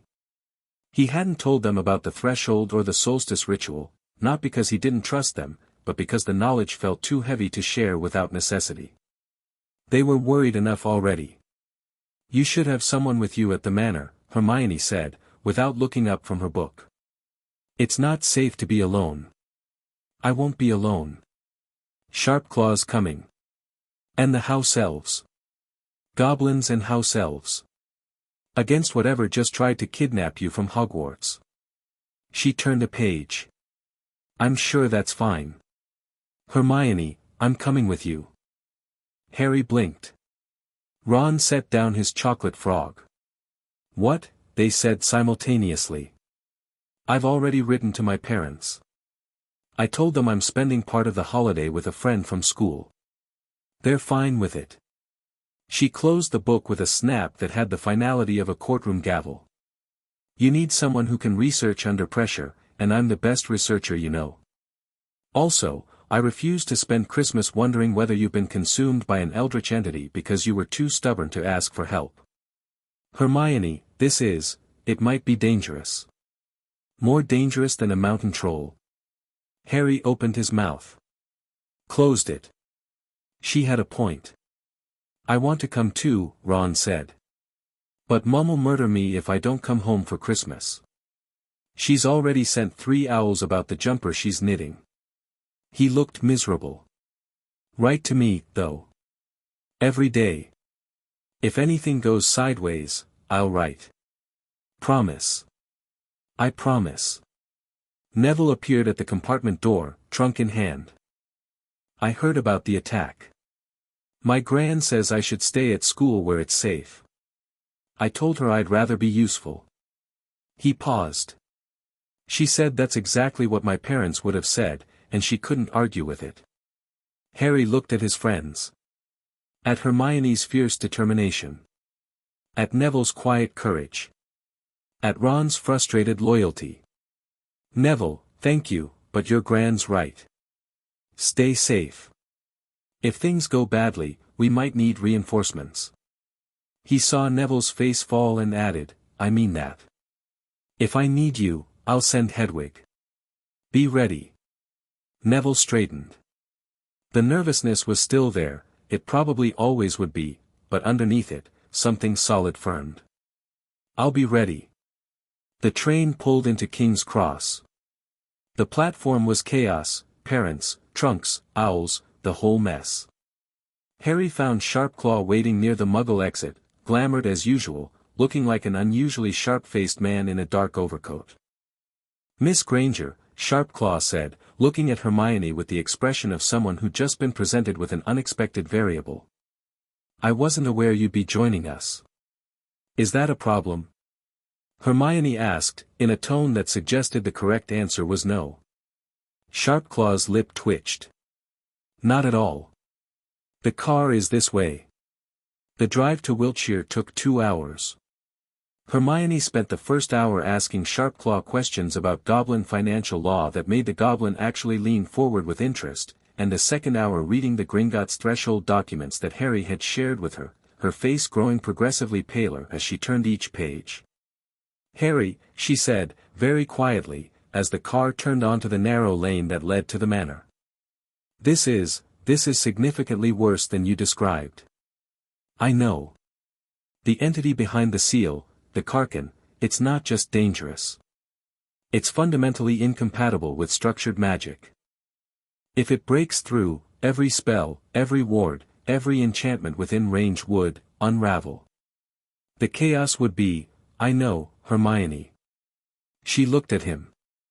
Her brown eyes were wide, but behind the fear, Harry could see the thing that defined her, the refusal to be paralyzed by what she didn't know, the absolute determination to understand even the things that terrified her. "Right," she said. "What's the plan?" "Solstice is tomorrow. Lucius Malfoy arrives at sunset to perform the blood ritual. Before that, I need to inspect the seal chamber, adjust the wards to allow Lucius through, and prepare for whatever happens." "What about the permanent seal? The Peveril method?" Harry was quiet for a moment. He hadn't told her about the cost, the loss of magic. He didn't tell her now. That's a last resort. For now, we buy time with the Malfoy ritual. The car passed through the outer wards. Harry felt them recognize him, a subtle relaxation in the air, like a guard dog recognizing its owner's scent, and then they were on the drive, the yew trees closing overhead, and the manor came into view. It looked wrong. The architecture was the same, stone walls, dark windows, the heavy magnificence of 9 centuries of accumulated power. But the proportions had shifted. The walls seemed to lean inward, as if the house were hunching its shoulders. The windows were darker than the fading afternoon warranted. And the chimney smoke, there should have been chimney smoke, the house elves kept fires in every occupied room, rose in a straight column that didn't bend, despite the December wind. "The smoke isn't moving," Hermione said. "I see it. Smoke moves. That's what smoke does. If it's not moving, something is holding it in place. Something is affecting the local physics." "Welcome to the threshold," Sharpclaw said. His voice was flat, his glamour pulled tight around him like armor. "The breach warps reality in its immediate vicinity. As the seal weakens, the warping extends further from the source." They got out of the car. The air was warm, too warm for December, too warm for Wiltshire, too warm for a house surrounded by frost-covered grounds. The grass nearest the manor walls was green, a vivid, unseasonal green that looked less like growth and more like fever. Dobby met them at the door. The elf was trembling, his pillowcase freshly pressed, his enormous eyes wet. "Master Harry, sir. Dobby is glad you is here. The house it is being very bad, sir. Very bad." He wrung his hands. "The lower corridors is hot. The walls is sweating. And the door that appeared, it is being opened now." Harry felt the blood drain from his face. "Open?" "Not all the way, sir. Open a crack. A small crack. But things is coming through the crack. Not things you can see, sir. Things you can feel." They entered the manor. The entrance hall was its usual imposing self, but the air inside was thick and charged, like the atmosphere before a thunderstorm that refused to break. The chandeliers swayed in their endless, draftless oscillation. The portraits were silent, not sleeping, but watchful, their painted eyes tracking Harry with an intensity that bordered on desperation. "Where is the rest of the staff?" Sharpclaw asked. "The other elves is in the kitchen, sir. They is refusing to leave the kitchen. They is saying the kitchen is the only room that feels safe." Dobby's ears flattened. "Dobby would also like to be in the kitchen, sir, but Dobby must serve Master Harry." "You don't have to come downstairs, Dobby." "Dobby must, sir. Dobby is brave." He said this with the absolute conviction of someone who was terrified and had decided it didn't matter. Harry descended. The wine cellar was tropical, the bottles were warm to the touch, the labels peeling from humidity. Below, in the sub-level corridor, the goblin wards on the sealed artifact chambers still held, their silver-blue light steady against the encroaching heat. But the corridor beyond them, the one that led to the door was open. A crack, as Dobby had said. An inch, maybe 2. And through that crack, something leaked. Not light. Not darkness. Presence. The same vast, patient awareness that Harry had felt on his first visit, but stronger now, closer, more focused. It pressed against his senses like a hand pressing against a window, testing the glass. His scar blazed. Harry gasped and pressed his palm to his forehead, riding the wave of pain and alien contact. Images flickered behind his eyes, not his, not human, impressions of depth and hunger and time, so much time, an eternity of patient waiting behind a barrier that was crumbling by degrees. And the whisper. Louder now. Not words, but the shape of words, the meaning without the language. "You came back. Good. Good. Come closer. Let me see you. Harry." Sharpclaw's voice was sharp, cutting through the fog. "Step back." Harry stepped back. The presence receded, not gone, just waiting, patient as ever. The scar pain faded to a throb. Sharpclaw had produced his measuring instruments, goblin devices that looked like a cross between a compass and an astrolabe, all crystal and bronze and hair-thin needles. He held them toward the cracked door and the needles spun, faster, until they blurred. "The breach has widened," he said. His voice was clinical, but Harry could see the tension in his shoulders, the way his clawed fingers gripped the instruments. "Significantly. Since your last visit, the degradation has accelerated. The measurements are," he paused. "Read them again. The seal will hold through the solstice. Barely. If the ritual is performed tomorrow, it should by several months. Perhaps longer, depending on the quality of the working. And if the ritual isn't performed?"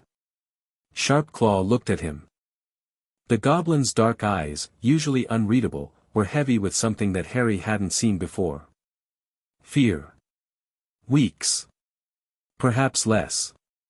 "The entity is not passively pushing against the seal anymore, Harry. It's actively working to break through. Something has changed." "Something fetid," Hermione said from behind them. She was standing at the entrance to the sub-level corridor, one hand on the wall, her face tight with concentration. The magical pulse from the Hogwarts stone defenses. When Quirrell tested the protections, the discharge would have traveled along ley lines. The threshold sits on a major ley line convergence. Any significant magical energy release in Britain would feed directly into the breach.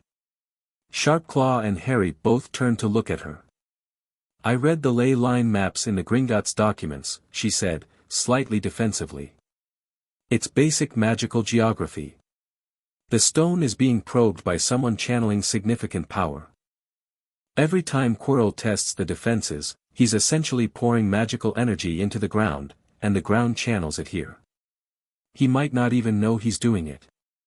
Or he might know exactly what he's doing," Harry said quietly.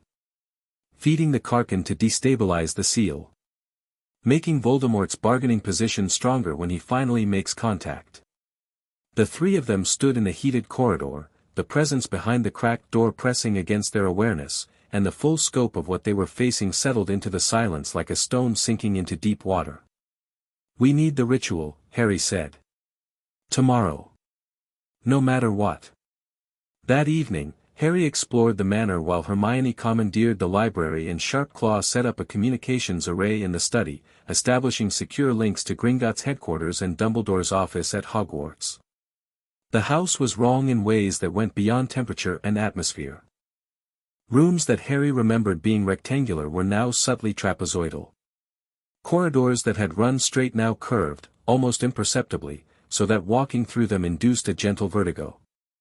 The library was larger than it had been in September. 3 new alcoves had appeared in the back wall, containing shelves of books that Harry was fairly certain hadn't existed before. The books were real.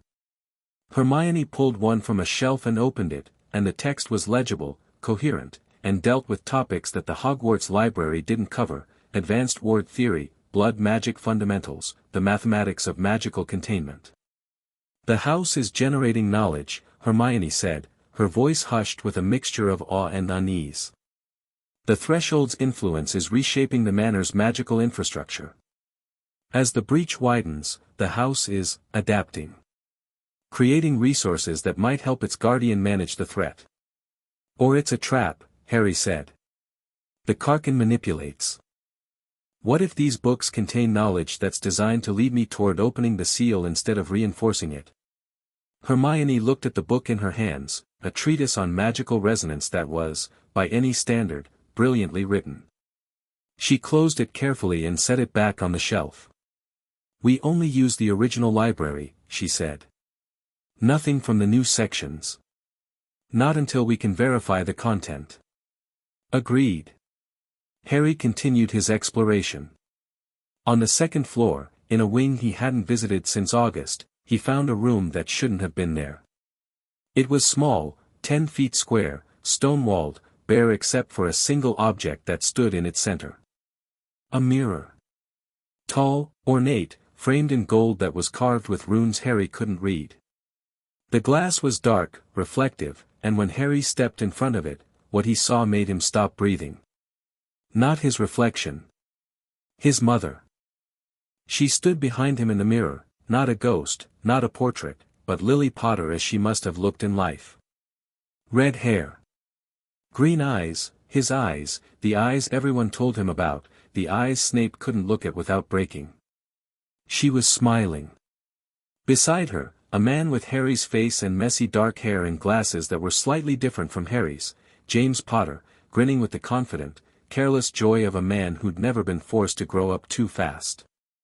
They stood behind him in the mirror, and behind them, other figures, grandparents, great-grandparents, an entire family tree stretching back into the mirror's depths. And at the very back, barely visible, a figure that was taller than the others, wearing robes that seemed to shimmer, with a face that Harry couldn't quite make out but that felt familiar in a way that made his bones ache. Ignotus Peverell. Harry stood in front of the mirror and felt his heart crack open. Not break, crack. The kind of fracture that lets light in. He'd seen photographs of his parents. He'd heard stories from Hagrid and half-stories from Snape and political assessments from Sharpclaw. But he'd never seen them like this, alive, present, looking at him with love so pure and uncomplicated that it cut through every layer of strategy and armor and careful control he'd built and found the child underneath. The child who'd slept in a cupboard. The child who'd been told his parents were worthless. The child who'd never had a birthday cake until Hagrid brought one, who'd never been hugged, who'd learned to stop wanting things because wanting hurt more than not having. That child looked at his parents in the mirror and wanted to step into the glass and never come back. Harry stood there for a long time. He didn't know how long, minutes, maybe. Maybe more. The mirror showed him what he wanted most in the world, and what he wanted most in the world was something he could never have. Then the image shifted. The mirror rippled, as if the surface were water disturbed by a dropped stone. His parents faded, not gone, but dimmed, pushed to the background. In their place, a new image formed. Harry, older.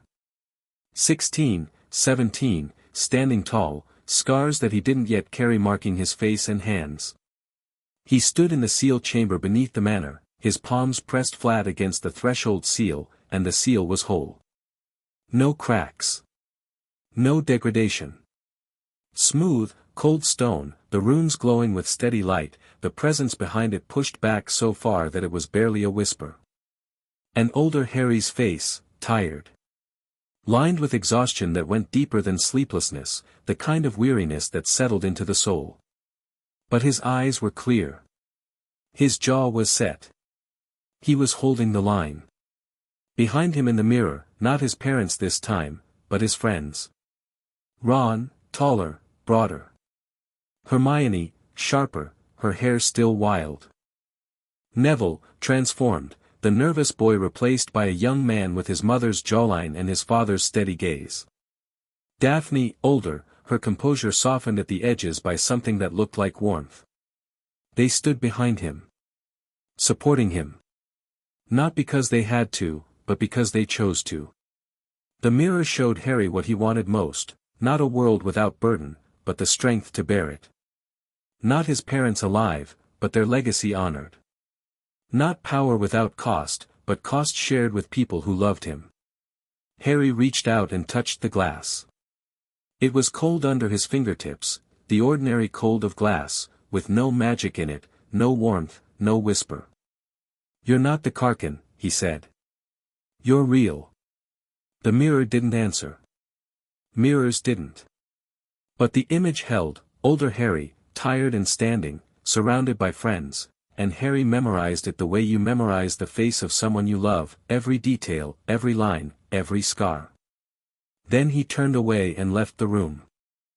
Hermione was in the library, surrounded by stacks of books and parchment, writing furiously.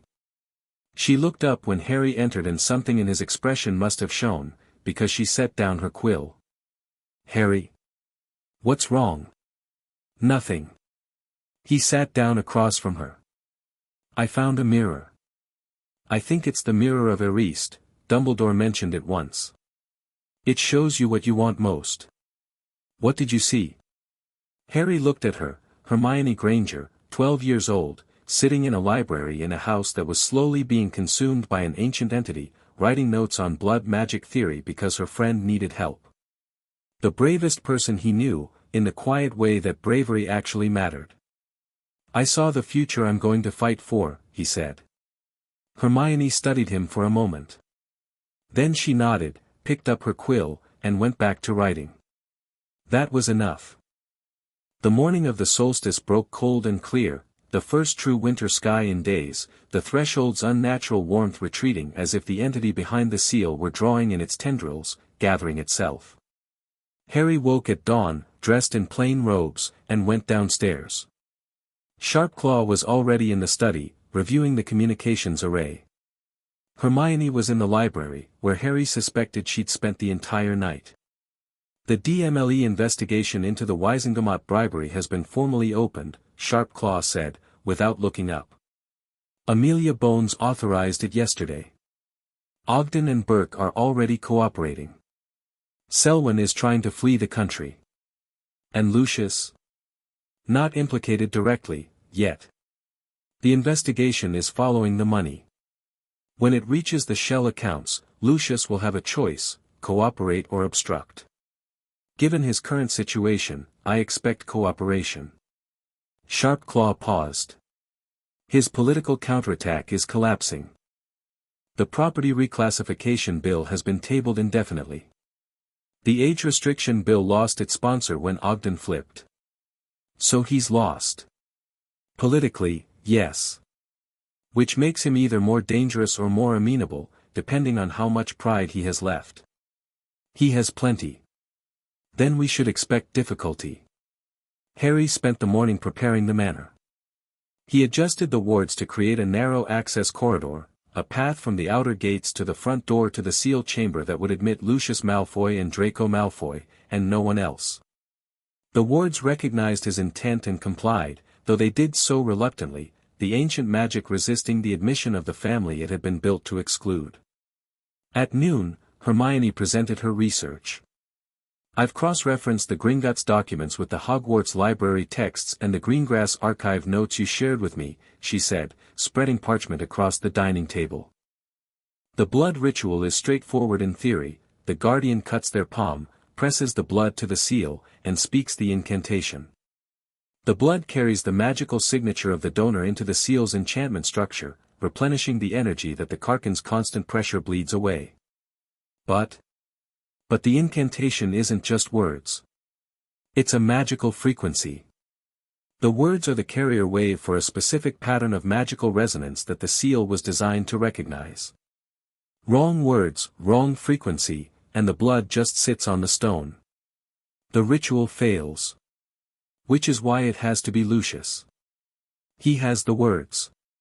He has the words because his father put them directly into his mind through legilimency. It's not like memorizing a spell, it's a deeply imprinted magical pattern. Father to son, mind to mind, for 900 years.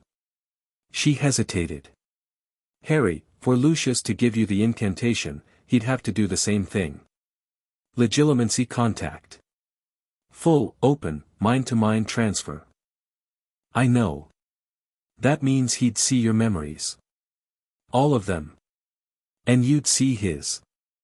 I know. Hermione looked at him with an expression that was equal parts sympathy and alarm. Harry, this man hates you. Letting him into your mind, I don't have a choice. The ritual needs to happen, and it needs to keep happening after tonight. Lucius can't come here every month. Someone has to learn the words, and the only way to learn them is the legilimency transfer. There has to be another, there isn't. Hermione, I've spent 3 weeks looking for another way. This is it. The Malfoy blood ritual, passed mind to mind, maintained by whoever owns the seal. He paused. Unless we go with the Peveril method, which costs me everything. She went quiet. He hadn't told her the full details of the permanent seal, the loss of magic, but Hermione was brilliant enough to read between the lines. He could see her working through the implications, her face tightening as each piece fell into place. The Peveril method is a last resort, she said firmly. We do the Malfoy ritual. We buy time. And then we find a better solution. Agreed. And if Lucius refuses to share the incantation? Then I'll have to convince him. Face to face. In the seal chamber. With the Karkan pressing against the door. Hermione opened her mouth, closed it, and shook her head. You know, when I decided to be your friend, I didn't realize it would involve quite this much existential dread. I'll put a warning label on the friendship application. She almost smiled. They came at sunset.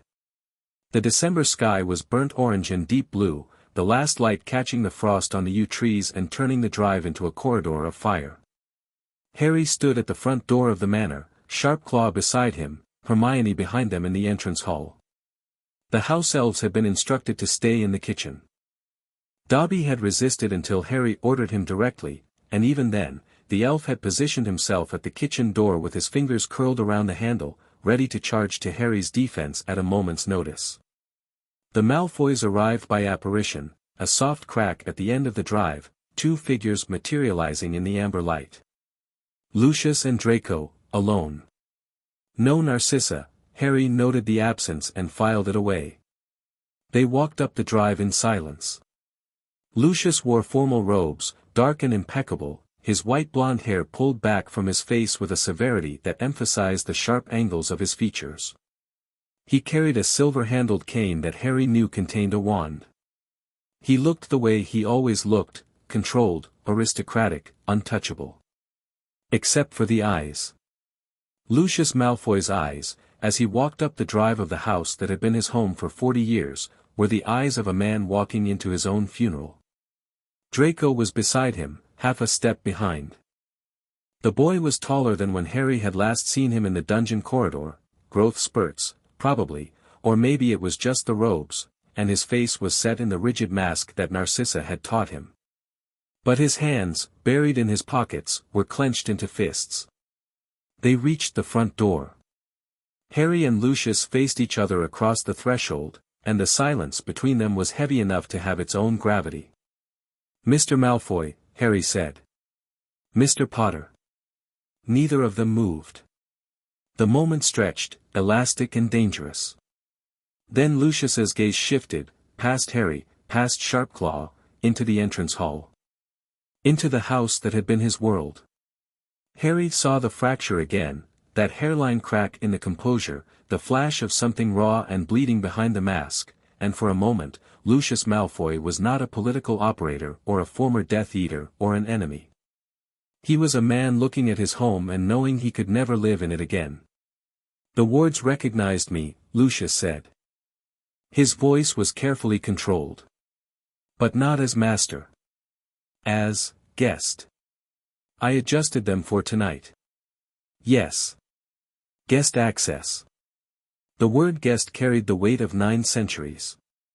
"How generous." "Father," Draco said quietly.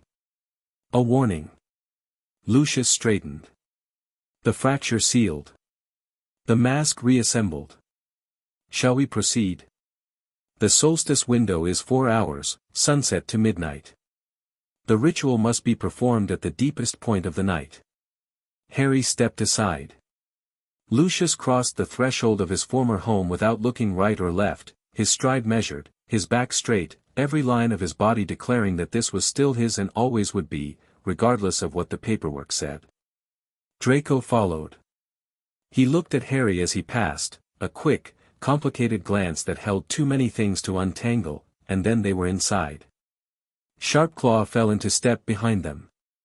Hermione hung back, her wand in her hand, her expression wary. The procession moved through the entrance hall, past the portraits that stirred and whispered at the sight of the Malfoy patriarch walking through his own halls as a visitor. Down the stairs to the wine cellar. Down again to the sublevel. The temperature rose with each flight, the air thickening, the hum growing louder. Draco's mask slipped. Harry saw it, the boy's eyes widening as the heat and the presence pressed against his senses, the slight tremor in his step. Draco had been to the upper cellars as a child. He'd felt the hum from a distance. He'd never been this deep. They reached the corridor with the cracked door. Lucius stopped. The door was still open, the narrow crack that Harry had seen the day before. Through it, the amber light pulsed in slow, steady rhythm. The presence behind the door pressed outward, testing, probing, recognizing the newcomers with an attention that was vast and hungry and patient. "The door was not open in September," Lucius said. His voice was flat. "It opened 3 days ago. The breach is widening faster than I projected." Lucius's hand tightened on his cane. For a moment, his mask flickered, and Harry saw something underneath that he hadn't expected, not fear. Grief. The deep, wrenching grief of a man watching something he'd devoted his life to falling apart. "I told you. I told you that you didn't understand what you were taking." "You're right," Harry said. "I didn't. I understand now." Lucius looked at him sharply. Searching for sarcasm, for mockery, for the smug satisfaction of an enemy admitting ignorance. He found none of those things. "I need the incantation," Harry said. "After tonight. For the months between solstices. The degradation is too fast for annual maintenance. You want me to give you 900 years of Malfoy knowledge. I want you to give me the tools to keep the seal alive.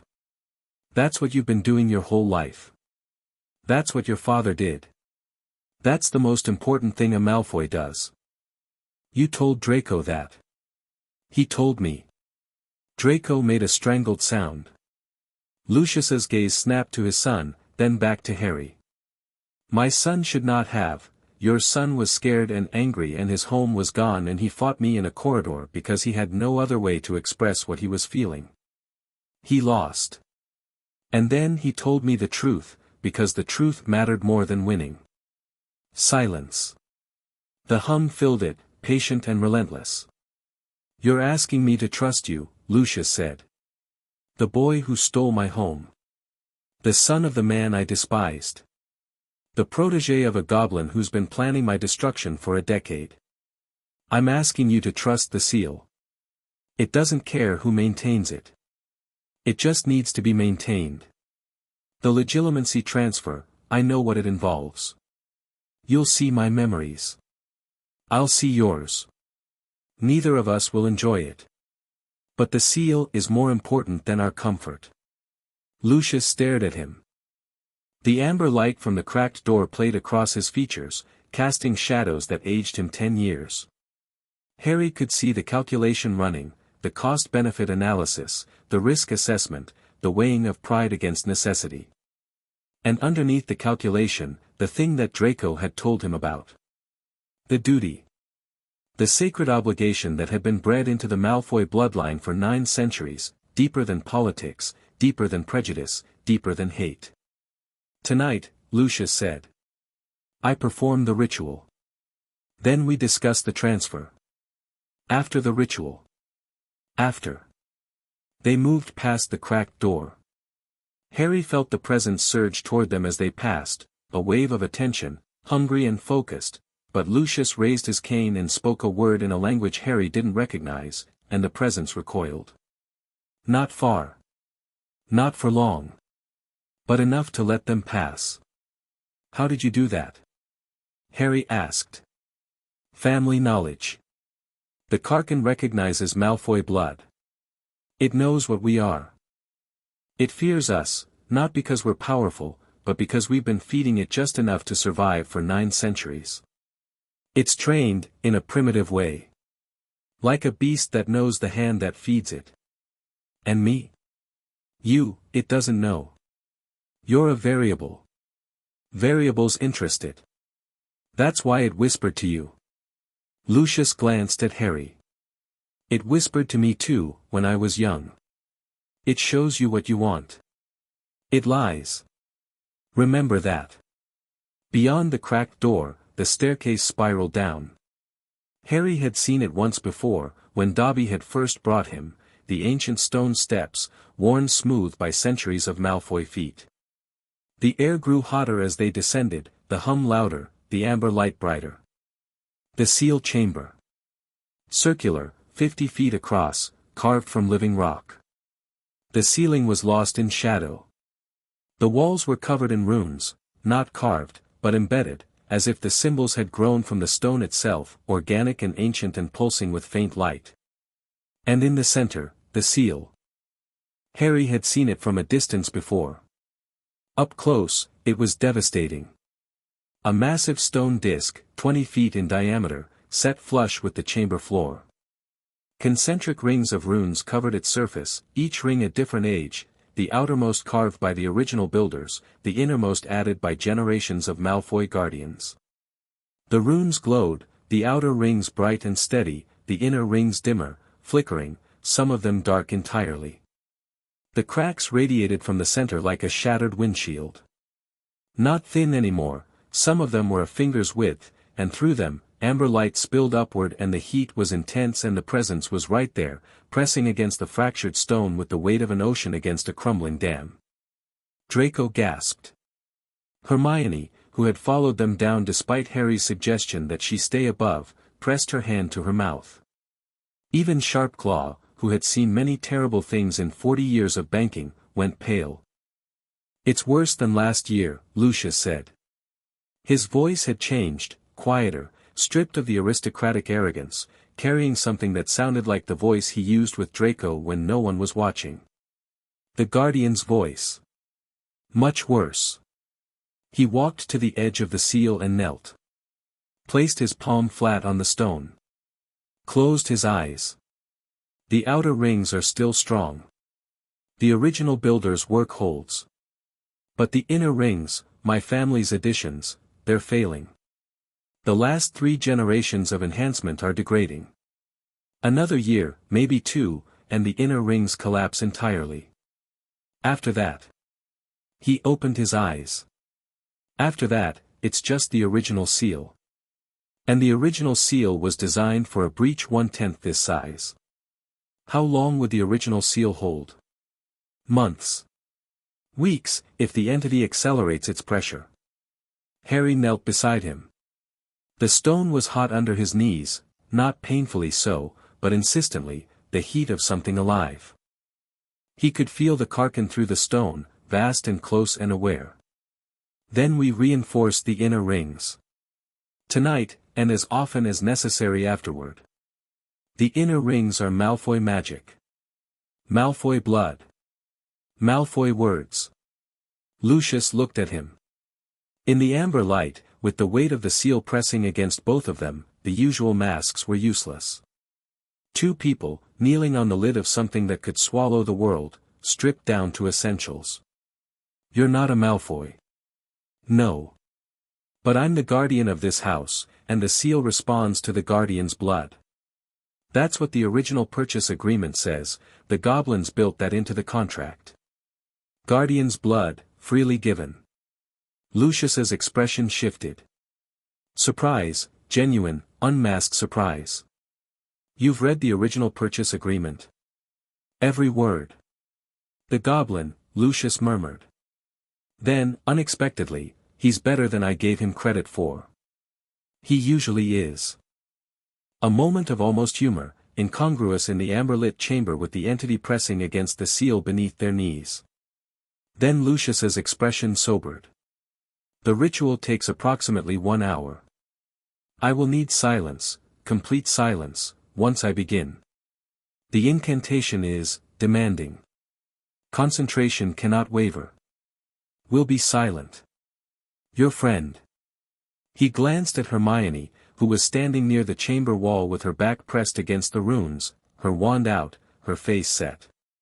She should leave. She stays. Potter, she stays. She's here because I trust her, and right now I need people I trust nearby. Lucius looked at him for a long, measured moment.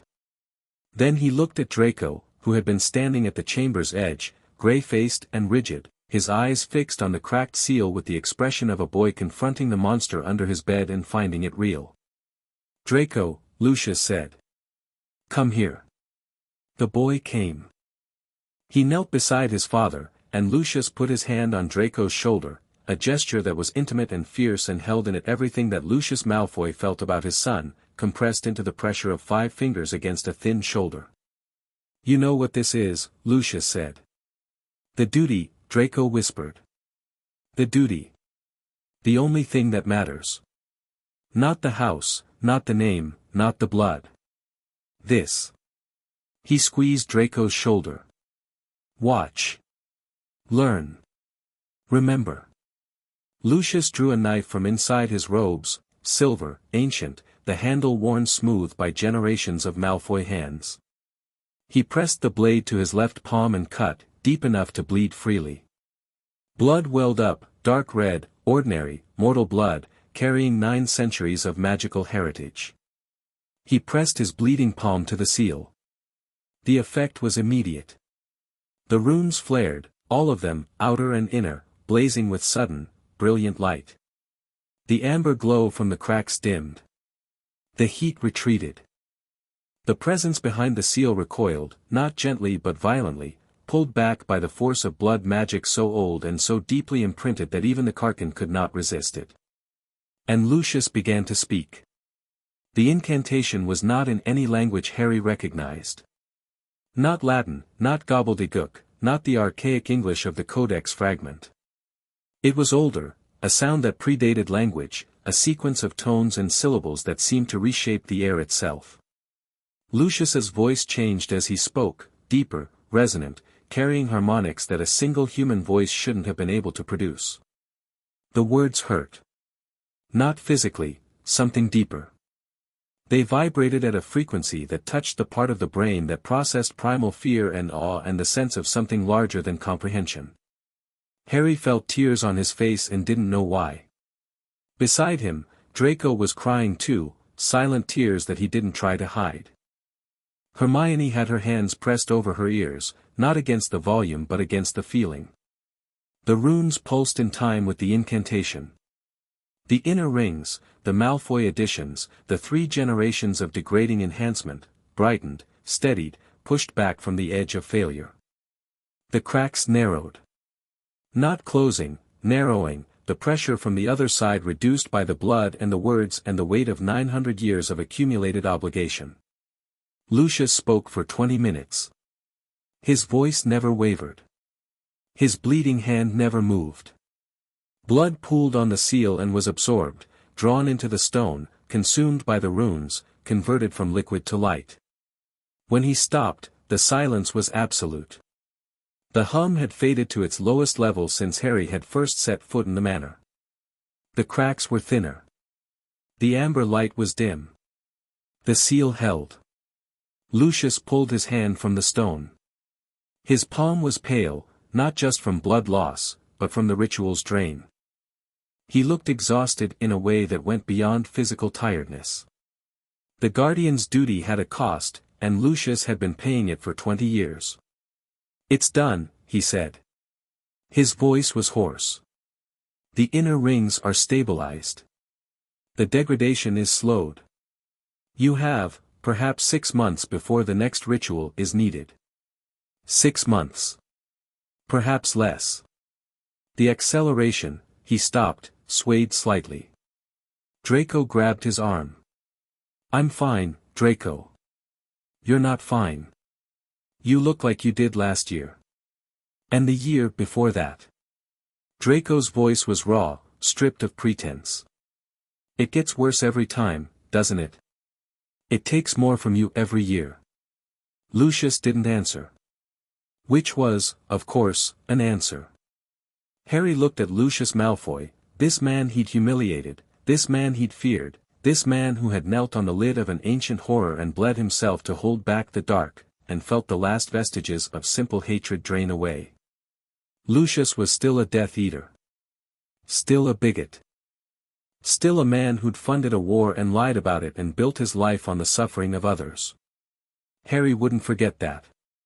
Couldn't forget it. But Lucius was also this, a guardian. A man who'd walked into the dark every year for 2 decades and given his blood to keep the world alive. Not for glory, not for recognition, no one outside the Malfoy family even knew about the ritual. He'd done it because it was the duty. Because someone had to. Because the alternative was unthinkable. The 2 truths existed simultaneously, and Harry was learning that the world was big enough to hold them both. "The transfer," Harry said. "The incantation. Will you share it?" Lucius looked at him. The mask was gone, there was nothing left to hold it up. In its absence, Lucius Malfoy's face was older, thinner, and far more human than Harry had ever seen it. "You understand what the legitimacy transfer involves. I see your memories. You see mine. Complete openness. Complete vulnerability. For both of us. For both of us." Lucius's gaze moved to Draco. The boy looked back at his father, and something passed between them, a communication that didn't need words, the silent language of a family that had shared a secret for generations. "Draco should participate," Lucius said. "The incantation passes from Malfoy to Malfoy. But if you're to carry it too, my son should be part of the circle. 3 points of contact. 3 bloodlines, Malfoy, Potter, and whatever the Peverils left in your veins." 3 points, Harry echoed. He looked at Draco. "Are you willing?" Draco's jaw tightened. He looked at Harry, then at his father, then at the seal beneath their feet, and Harry watched him make a decision that was bigger than politics, bigger than grudges, bigger than the petty warfare of schoolboys. "I'm willing," Draco said. They arranged themselves in a triangle around the seal's center point, the point where the cracks were widest, where the amber light was brightest, where the Karkan's presence was strongest. Sharpclaw withdrew to the edge of the chamber. Hermione stood beside him, her wand ready, her face tight with the effort of being present for something she couldn't help with. Lucius explained the process. His voice was clinical, detached, the voice of a teacher, which is what he was, in this moment, regardless of everything else. Legilimency at this depth is not like a surface scan. It's not reading thoughts or detecting lies. It's a merger, two minds occupying the same space, sharing the same perceptions. The incantation exists in my mind as a pattern, not as words. When our minds connect, you'll perceive the pattern directly. You'll know it the way I know it, not as something you've learned, but as something you are. The side effect is that you'll see everything else, Harry said. And you'll see mine. Lucius's expression was unreadable. I have done things that I am not proud of, Potter. You will see some of them. And I've lived through things I wouldn't wish on anyone. You'll see those too. A moment of unexpected symmetry. Two people who had every reason to despise each other, preparing to open the most private parts of themselves to each other's gaze. Not because they wanted to. Because the world required it. Lucius drew his wand. Draco drew his, a borrowed wand, not the wand he'd use at school, but one that answered to him. Harry drew the holly and phoenix feather. On 3, Lucius said. Lower your occlumency barriers, all of them. If you hold back, the transfer fails. I don't have occlumency barriers. I'm 11. Then this will be easier for you and considerably harder for me. A ghost of something that might have been humor. Ready? Ready. Lucius's wand came up. Legilimens. The world dissolved. Harry fell into Lucius Malfoy's mind the way a stone falls into water, through the surface and into the depths, fast and helpless, the boundaries between self and other dissolving like sugar in rain. He saw everything. He saw a boy, blond, thin, 8 years old, standing in this same chamber, holding his father's hand, feeling the hum for the first time. The boy was terrified. His father, Abraxas Malfoy, silver-haired, stern, knelt beside him and said, "This is what we are, Lucius. This is what we do. Everything else is ornament. This is the truth." He saw a young man, 17, sharp-faced, burning with ambition, sitting in a Slytherin common room, listening to a charismatic older student talk about blood purity and power and the reshaping of the wizarding world. The older student's name was Tom, and his eyes were dark and magnetic and promised everything. Young Lucius leaned forward, captivated. He saw a wedding.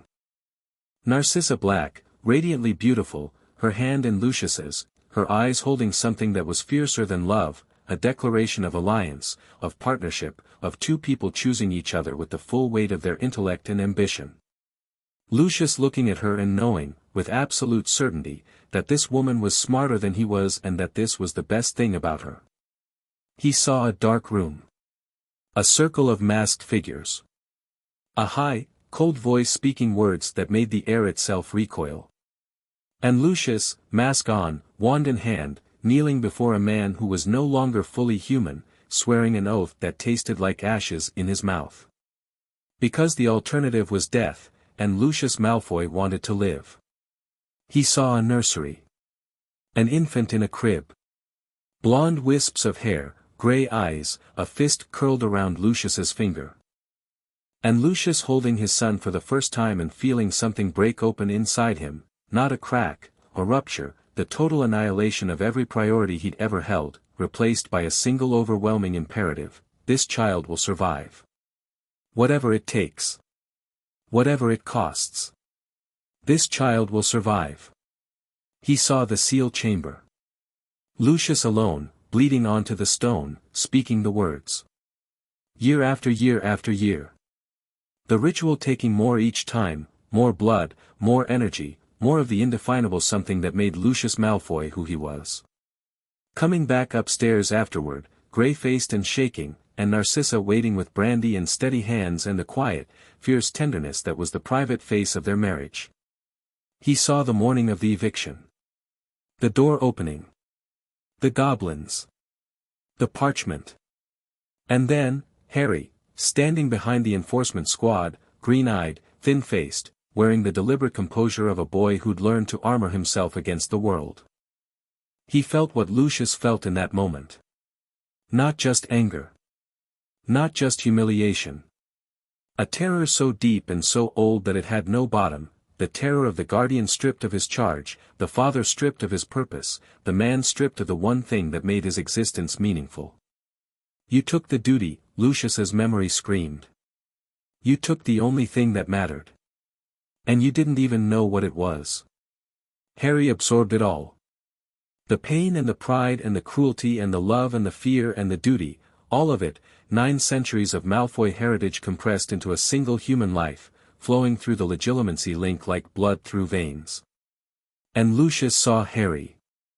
Harry felt the invasion, not painful, but intimate, the deepest kind of exposure. Lucius's consciousness moving through Harry's memories the way light moves through glass, illuminating everything. The cupboard. The darkness, the cramped space, the smell of boot polish and mouse droppings.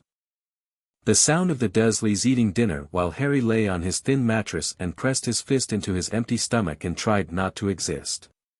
Vernon's face, red and furious, looming over him. Petunia's thin-lipped disgust. Dudley's fists. The systematic, relentless demolition of a child's sense of worth, day after day, year after year, until the child stopped believing he deserved better. Sharpclaw's face. The first person who'd ever looked at Harry and seen not a burden, not a symbol, not a freak, but potential. The Goblin's sharp smile. The education. The plan. The eviction. Standing on the doorstep of the manor, heart hammering, hands shaking in his pockets, looking into Lucius Malfoy's face and saying I believe you owe me money, and feeling, underneath the strategy in the anger, the wild, terrified exhilaration of a boy who'd been powerless his entire life doing something powerful for the first time. The manor. The rooms, the silence, the enormous emptiness of a house too big for one child. Sitting alone at a dining table that could seat 30, eating dinner prepared by 9 house elves, listening to the hum beneath the floor and wondering if he'd made a terrible mistake. The seal chamber. The door. The whisper. Open the door. The Carcan reaching through the cracks and touching something inside Harry, the fragment of Voldemort's soul behind the scar, and recoiling because it recognized the taste of the thing that had tried to master it and failed. The mirror of Eriste. His parents. His mother's face. Lucius saw Lily Potter's face through Harry's memory, and Harry felt the man's reaction through the link, a complicated, layered thing, not simple and not clean. Recognition. Something that might have been shame. The knowledge that the woman in the mirror was dead because of a war that Lucius had helped to fund, fought for, believed in. The knowledge that her son had grown up in a cupboard because of choices Lucius had made. And then, the deepest memory, the one Harry kept locked away, the solstice. Standing alone in the seal chamber, pressing his raw magic into the cracks, feeling the entity recoil, feeling the seal respond to his blood, Potter blood, Peveril blood, and holding on with nothing but stubbornness and the refusal to break. I'm not going anywhere, the memory Harry had said. Lucius felt it all. Harry felt him feel it. And in the shared space of the legitimacy link, something shifted. Not forgiveness. Not friendship. Not the erasure of everything that had come before. But understanding, the deep, bone-level understanding of two people who had seen each other's wounds and recognized, in the other's pain, a mirror of their own. Lucius had built his identity on duty and had it torn away. Harry had been stripped of identity entirely and was building one from scratch. Both of them were trying, in their own flawed, human ways, to hold the line. The incantation came through last, rising from the depths of Lucius's mind like a melody surfacing from deep water. Not words. A pattern. A frequency. A shape that existed in the space between sound and silence, between thought and feeling. Harry received it the way a lock receives a key, perfectly, completely, the fit so precise that it felt less like learning and more like remembering. The pattern settled into his mind and took root. He would carry it until he died. The link broke. Harry gasped, staggered, caught himself on his hands. Lucius was on his knees, panting, his face gray.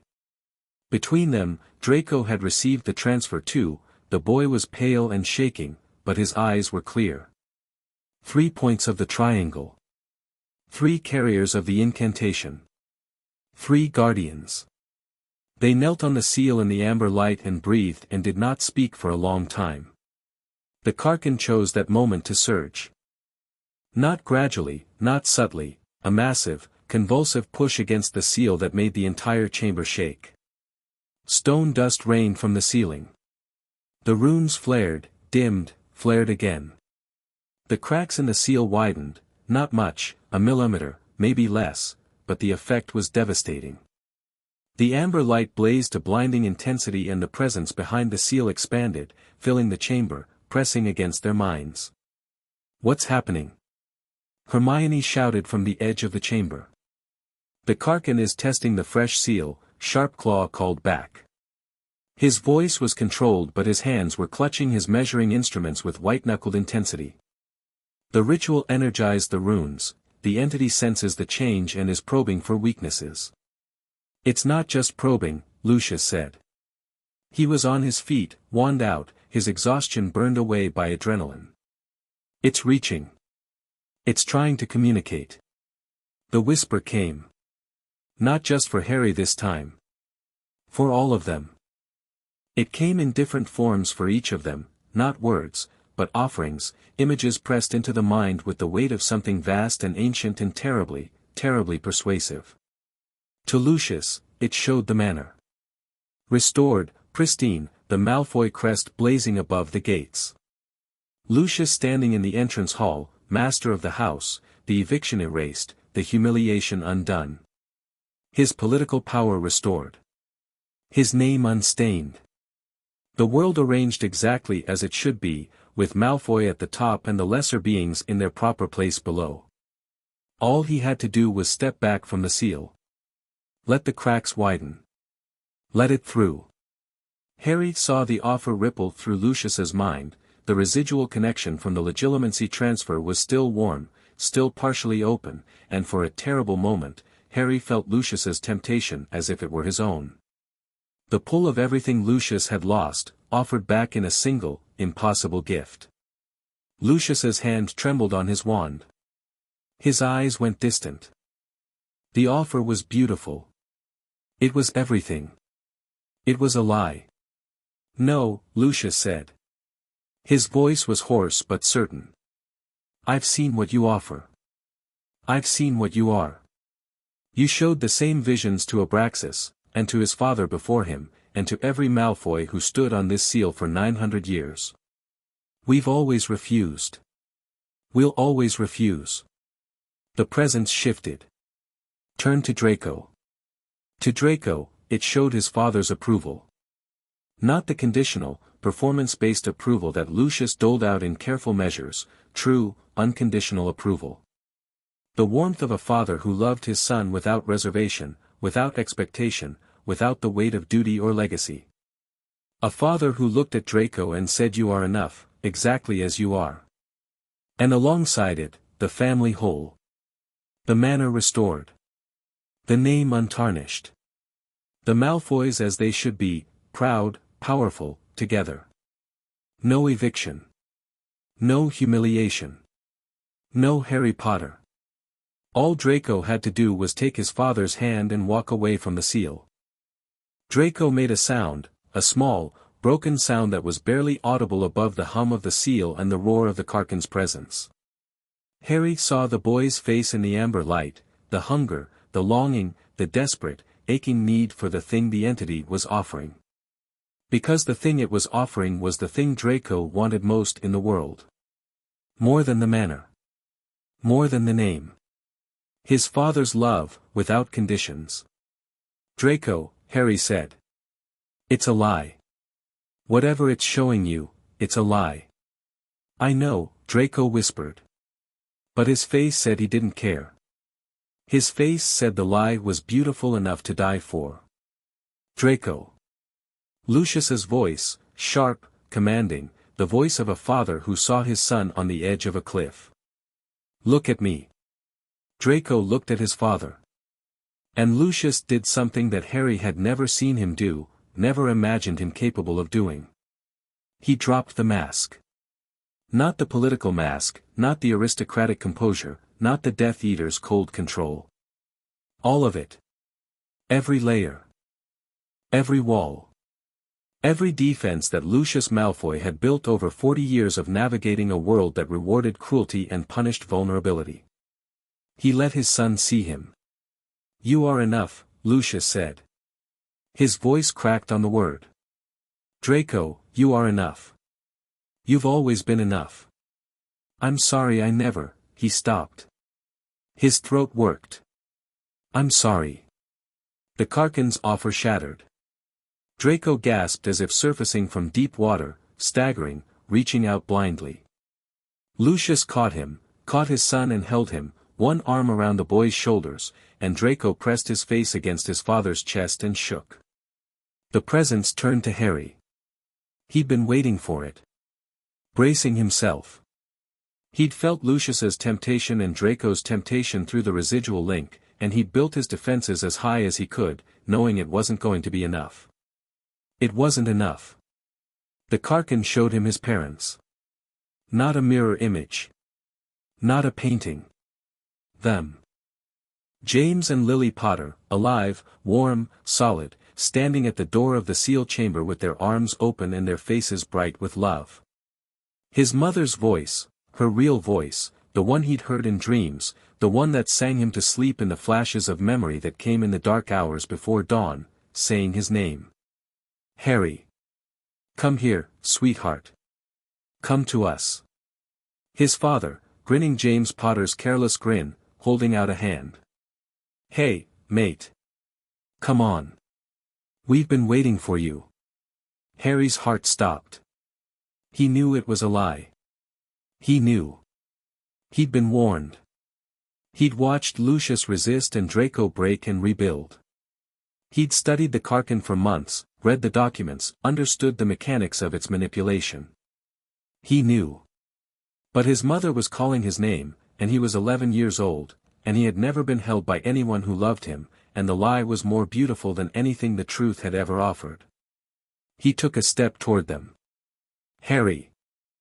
Hermione's voice, from the edge of the chamber, cutting through the illusion like a blade. "It's not real. Harry, please." He heard her. But his mother's voice was louder. His mother's arms were open. His mother's eyes, his eyes, were full of tears and love and the promise that everything would be all right, that he would never be alone again, that the cupboard and the hunger and the loneliness were over, forever over. He took another step. The seal pulsed beneath his feet. The cracks widened. The amber light blazed. And then the memory came. Not from the Karkin. From inside him, from the legitimacy transfer, from the pattern that Lucius had placed in his mind, from the 9 centuries of accumulated guardian knowledge that now lived alongside his own memories. The memory of Abraxas Malfoy, standing on this same seal, facing this same temptation, seeing his dead wife in the amber light and hearing her call his name. And Abraxas, with tears running down his face, saying, "You're not her. She would never ask me to stop protecting the world. She would never ask me to stop." Harry looked at the vision of his mother. At her open arms. At her tears. At the love in her eyes that was so perfect, so complete, that it could only be a lie, because real love wasn't perfect. Real love was messy and painful and full of sacrifice and hard choices. Real love was Lucius dropping his mask. Real love was Hermione coming to a house full of monsters because her friend needed help. Real love was Ron being frustrated at home because he couldn't be here. Real love was a mother dying for her son. Not calling him toward the dark, shielding him from it. "My mother wouldn't ask me to stop," Harry said. His voice was steady. His eyes were not. "She died to protect me. She wouldn't undo that. Not for anything." The vision shattered. His parents dissolved into amber light and the Karkin's presence slammed against his mind, not seduction now, but fury, the raw, howling rage of something denied, and Harry planted his feet on the seal and poured everything he had into it. Not just magic. Intention. Will. The absolute, immovable certainty that this seal would hold because he was standing on it and he would not move. Beside him, Lucius did the same. And Draco, who was still shaking, still wet-faced, still pressed against his father's side, reached down and put his hand on the seal and pushed his magic into it too. 3 guardians. 3 bloodlines. 3 points of the triangle. The seal flared.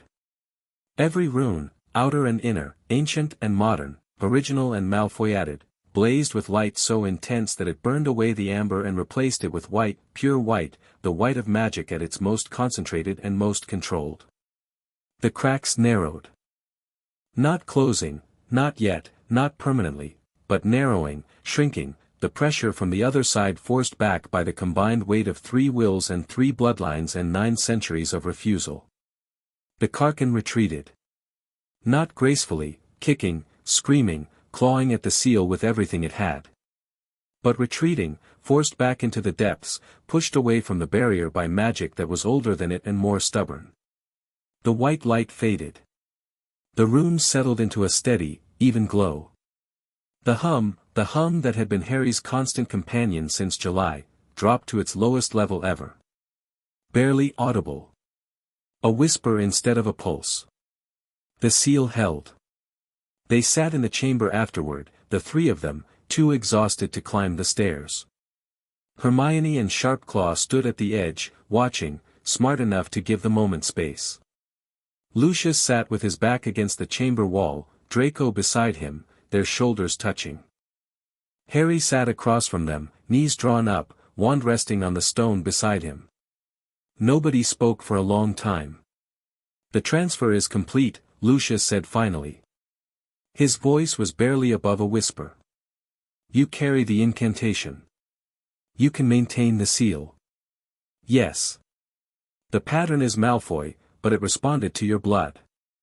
Potter blood. Peveril blood. Lucius looked at him with eyes that held no hostility, no contempt, just exhaustion, and underneath the exhaustion, a reluctant respect that looked like it hurt. The seal recognizes you. More than it recognizes me, I think. It's attuned to your bloodline. Because of Ignotus. Probably. The Peverils built the first seals. Their magic is the foundation. When you pushed back the entity, I felt the seal respond to you differently than it responds to me. Faster. Stronger. Lucius paused. You could be a better guardian than any Malfoy. If you survive long enough to learn. That's the most optimistic thing you've ever said to me. Don't get accustomed to it. Something that wasn't quite a smile passed between them. Not friendship. Not absolution. The tentative, fragile recognition of 2 people who'd been through something together that no one else would ever fully understand. Draco spoke for the first time since the entity's assault. What it showed me. The thing about, he stopped. Swallowed. Does it know what I want, or does it create what I want? Both, I think, Harry said. It reads you. Finds the deepest desire. Then it builds a version of it that requires you to give up the seal. So the thing it showed me was real. The wanting. He looked at his father. The thing I wanted was real. Lucius closed his eyes. Yes, Draco. The wanting was real. Then why did I have to hear it from a monster before I heard it from you? The silence that followed was devastating. Lucius's composure, the remnants of it, the fragments he'd been rebuilding since the masks came down, crumbled. Not dramatically. Quietly. The way old walls crumble when the foundation finally gives. Because I was afraid, Lucius said. Because I was taught that vulnerability is weakness, and weakness is death, and I would rather die than show my son that I am afraid. That's stupid, Draco said. Yes. A breath that sounded like it came from somewhere very deep. It is. They sat together. Harry watched them and felt like an intruder, but he didn't leave, because leaving would have broken something delicate that was forming in the space between father and son. After a while, Lucius stood. He looked around the chamber, the glowing runes, the reinforced seal, the evidence of what they'd accomplished, and something settled in his expression. Not peace. Resolution. I will drop the Wisengamot challenges, he said. The property bills. The legal actions. All of it. Harry looked at him. Why? Because I stood on that seal tonight and bled for it, and you stood beside me and bled with me, and the seal doesn't care about our politics. He paused. And because my son told me I'm stupid, and he's right. Father, you're right, Draco. Accept the compliment. Lucius turned to Harry. Extended his hand. The gesture was formal, precise, a pure-blood's handshake, weighted with generations of protocol. But the eyes above the extended hand were tired and honest and new. Harry shook it. This doesn't make us allies, Lucius said. No. It doesn't make us friends. Definitely not. But it makes us. He searched for the word. Co-guardians. Of the most dangerous thing in Britain. I can live with that. They climbed the stairs together, all 5 of them, emerging from the seal chamber into the sublevel corridor, then the wine cellar, then the entrance hall. The manor was different. The walls had straightened. The temperature had dropped to normal December levels. The portraits were murmuring in their frames, not with anxiety but with something that sounded like relief. The house knew. The seal was stronger. The guardian had proven himself. At the front door, Lucius paused. He looked at the entrance hall, the marble floors, the iron chandeliers, the staircase, and his expression did the complicated thing again, the fracture and the ceiling, the 900-year wound that would never fully heal. Take care of the house, he said. It was the most vulnerable thing he'd ever said to Harry, and both of them knew it. I will. Lucius and Draco walked into the December night. At the end of the drive, they apparat.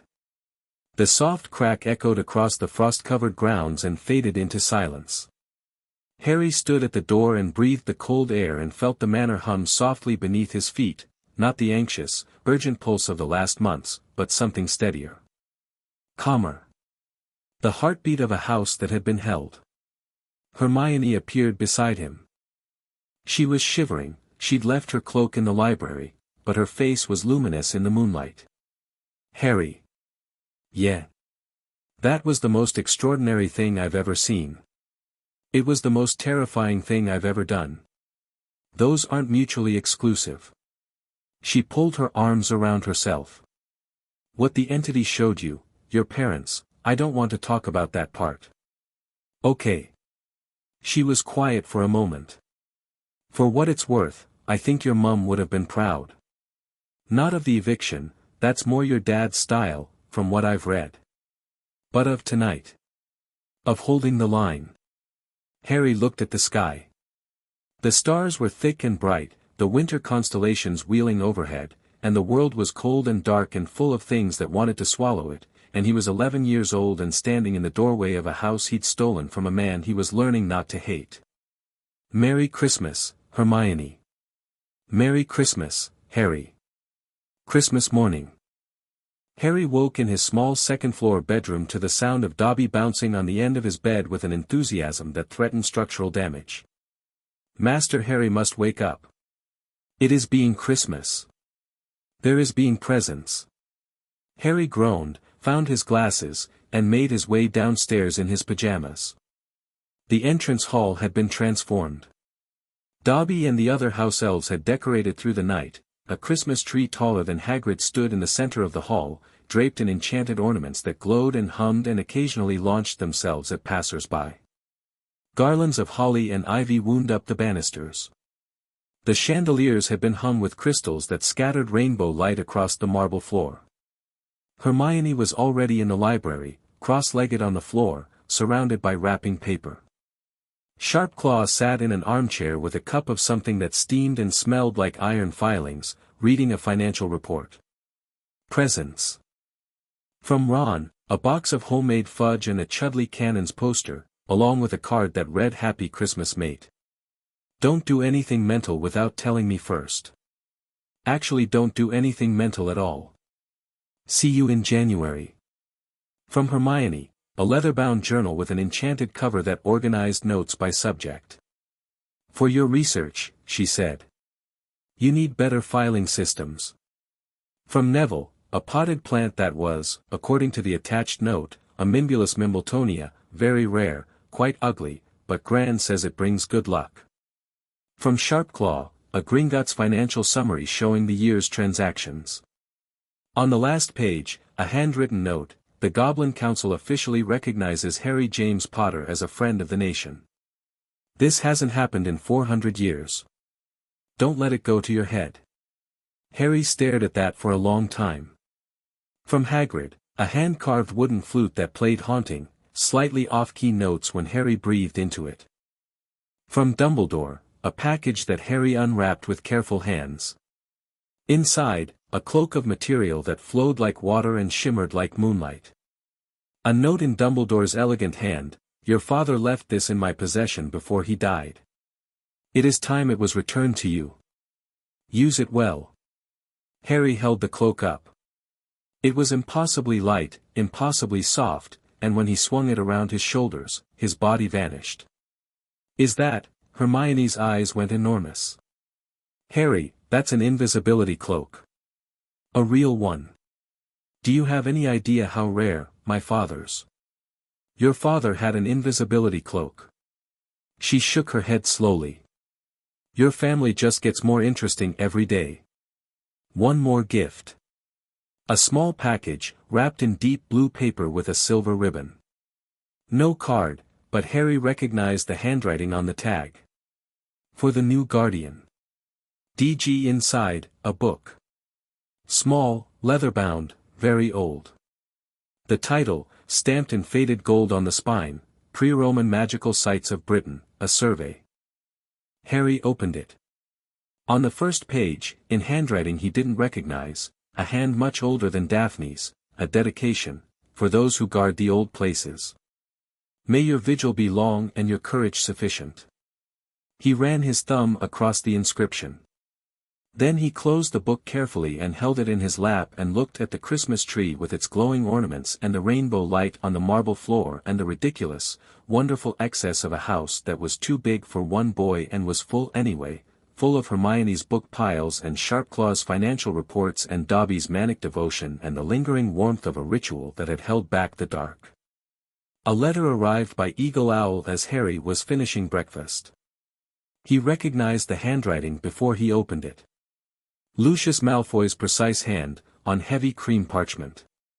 Potter, you felt it, didn't you? The seal's response to your blood. It recognized you, not as a Malfoy, but as something older. Something the seal was built for. I have spent 20 years maintaining that seal through sheer stubbornness and the residue of a 900-year-old obligation.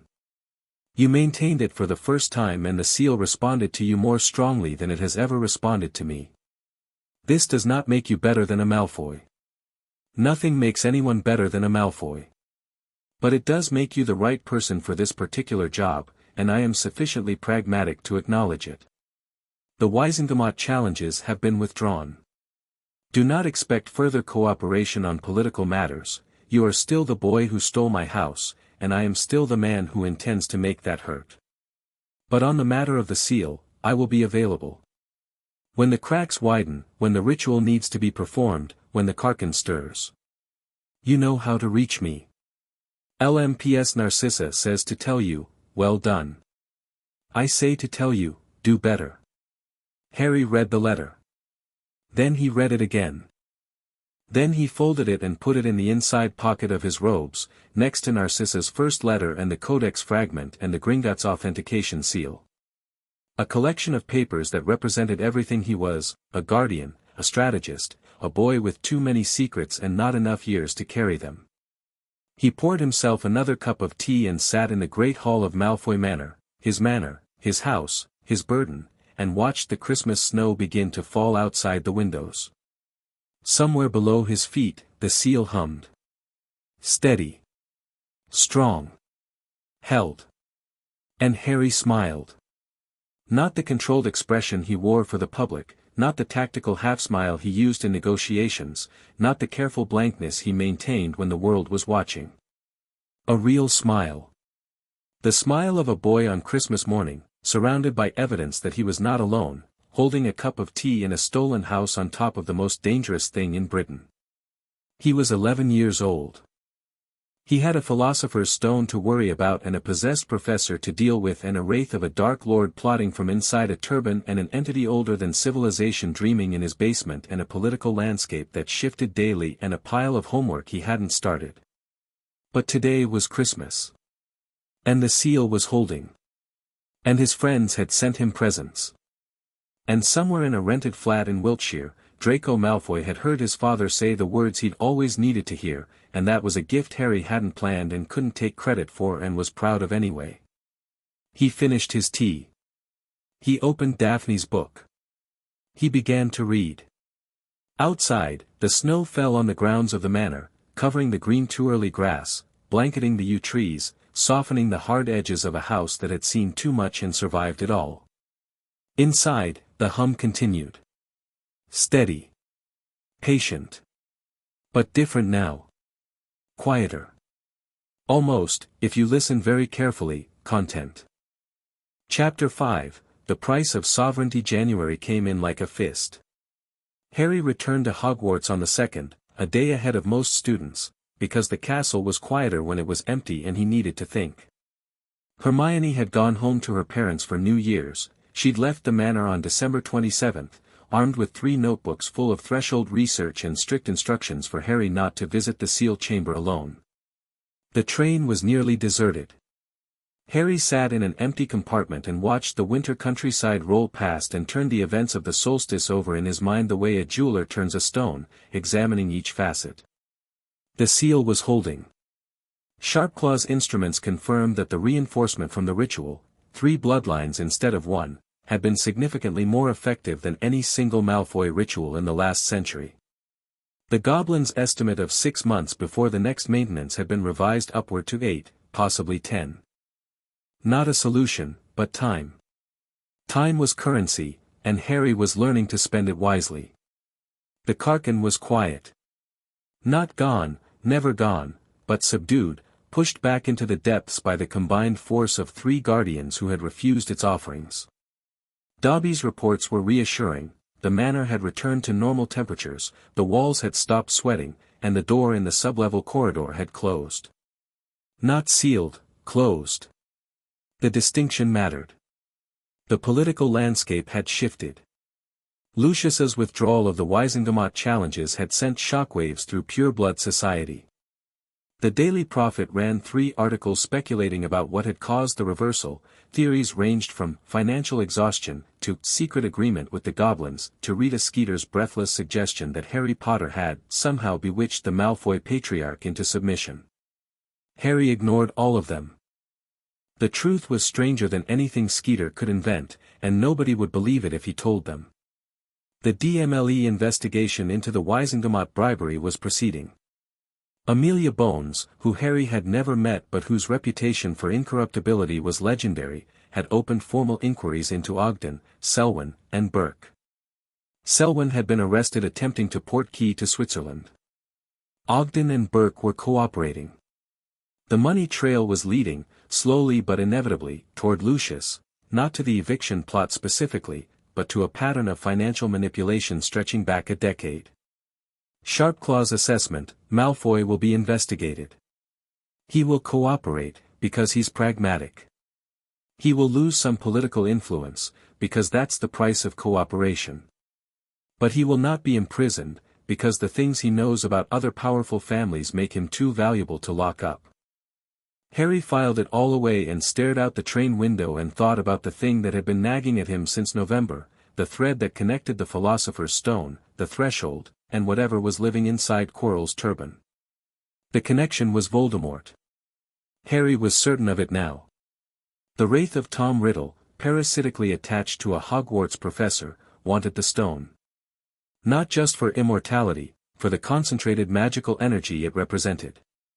Energy that could be used to feed the Karkin, to reopen the communication that Voldemort had established during his first rise, to bargain with an entity that existed outside the normal rules of magic. If Voldemort got the stone and brought it to the threshold, one of two things would happen. Either he'd use the stone's energy to resurrect himself fully, feeding the Karkin in exchange for power, the same bargain he tried and failed to complete before his fall. Or he'd use the stone to blow the seal wide open, releasing the Karkin entirely, and ride the wave of chaos that followed. Neither option was acceptable.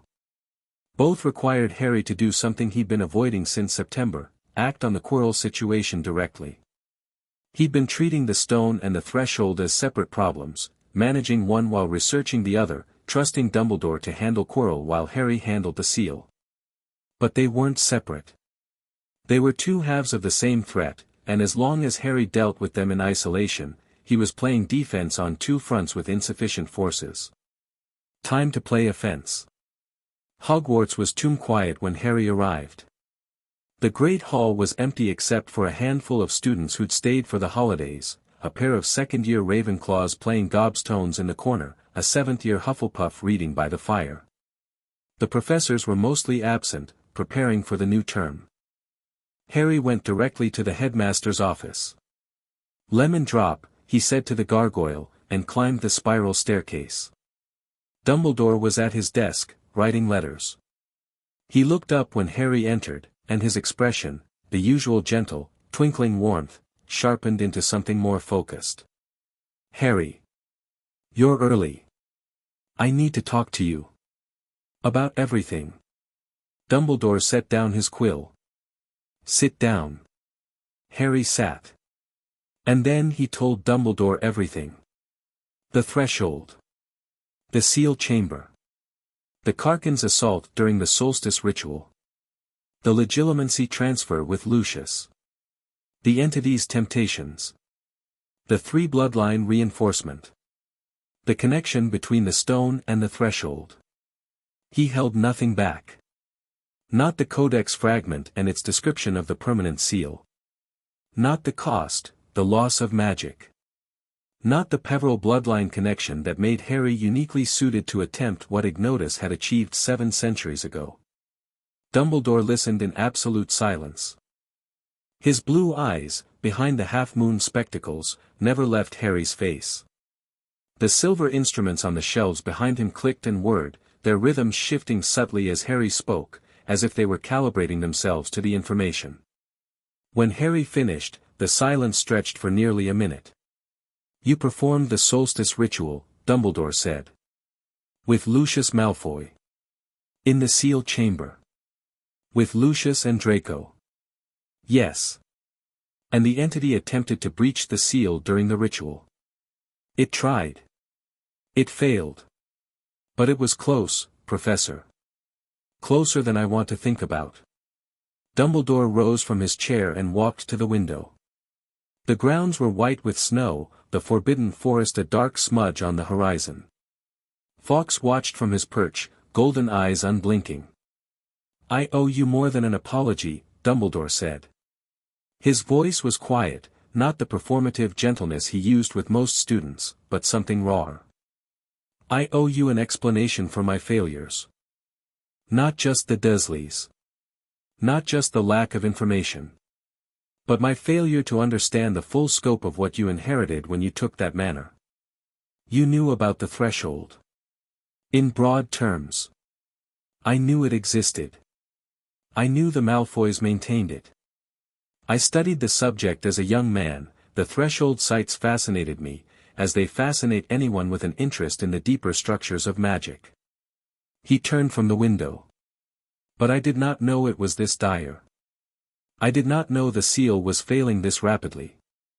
And I did not know, I did not even suspect, that Tom Riddle's interest in the stone was connected to the threshold.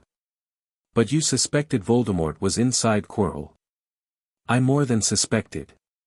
I was nearly certain." Dumbledore's expression was grave. "I've been monitoring Quirrell since September. His behavior, his magic, the subtle wrongness that you yourself noticed. I set the stone's protections as both a safeguard and a trap, a way to draw Tom out, to force him to act, so that I could confront him on my terms. A trap. Yes. Using the stone as bait.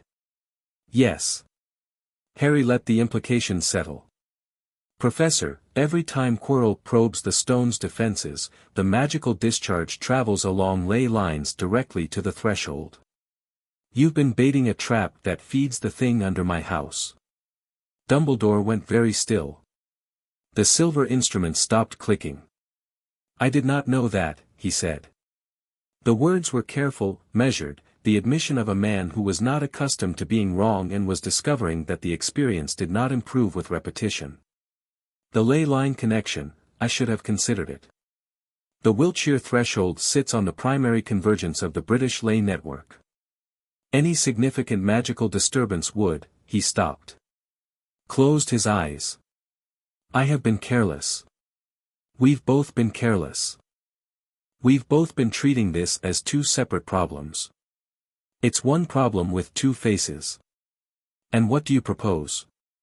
Harry had been thinking about this since the train. We end the Quirrell situation. Quickly, cleanly, before he can make another attempt on the stone.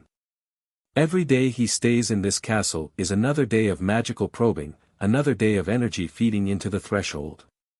We need him gone. I agree. But Tom is patient. He won't move until he's certain of success. If I confront Quirrell prematurely, the Wraith will flee, abandon Quirrell, escape the castle, and find another host. Another body. And we'll be back where we started, with a mobile, invisible enemy who knows about both the stone and the threshold. So we need him to move. We need him to try for the stone, but on our terms, when we're ready, with the threshold accounted for. A controlled confrontation. Exactly.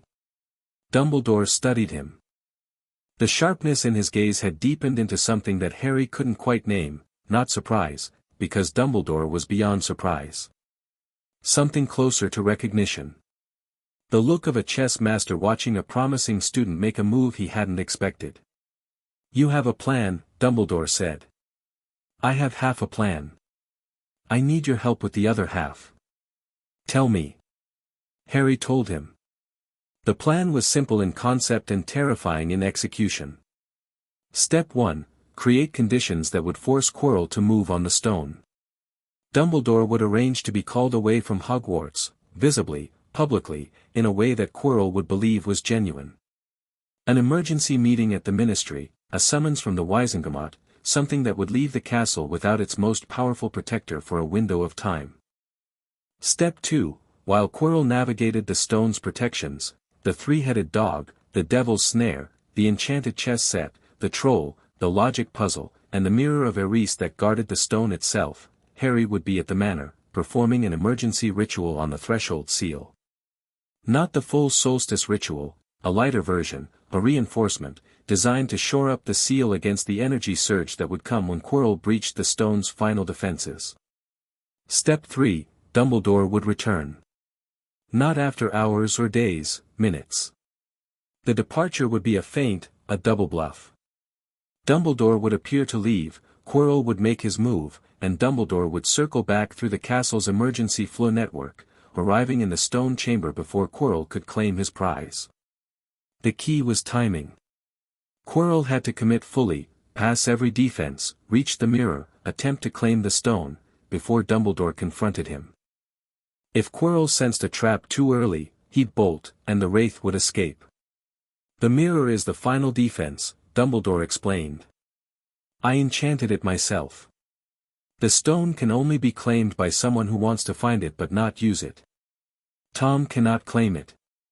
He will be trapped in front of the mirror, unable to proceed, unable to retreat, that is when I strike. And the energy discharge?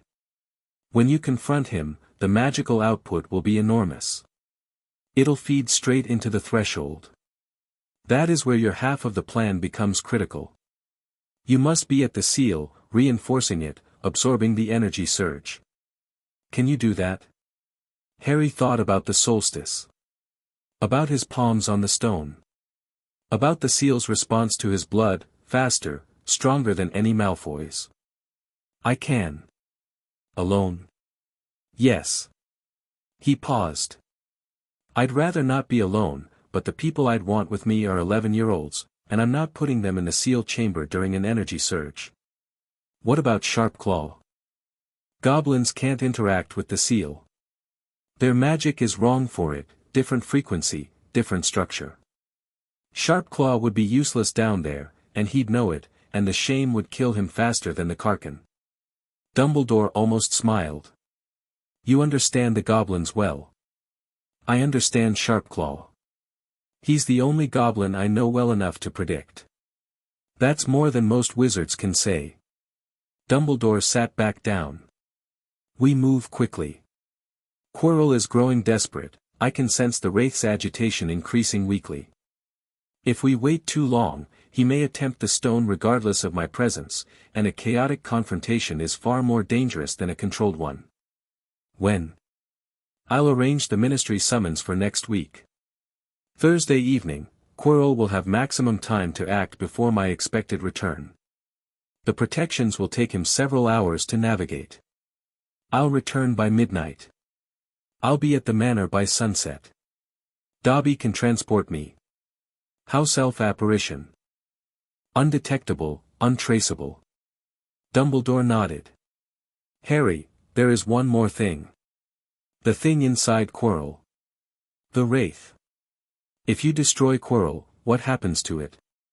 It flees. Voldemort's spirit, for that is what it is, the remnant of Tom Riddle's shattered soul, will abandon the host body and escape. I cannot destroy it. Not yet. Not without understanding how Tom survived the destruction of his physical form in the first place. You think he did something to himself? Something that prevents him from dying. Dumbledore's expression shifted, carefully neutral, deliberately opaque. The look of a man standing on the edge of a truth he wasn't ready to share. I think, he said slowly, that Tom Riddle took steps to ensure his immortality that go beyond the conventional. Steps that I am still researching. Steps that I will share with you when I understand them fully. Professor, this is not a deflection, Harry. This is caution. The knowledge I suspect Tom possesses, the magic I believe he practiced, is dangerous in a way that makes the threshold look simple. If I share my suspicions before I'm certain, and those suspicions reach the wrong ears, the consequences would be severe. Harry wanted to push. The strategist in him, the part that Sharpclaw had honed, recognized incomplete information and itched to fill the gaps. But the other part of him, the part that had stood on the seal and felt the weight of ancient responsibilities, understood that some knowledge had to be earned, not demanded. When you're ready, Harry said. I'll be here. Thank you. Dumbledore's voice was quiet. And Harry, the Codex fragment. The permanent seal. The cost. I'm not planning to attempt it. But you've thought about it. I've thought about it. Don't. Dumbledore's blue eyes were fierce with something that looked like fear, not for himself, but for Harry. You are 11 years old. You are brilliant and brave and more capable than you have any right to be. But you are not expendable, and your magic is not a resource to be spent.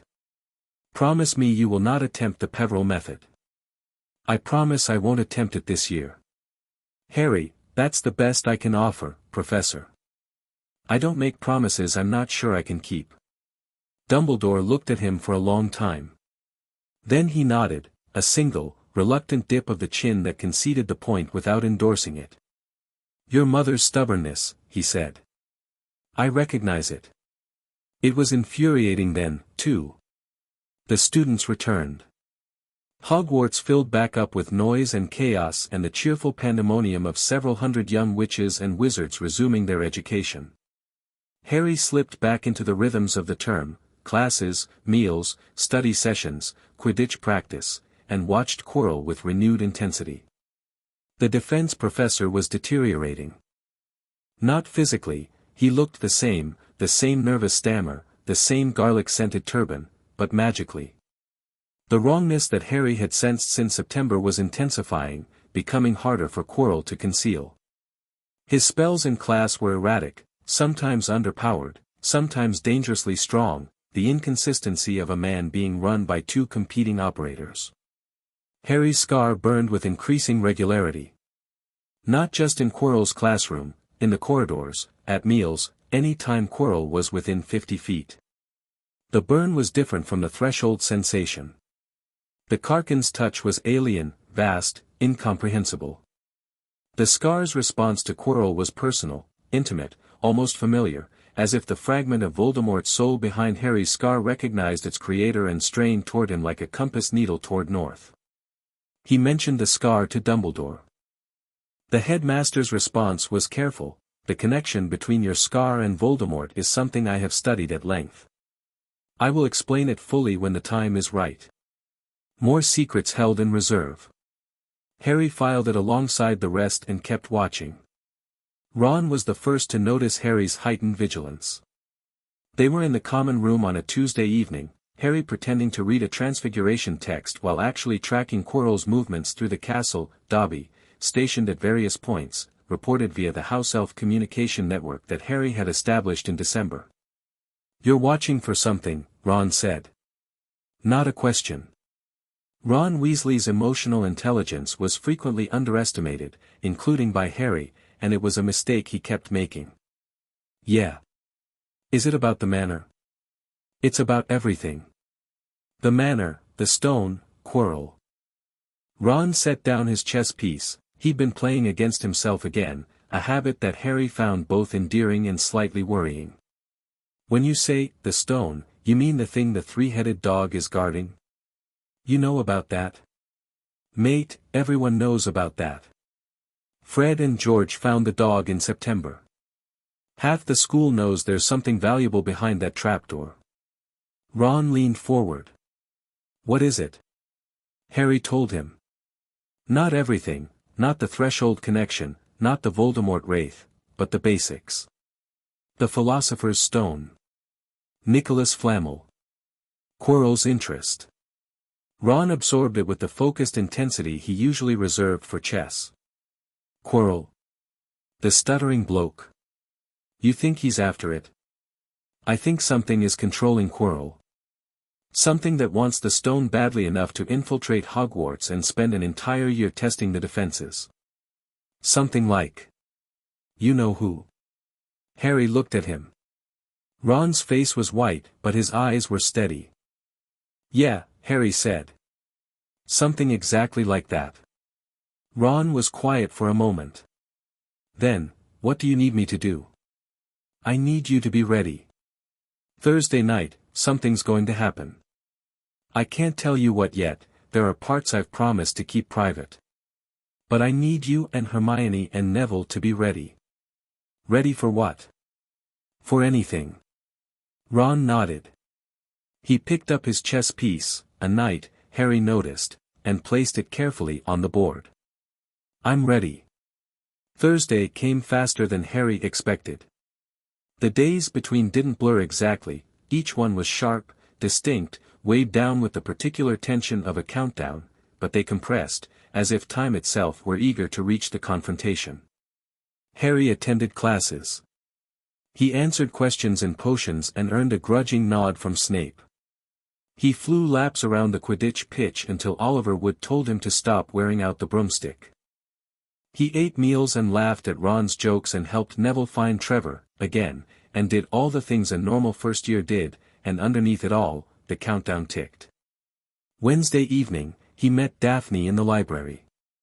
She was at their usual spot, the alcove between history and ancient runes, with a stack of books and a letter that she'd clearly been reading and rereading. She looked up when Harry sat down and her expression was strange. Not the usual careful neutrality. Something more complicated.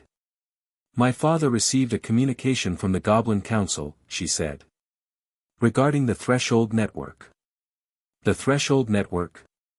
"The 7 sites. The Council is concerned about cascade effects.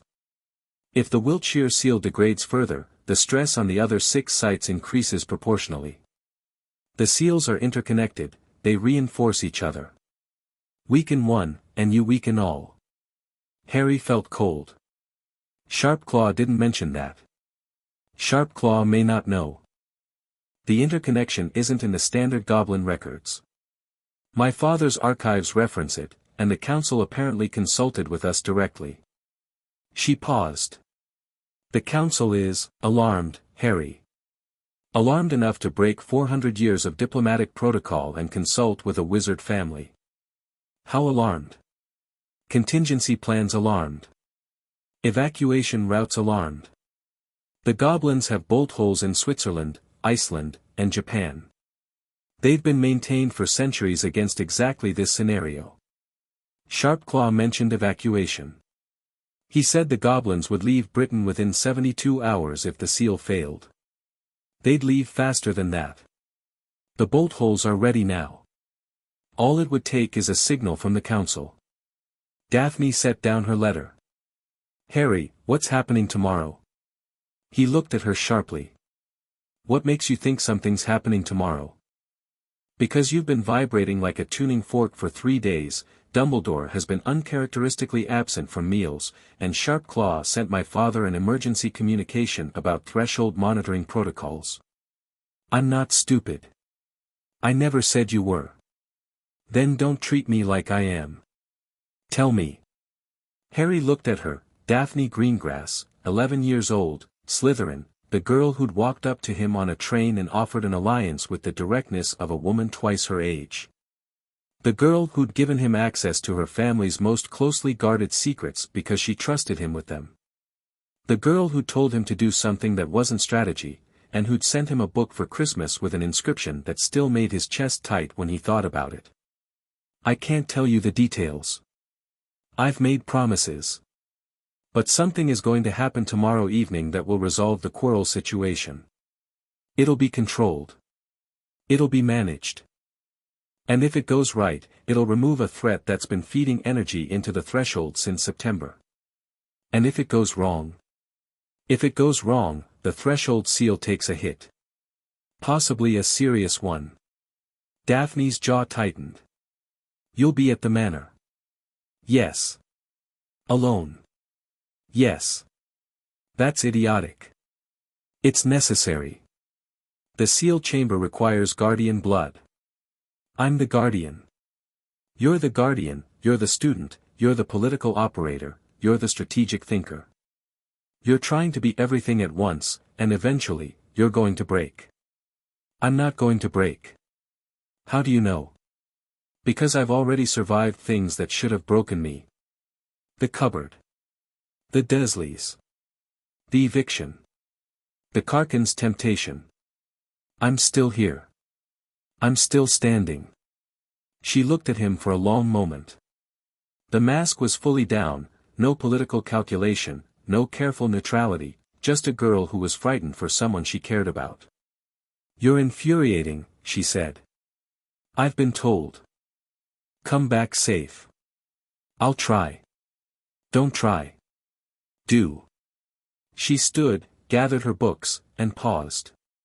Harry. Yeah. When this is over, whatever this is, I want you to tell me everything. No strategic omissions. No protective editing. Everything. That's a lot of trust to ask for. I know. She held his gaze. I'm asking. Harry nodded. She left. He sat in the alcove and watched the space where she'd been and felt, alongside the fear and the pressure and the weight of the coming confrontation, something warm and unstrategic and utterly inconvenient. He filed it away. Tomorrow. Thursday evening. The Great Hall. Dinner. Dumbledore stood at the head table and announced that he'd been called away to London on urgent ministry business. He would return by morning. Professor McGonagall would oversee the school in his absence. Students should remain in their dormitories after curfew. The announcement was seamless, grandfatherly, slightly apologetic, entirely convincing. Quirrell, at the far end of the head table, kept his eyes on his plate. But Harry, watching with the focus of a hawk, saw the subtle shift in the man's posture. The slight forward lean. The way his fingers tightened around his goblet. Quirrell had taken the bait. Harry went to the Gryffindor common room. He found Ron, Hermione, and Neville in their usual corner, Ron playing chess, Hermione reading, Neville repotting a small plant that kept trying to bite him. "It's tonight," Harry said quietly. 3 pairs of eyes locked onto him. "Quirrell is going to try for the stone. Dumbledore knows, he'll be back before Quirrell can take it. But I need to be somewhere else." "The Manor." "The seal," Hermione said. "Not a question. The energy from the confrontation will travel through the ley lines. I need to be there to absorb it." Ron's jaw set. "You're going alone?" "Yes. Like hell." "Ron, no. Listen." Ron stood up, chess forgotten. He was taller than Harry by 2 inches, and in this moment he used every one of them. "I've been your mate since September. I've fought a troll with you. I've watched you take on Slytherin prefects and Malfoys and goblins and professors. And every time, you do the same thing, you try to carry it all yourself, and you let people help only when you've run out of other options. That's not, it is. It's exactly what you do. And I get it, you grew up alone, you learned to handle things alone, and alone feels safe. But you're not alone anymore, Harry. You haven't been alone since the train." Ron's voice was fierce. "So either you take us with you to the Manor, or I follow you there on my own, and I'll be rubbish at reinforcing seals, but at least you won't be doing it by yourself." Harry looked at Ron. At Hermione, who had closed her book and was watching with the expression of someone who'd been waiting for this conversation. At Neville, who had stopped repotting and was sitting very still, his plant forgotten, his face set with quiet determination. "The seal chamber is dangerous," Harry said. "The Carcan is dormant but aware. If the energy surge destabilizes the seal, even temporarily, then you'll need people watching your back," Hermione said. "I'm coming," Neville said. "I told you I'd be ready." "I'm ready." Harry opened his mouth to argue. Closed it. Looked at his friends, these 3 people who'd decided, independently and without being asked, that his burdens were their burdens, and that his fight was their fight. The mirror. The image it had shown him, older Harry, tired and standing, surrounded by friends. "All right," he said. "We go together." Dobby transported them one at a time. The strain of carrying multiple passengers was too much for a single house elf, and Harry refused to risk his friend's safety on magical shortcuts. Ron went first, then Hermione, then Neville. Harry went last. The Manor was quiet. The hum was steady, the low, even pulse that Harry had come to associate with the seal in its reinforced state. The house elves had prepared the entrance hall with the grim efficiency of a military camp expecting incoming. Lamps were lit, fires were built, and Dobby had organized the other 8 elves into a communications relay, one at each level of the house, ready to pass messages up and down the chain. Sharpclaw was in the study, monitoring a bank of goblin instruments that he'd installed over the Christmas holiday. Crystal arrays, bronze measuring devices, thin copper wires that connected to monitoring stations at Gringotts headquarters. "The Gringotts seismological team is tracking ley line activity across Britain," Sharpclaw said without looking up. "Any significant magical disturbance at Hogwarts will register within seconds. I'll relay the data to you in real time." "Thank you, Sharpclaw." "Don't thank me. This is risk management. The Goblin Council has invested considerable political capital in your survival, and I'd prefer not to explain to Director Ragnarok why their investment went up in smoke. That's almost sentimental. It's almost bankruptcy." Harry gathered his friends in the entrance hall. Ron was looking around the manor with undisguised awe. He'd never been inside, and the sheer scale of the place clearly staggered him. Hermione was already examining the architecture with academic intensity. Neville stood quietly, his wand in his hand, his eyes watchful. "Here's what's going to happen," Harry said. When Quirrell reaches the stone's final defense, the Mirror of Erist, the confrontation between him and Dumbledore will produce a massive magical discharge. That energy will travel through the ley lines and hit the threshold seal. I need to be in the seal chamber to absorb it, to channel it through the reinforced runes and prevent it from feeding the Carcan. What do you need from us? Neville asked. Watch my back. The Carcan might use the surge to attempt another assault, the same kind of mental attack it tried during the solstice. If I lose focus, if I start responding to whatever it shows me, I need you to pull me out. How? Ron asked. Any way you can. Shout. Hit me. Throw water on me. Whatever works. I'm going to hit Harry Potter, Ron muttered. Mum is going to kill me. Only if I don't kill you first for letting me get mind-controlled by an ancient entity. They descended together. Through the wine cellar, through the sub-level corridor, past the sealed artifact chambers, past the closed door that radiated warmth but no longer pulsed with amber light, and down the spiral staircase to the seal chamber. The chamber was as Harry had left it after the solstice. The runes glowed steadily on the walls and the seal. The concentric rings of light, outer and inner, ancient and Malfoy made, were brighter than they'd been before the ritual, the three bloodline reinforcement visible in their increased luminosity. The cracks were thinner, barely visible, the amber light behind them reduced to a faint glow. Ron let out a low whistle. Blimey. Hermione walked to the chamber wall and pressed her hand against the runes. Her eyes went wide. I can feel them. The enchantments. They're alive, almost. Like touching a heartbeat. Neville said nothing. He looked at the seal, at the cracks, at the faint amber glow beneath the stone, and his face went very pale. But he didn't flinch. He planted his feet and held his wand and waited. Harry knelt at the center of the seal. The stone was warm under his knees, body temperature, the heat of something alive. He placed his palms flat on the surface and felt the connection snap into place, his blood, his magic, his intent flowing into the seal's enchantment structure like water into a riverbed. I'm connected, he said. I can feel the ley lines. They're quiet now. Sharpclaw will signal when Hogwarts registers activity, Hermione said. She'd positioned herself near the chamber entrance, where she could relay messages from the communication chain. Ron stood at Harry's right, Neville at his left, forming a loose protective triangle. They waited. 43 minutes. That's how long it took. 43 minutes of silence, broken only by the hum of the seal and the soft breathing of 4 11-year-olds in an underground chamber, waiting for the magical equivalent of an earthquake.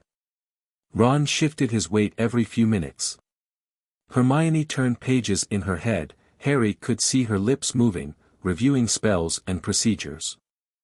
Neville stood motionless, rooted, his round face set with a patience that surprised everyone who knew him.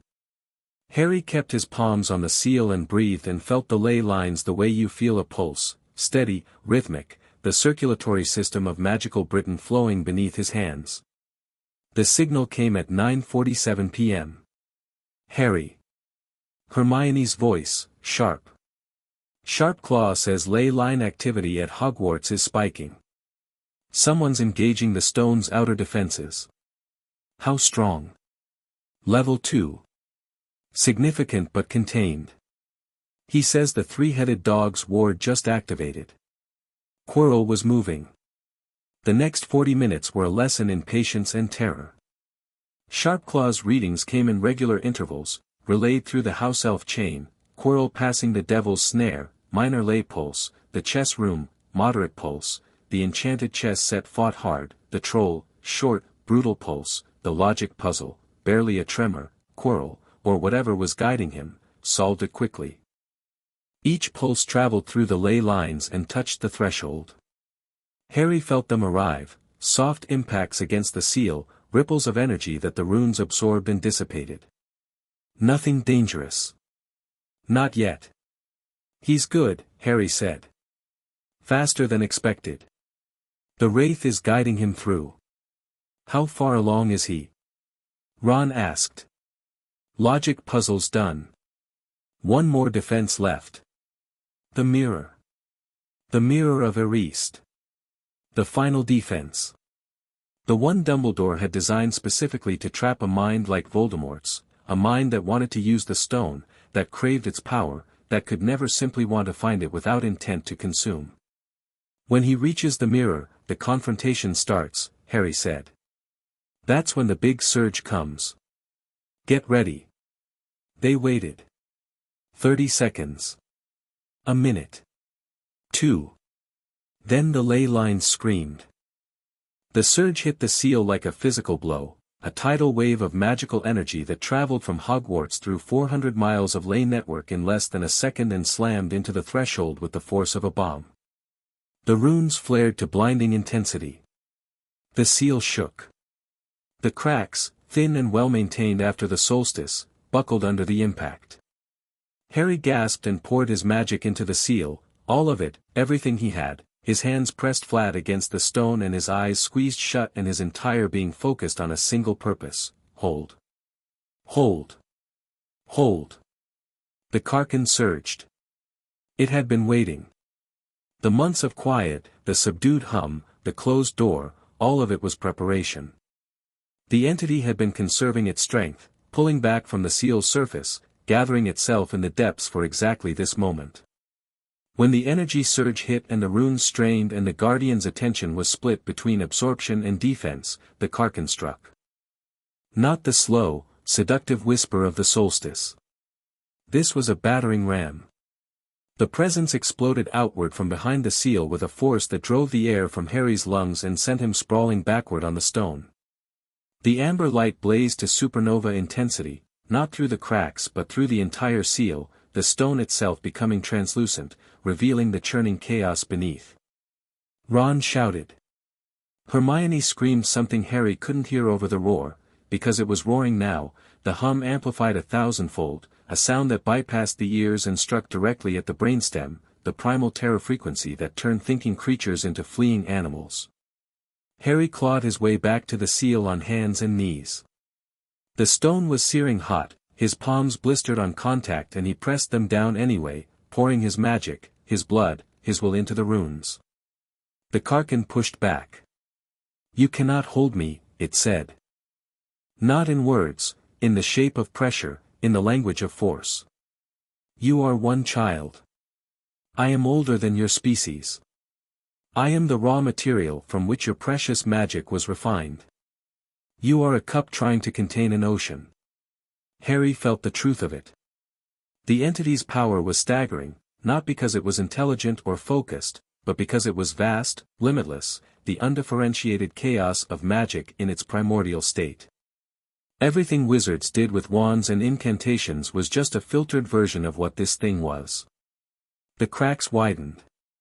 Harry felt them go, a millimeter, 2, 3, the carefully maintained inner rings beginning to fail under the combined assault of the energy surge and the Karkin's push. The outer rings held, the original builder's work was ancient and deep, but the inner structure, the Malfoy additions that channeled and focused the containment, was buckling. Harry. Ron's hand on his shoulder, gripping hard enough to bruise. You're bleeding. He was. His palms were cut, not from the heat but from the seal itself, the rune edges slicing his skin as his hands pressed against them.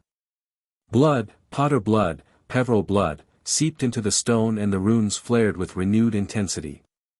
The seal was drinking his blood the way the solstice ritual required, pulling it in, converting it to energy, using it to reinforce the failing inner rings.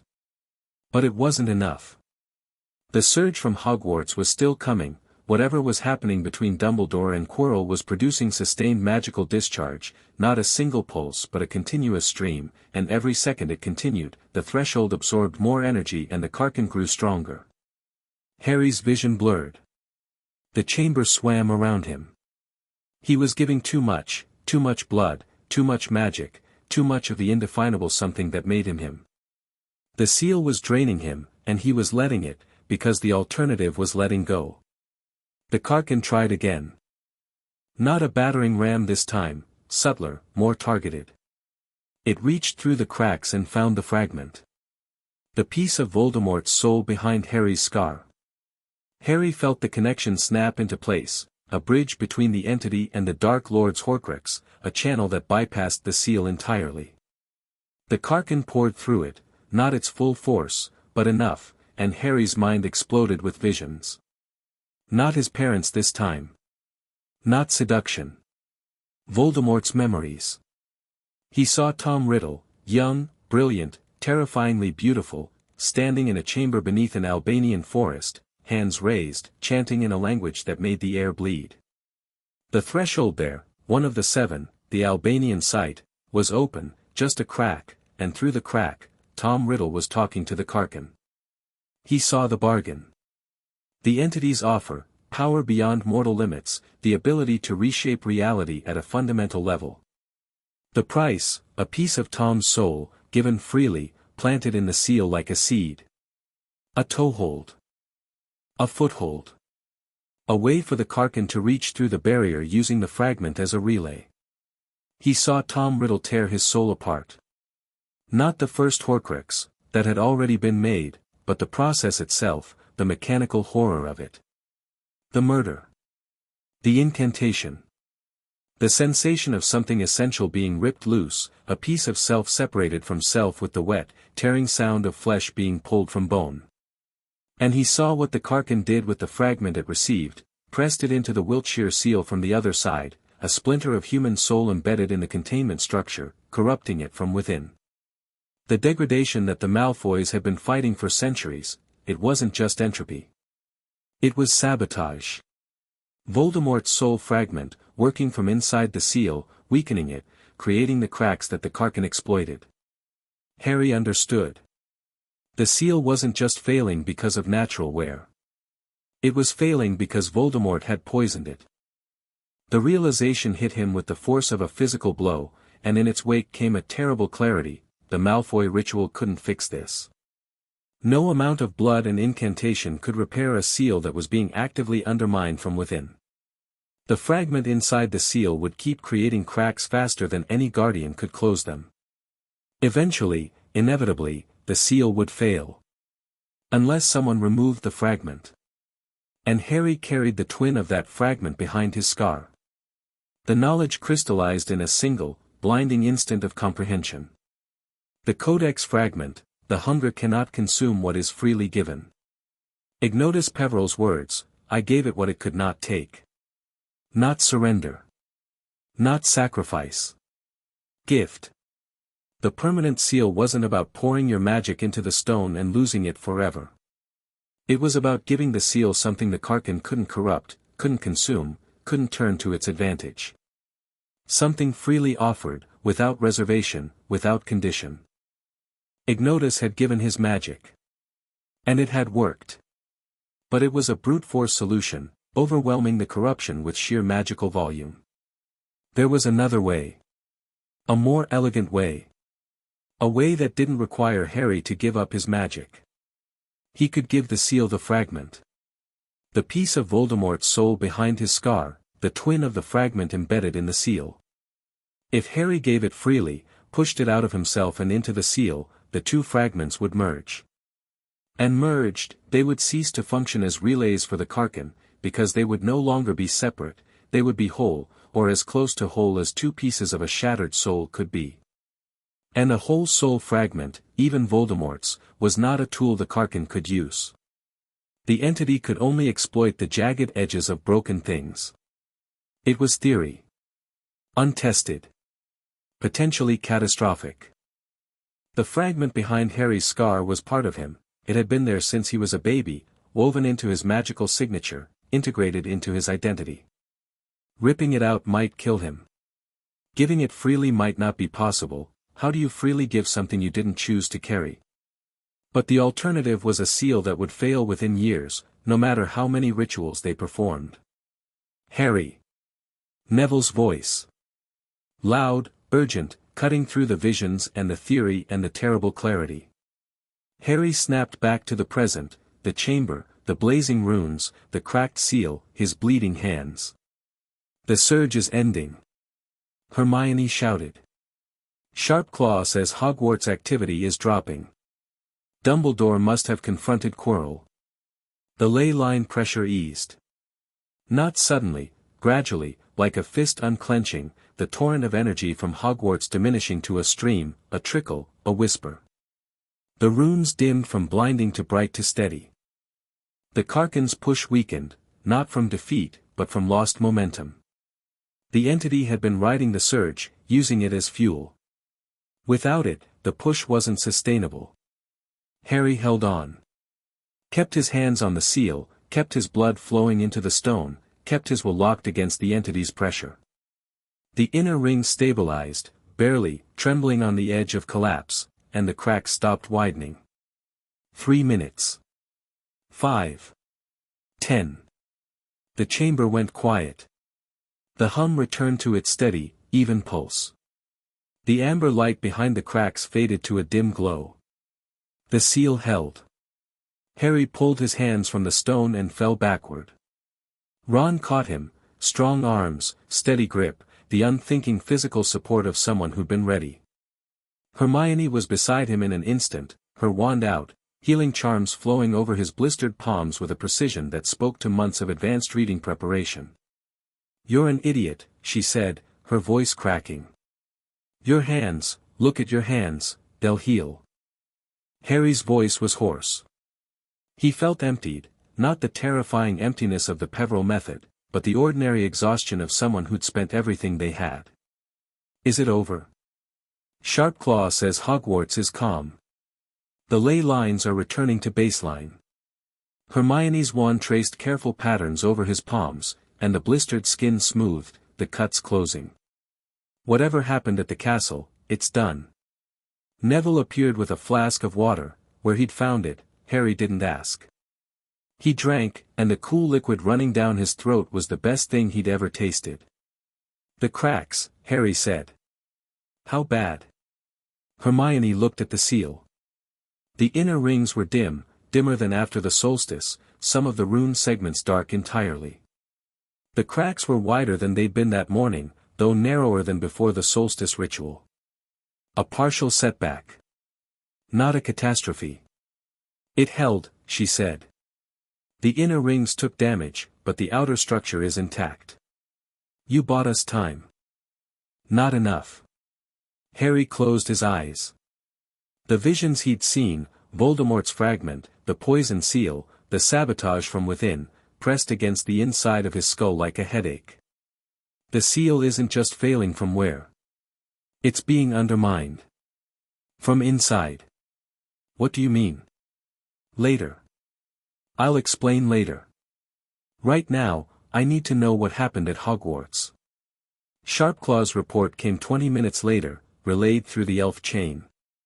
Harry read it in the entrance hall, wrapped in a blanket that Dobby had produced from somewhere, drinking tea that was too hot and too sweet and exactly what he needed. The report was terse, Goblin style, stripped to essentials. Hogwarts confrontation resolved.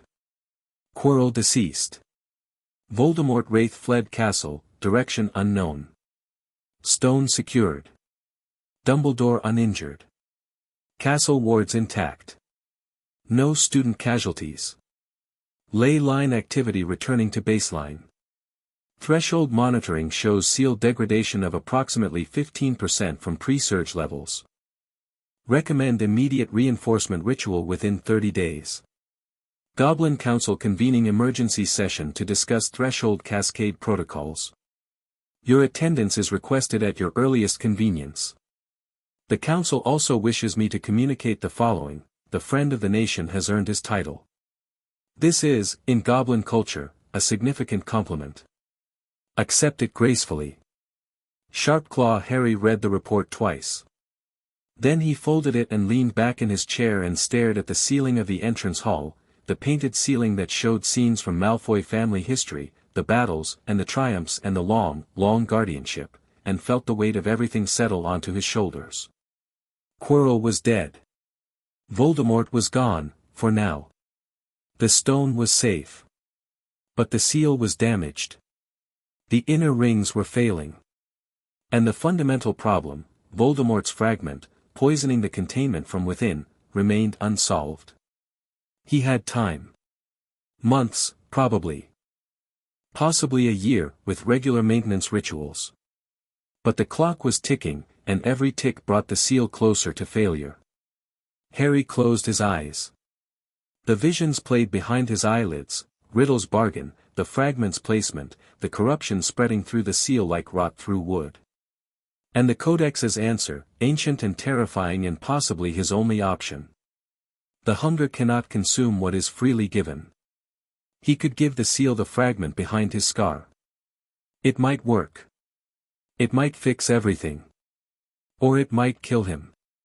He wasn't ready to make that choice. Not tonight. Tonight, he was 11 years old and exhausted, and his friends were alive and the seal was holding, and there was tea and a warm fire and the steady, reassuring hum of a house that knew its guardian and was grateful. Tomorrow. He'd think about it tomorrow.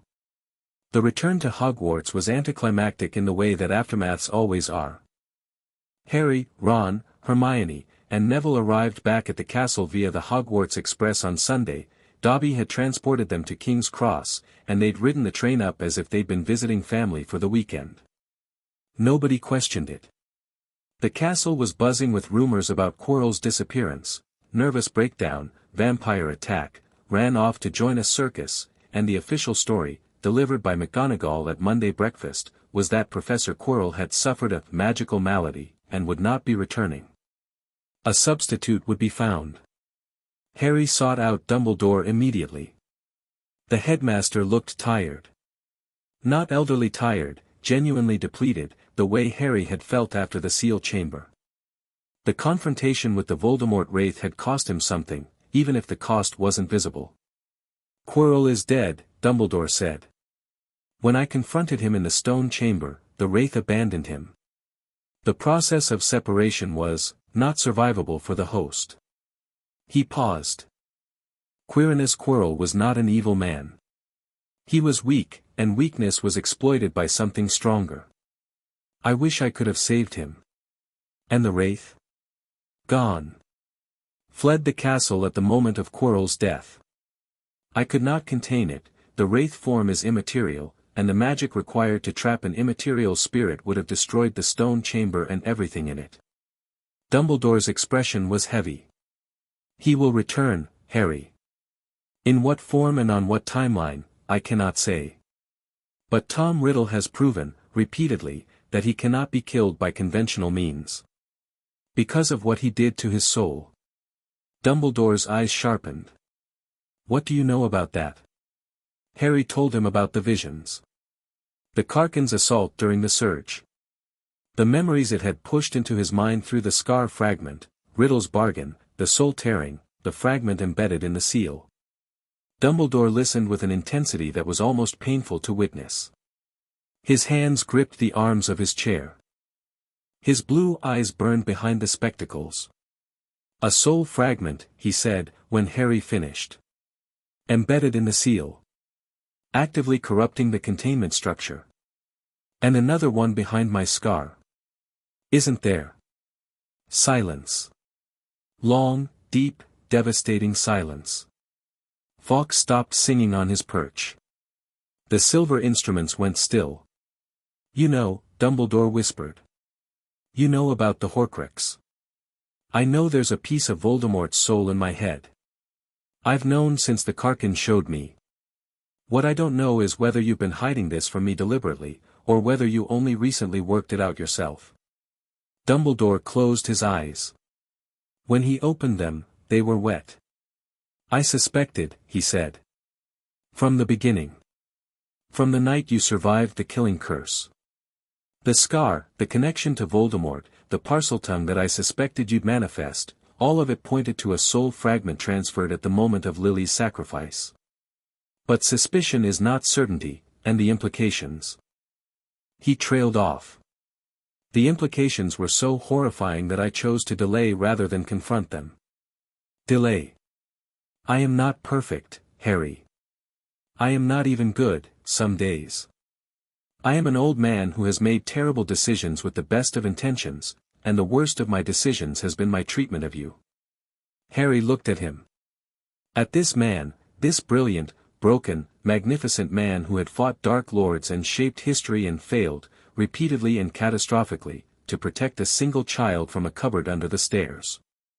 "Can the fragment be removed?" Harry asked. "Without killing me?" "I don't know.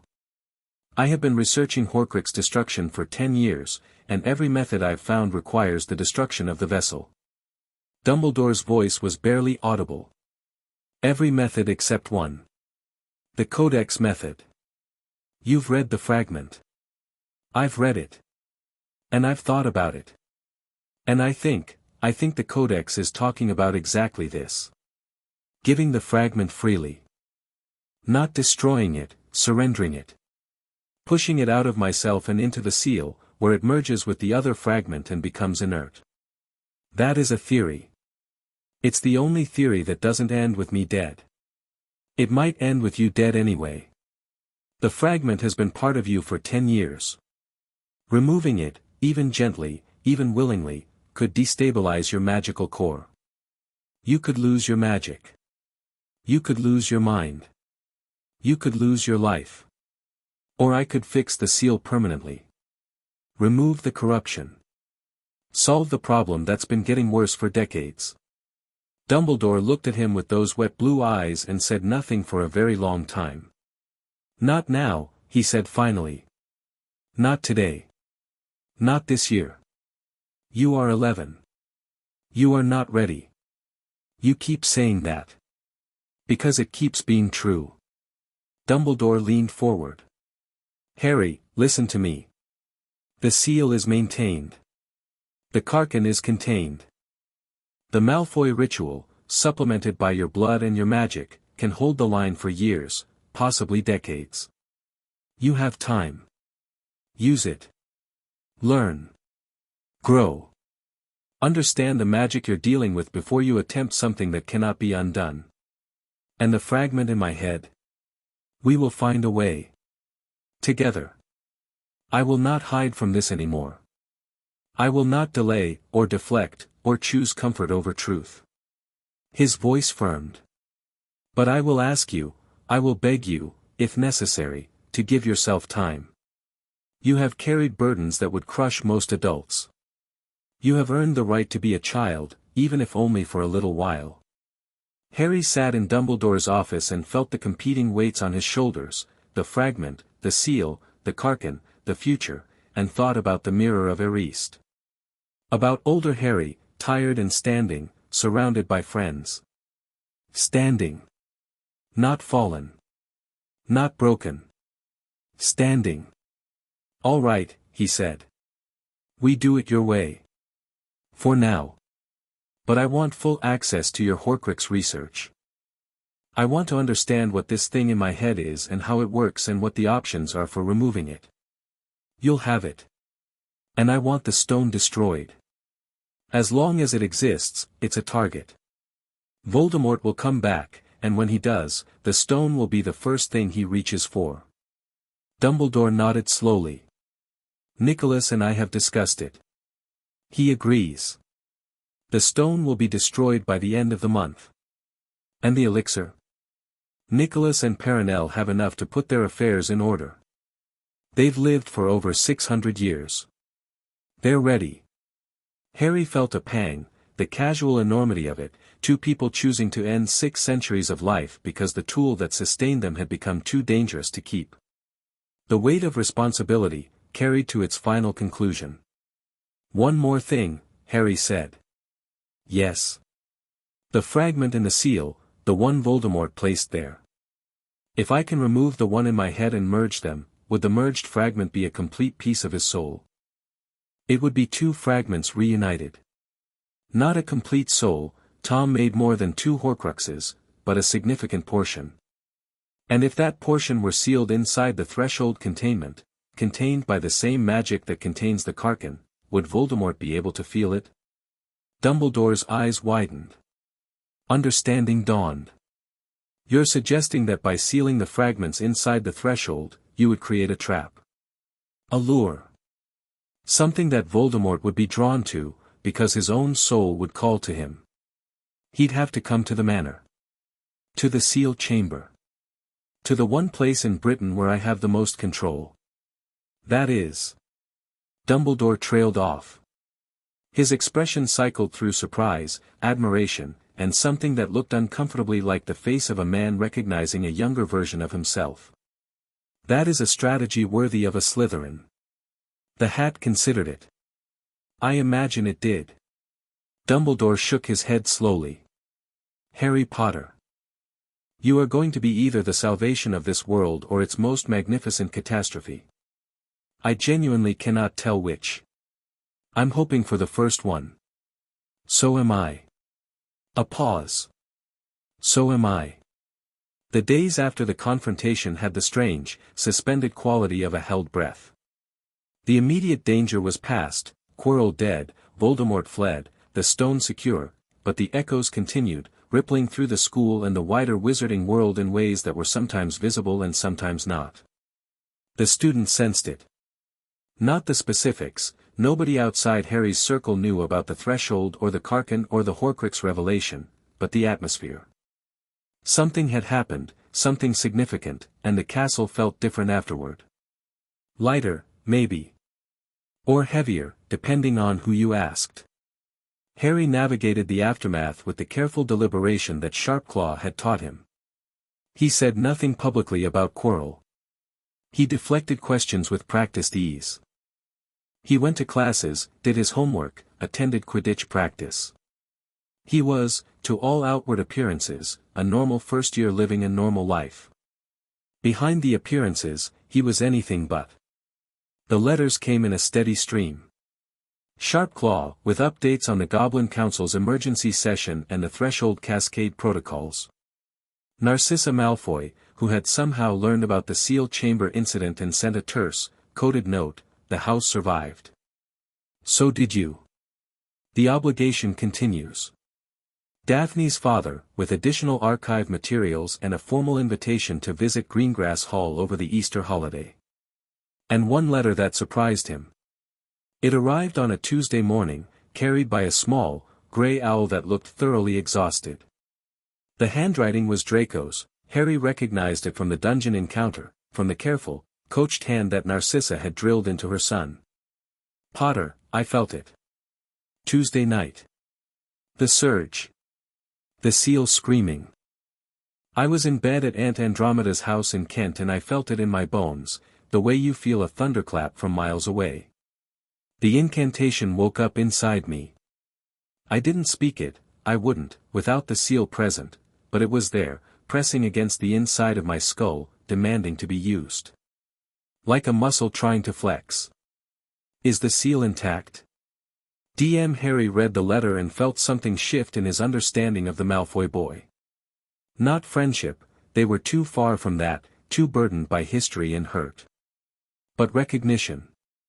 The same kind of recognition he'd felt with Lucius in the seal chamber, two guardians, connected by obligation, separated by everything else. He wrote back, the seal is intact. Damaged but holding. The incantation will settle, it responds to proximity and perceived threat.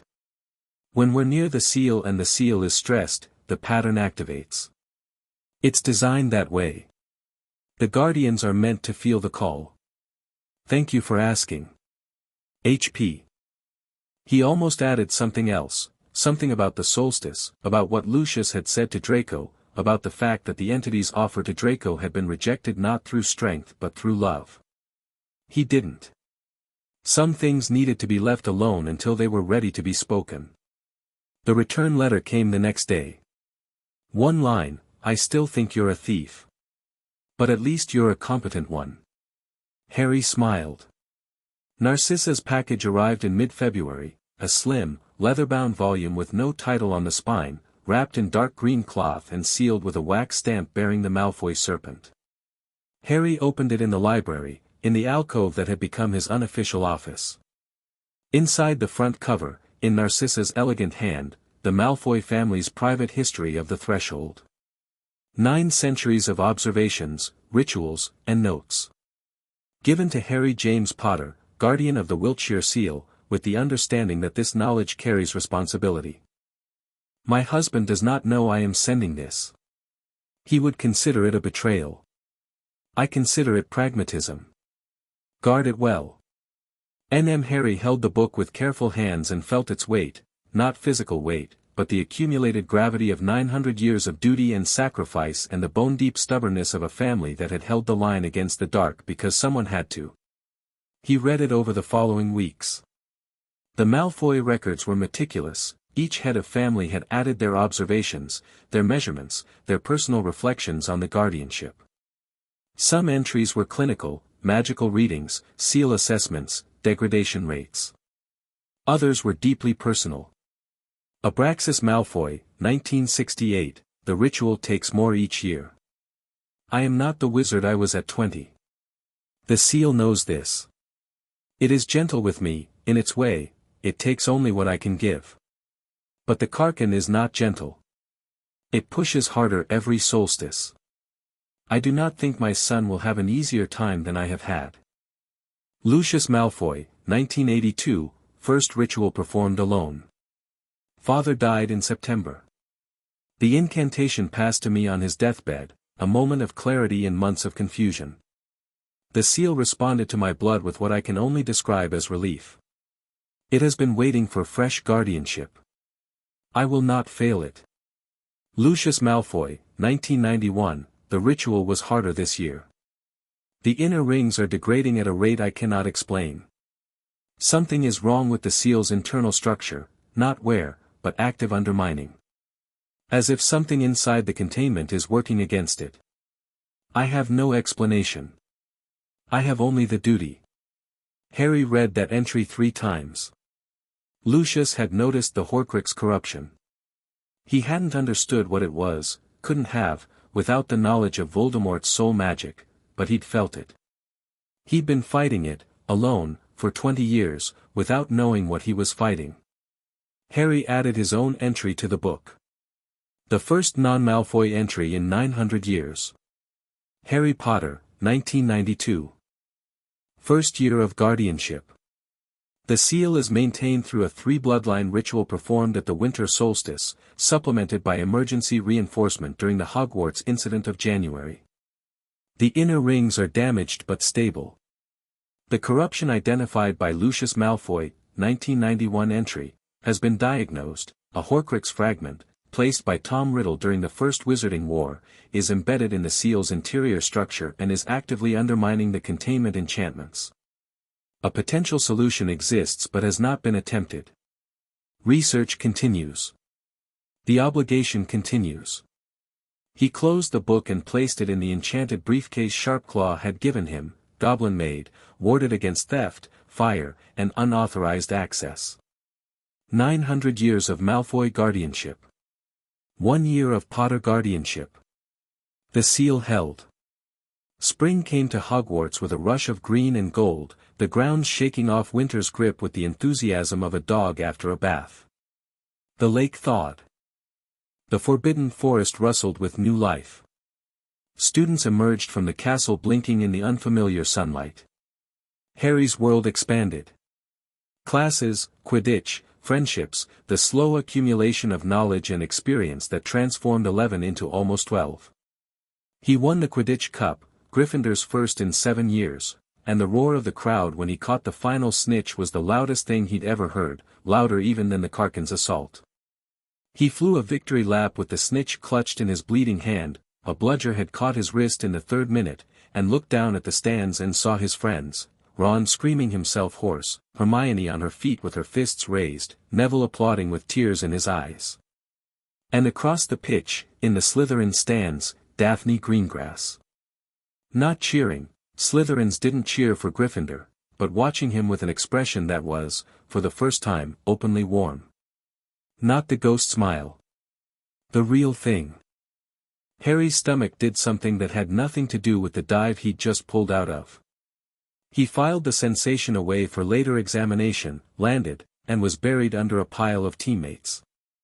The end-of-year exams were brutal and anticlimactic, a strange combination that only Hogwarts could produce. Harry performed well, though not at the top. Hermione claimed that distinction with the serene satisfaction of someone who'd been expecting it. Ron was passable. Neville surprised everyone, including himself, with an herbology score that was the highest in the year. The final feast was a riot of color and noise. Dumbledore awarded last-minute points, to Gryffindor, for services rendered to the school, and Harry watched the green and silver banners transform to red and gold and felt, for the first time, like he belonged in a place that wasn't a cupboard or a stolen manor but a school, a community, a home of a different kind. Snape caught his eye across the great hall. The potions master's expression was unreadable, the mask firmly in place, but he inclined his head a fraction of an inch. An acknowledgement.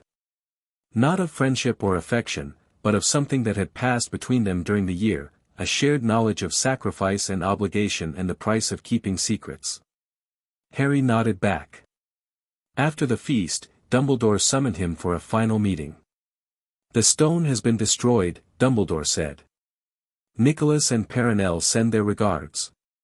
They asked me to tell you that, the young man who guards the old place is welcome to visit them in Devon before."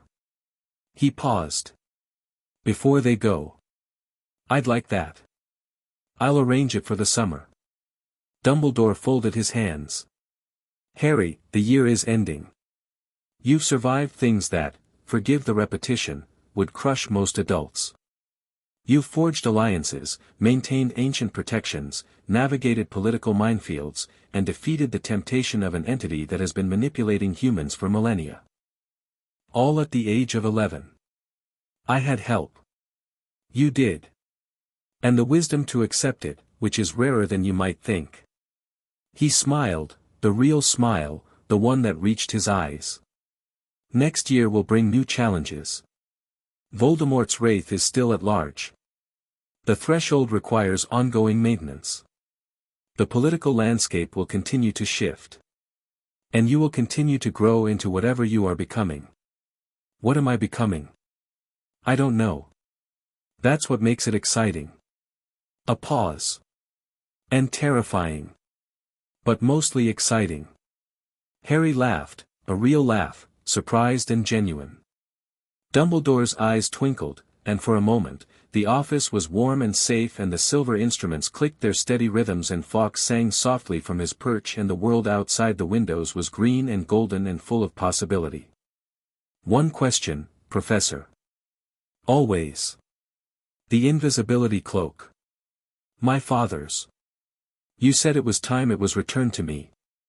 Why now? Why this year?" Dumbledore's expression shifted, not evasive, but careful, the look of a man choosing his words with the precision of a sculptor choosing where to strike. "Because I realized, watching you this year, that you are not the child I expected. You are not passive, or grateful, or easily led. You are decisive, strategic, and fundamentally unwilling to let others control your fate." He met Harry's eyes. "The cloak belonged to your father. It is a Peveril heirloom, one of the oldest magical artifacts in existence. I held it in trust for you, and I returned it because you have proven yourself worthy of your inheritance." "All of it?" "All of it." A weight behind those words that Harry didn't fully understand yet. "Including the parts that are still to come." Harry pocketed those words alongside everything else, the secrets, the obligations, the promises, the growing certainty that the story of his life was larger than he could yet see, and shook the headmaster's hand. "See you in September, Professor. I look forward to it." The Hogwarts Express pulled out of Hogsmeade Station on a warm June morning, steam billowing against a sky so blue it hurt to look at.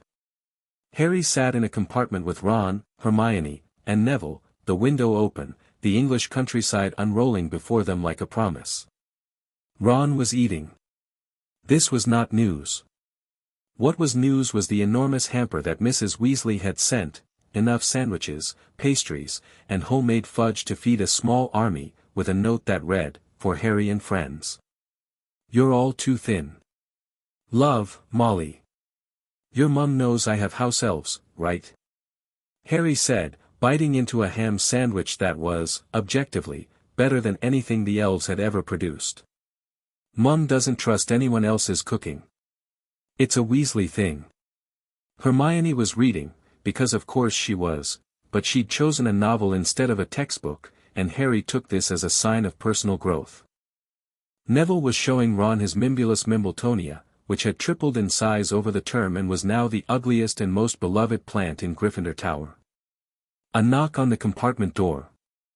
Daphne stood in the corridor, her trunk levitated behind her, her expression neutral but her eyes warm. She held a book, the same book she'd lent Harry in March, a treatise on magical resonance theory that he'd annotated extensively. "Returning your notes," she said, holding out the book. Harry took it. Their fingers brushed. It lasted half a second. It felt longer. "Thank you," he said. "For everything this year. You can thank me by surviving the summer. I've grown accustomed to having competent political conversation, and replacements are difficult to find." Ron choked on his sandwich. Hermione kicked him under the seat. Daphne's gaze held Harry's for a moment that stretched, waited with things unsaid, with the accumulated trust of a year's worth of library meetings and whispered conversations and a Christmas book inscribed for the new guardian. "Write to me," she said. "Your letters are the only interesting mail I get." "I will." She turned to leave. Paused. "Harry." "Yeah." "The solstice. Next December. I want to be there." Harry blinked. "In the seal chamber. I want to see it. To understand it. My family has been watching from the outside for 1,000 years. I want to see what it looks like from the inside." It was the most personal request she'd ever made. Not political, not strategic, personal. The desire to understand, to witness, to be part of something that mattered. "It's dangerous," Harry said. "I know. The Karkin will try to tempt you. I know. It'll show you the thing you want most. I know. A beat. I'm not afraid of wanting things, Harry. I'm afraid of not knowing what I'm fighting for." Harry looked at this girl, this Slytherin, this political operator, this daughter of 1,000 years of careful neutrality, who was asking to step into the dark with him. "Next solstice," he said. "I'll arrange it." She almost smiled. The real one, not the ghost. It transformed her face, made it younger, warmer, human in a way that the mask deliberately concealed. "See you in September," she said, and walked away down the corridor. Ron stared at Harry. "Mate. Don't. I'm just saying, don't." Hermione made a sound that was suspiciously close to a giggle. Neville, who was apparently more observant than anyone gave him credit for, said nothing at all and smiled into his plant. The train rolled south through England. Fields and forests and villages, the green and gold landscape of a country that didn't know what slept beneath it. Harry leaned against the window and watched it pass and thought about the summer ahead. The manor. The seal. The monthly reinforcement rituals that would keep the Karkin contained. The Goblin Council meeting that Sharpclaw had arranged for July. The visit to Nicholas and Perenelle Flammel in Devon. The ongoing DMLE investigation that was slowly, methodically dismantling Lucius Malfoy's political network. The Horcrux behind his scar. He touched his forehead, fingertips tracing the lightning bolt. The fragment was quiet now, it had been quiet since the seal chamber surge, as if the experience had exhausted it along with everything else. But it was there. It would always be there, until he found a way to remove it. The Codex method. The freely given gift.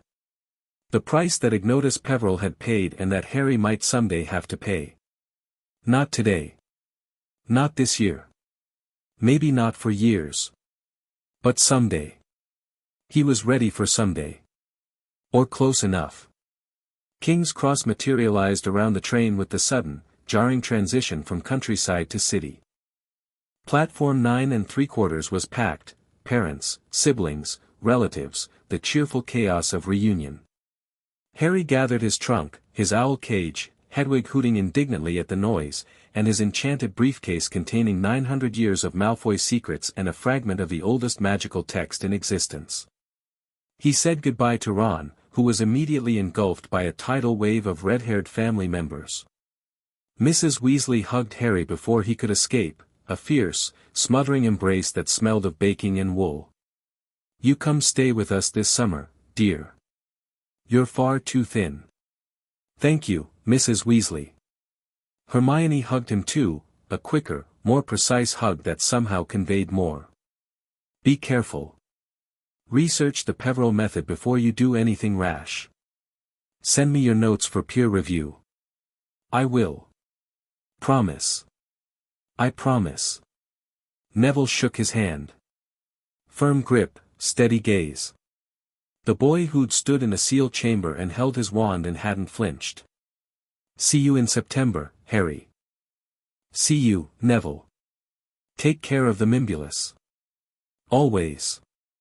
Harry pushed his trolley through the barrier, back into the Muggle world. King's Cross in June, bright, noisy, ordinary. No magic here. No seals or entities or wraiths. Sharpclaw was waiting by the exit, glamoured, holding a sign that read Potter in block letters. The irony was deliberate. "How was the train?" "Fine." "How's the seal?" "Stable. Monitoring shows no change since the last reinforcement. The Goblin Council session is scheduled for July 15th. You'll need formal robes, I've arranged a fitting. Formal goblin robes or formal wizard robes?" "Goblin. You're addressing the council as a friend of the nation. The dress code is specific and non-negotiable." They walked to the car. Harry loaded his trunk, settled Hedwig in the back seat, and climbed in. "Sharpclaw." "Yes." "Thank you. For finding me. For everything." The goblin was quiet for a moment. His glamour flickered, an unusual lapse in control, and for an instant, Harry saw Sharpclaw's true face. Angular, sharp, alien. And in the dark eyes, something that goblins didn't admit to and Harry would never mention, affection. "You're the most expensive investment Gringotts has ever made," Sharpclaw said. "I intend to see a return." "That's almost sentimental. It's almost bankruptcy. I keep telling you." The car pulled away from King's Cross. London unfolded around them, traffic and noise and the vast, indifferent bustle of a city that had no idea what lived beneath the Wiltshire countryside. Harry looked out the window. He was 11, almost 12, and he was going home. Not to Privet Drive, not to a cupboard under the stairs. To a manor that he'd stolen, that he'd bled for, that he'd held against the dark by sheer force of will. His home. His burden. His choice. The car turned west, toward Wiltshire, toward the Uline Drive and the stone walls and the hum that lived in the foundations. Toward the seal that held, battered, cracked, poisoned from within, but held, because a boy with messy hair and green eyes and a lightning-shaped scar had decided it would. He opened Daphne's book and began to read. Deep beneath Malfoy Manor, in the chamber of the seal, the silence held. The runes glowed in their concentric rings, outer bright, inner dim but steady, the careful maintenance of 3 bloodlines visible in the warm, even light. The cracks were thin, barely visible, the amber glow behind them reduced to the faintest whisper of illumination. The entity behind the seal dreamed.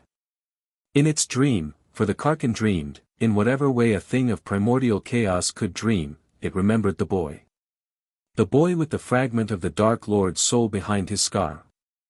The boy who had pressed his bleeding hands to the stone and said hold and meant it. The boy who had looked at his dead parents' faces, offered by the Karkin as bait, and turned away. The boy who had refused. Interesting, the entity thought, in whatever passed for thought in the space between worlds.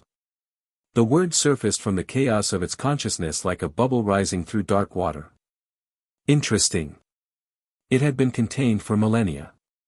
It had pressed against seals and whispered to guardians and offered bargains to wizards and waited, always waited, with the patience of something that existed outside of time. But the boy was different. Not because he was powerful, others had been powerful.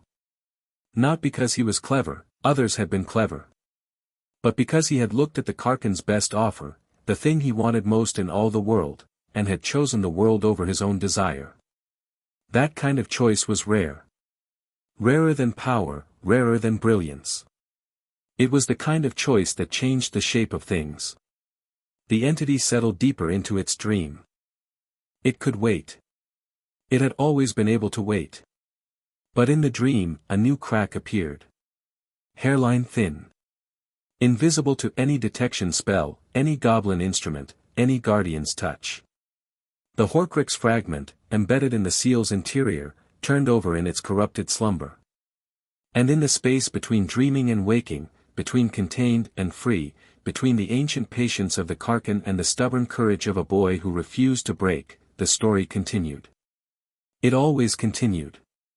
The seal held. For now. The end.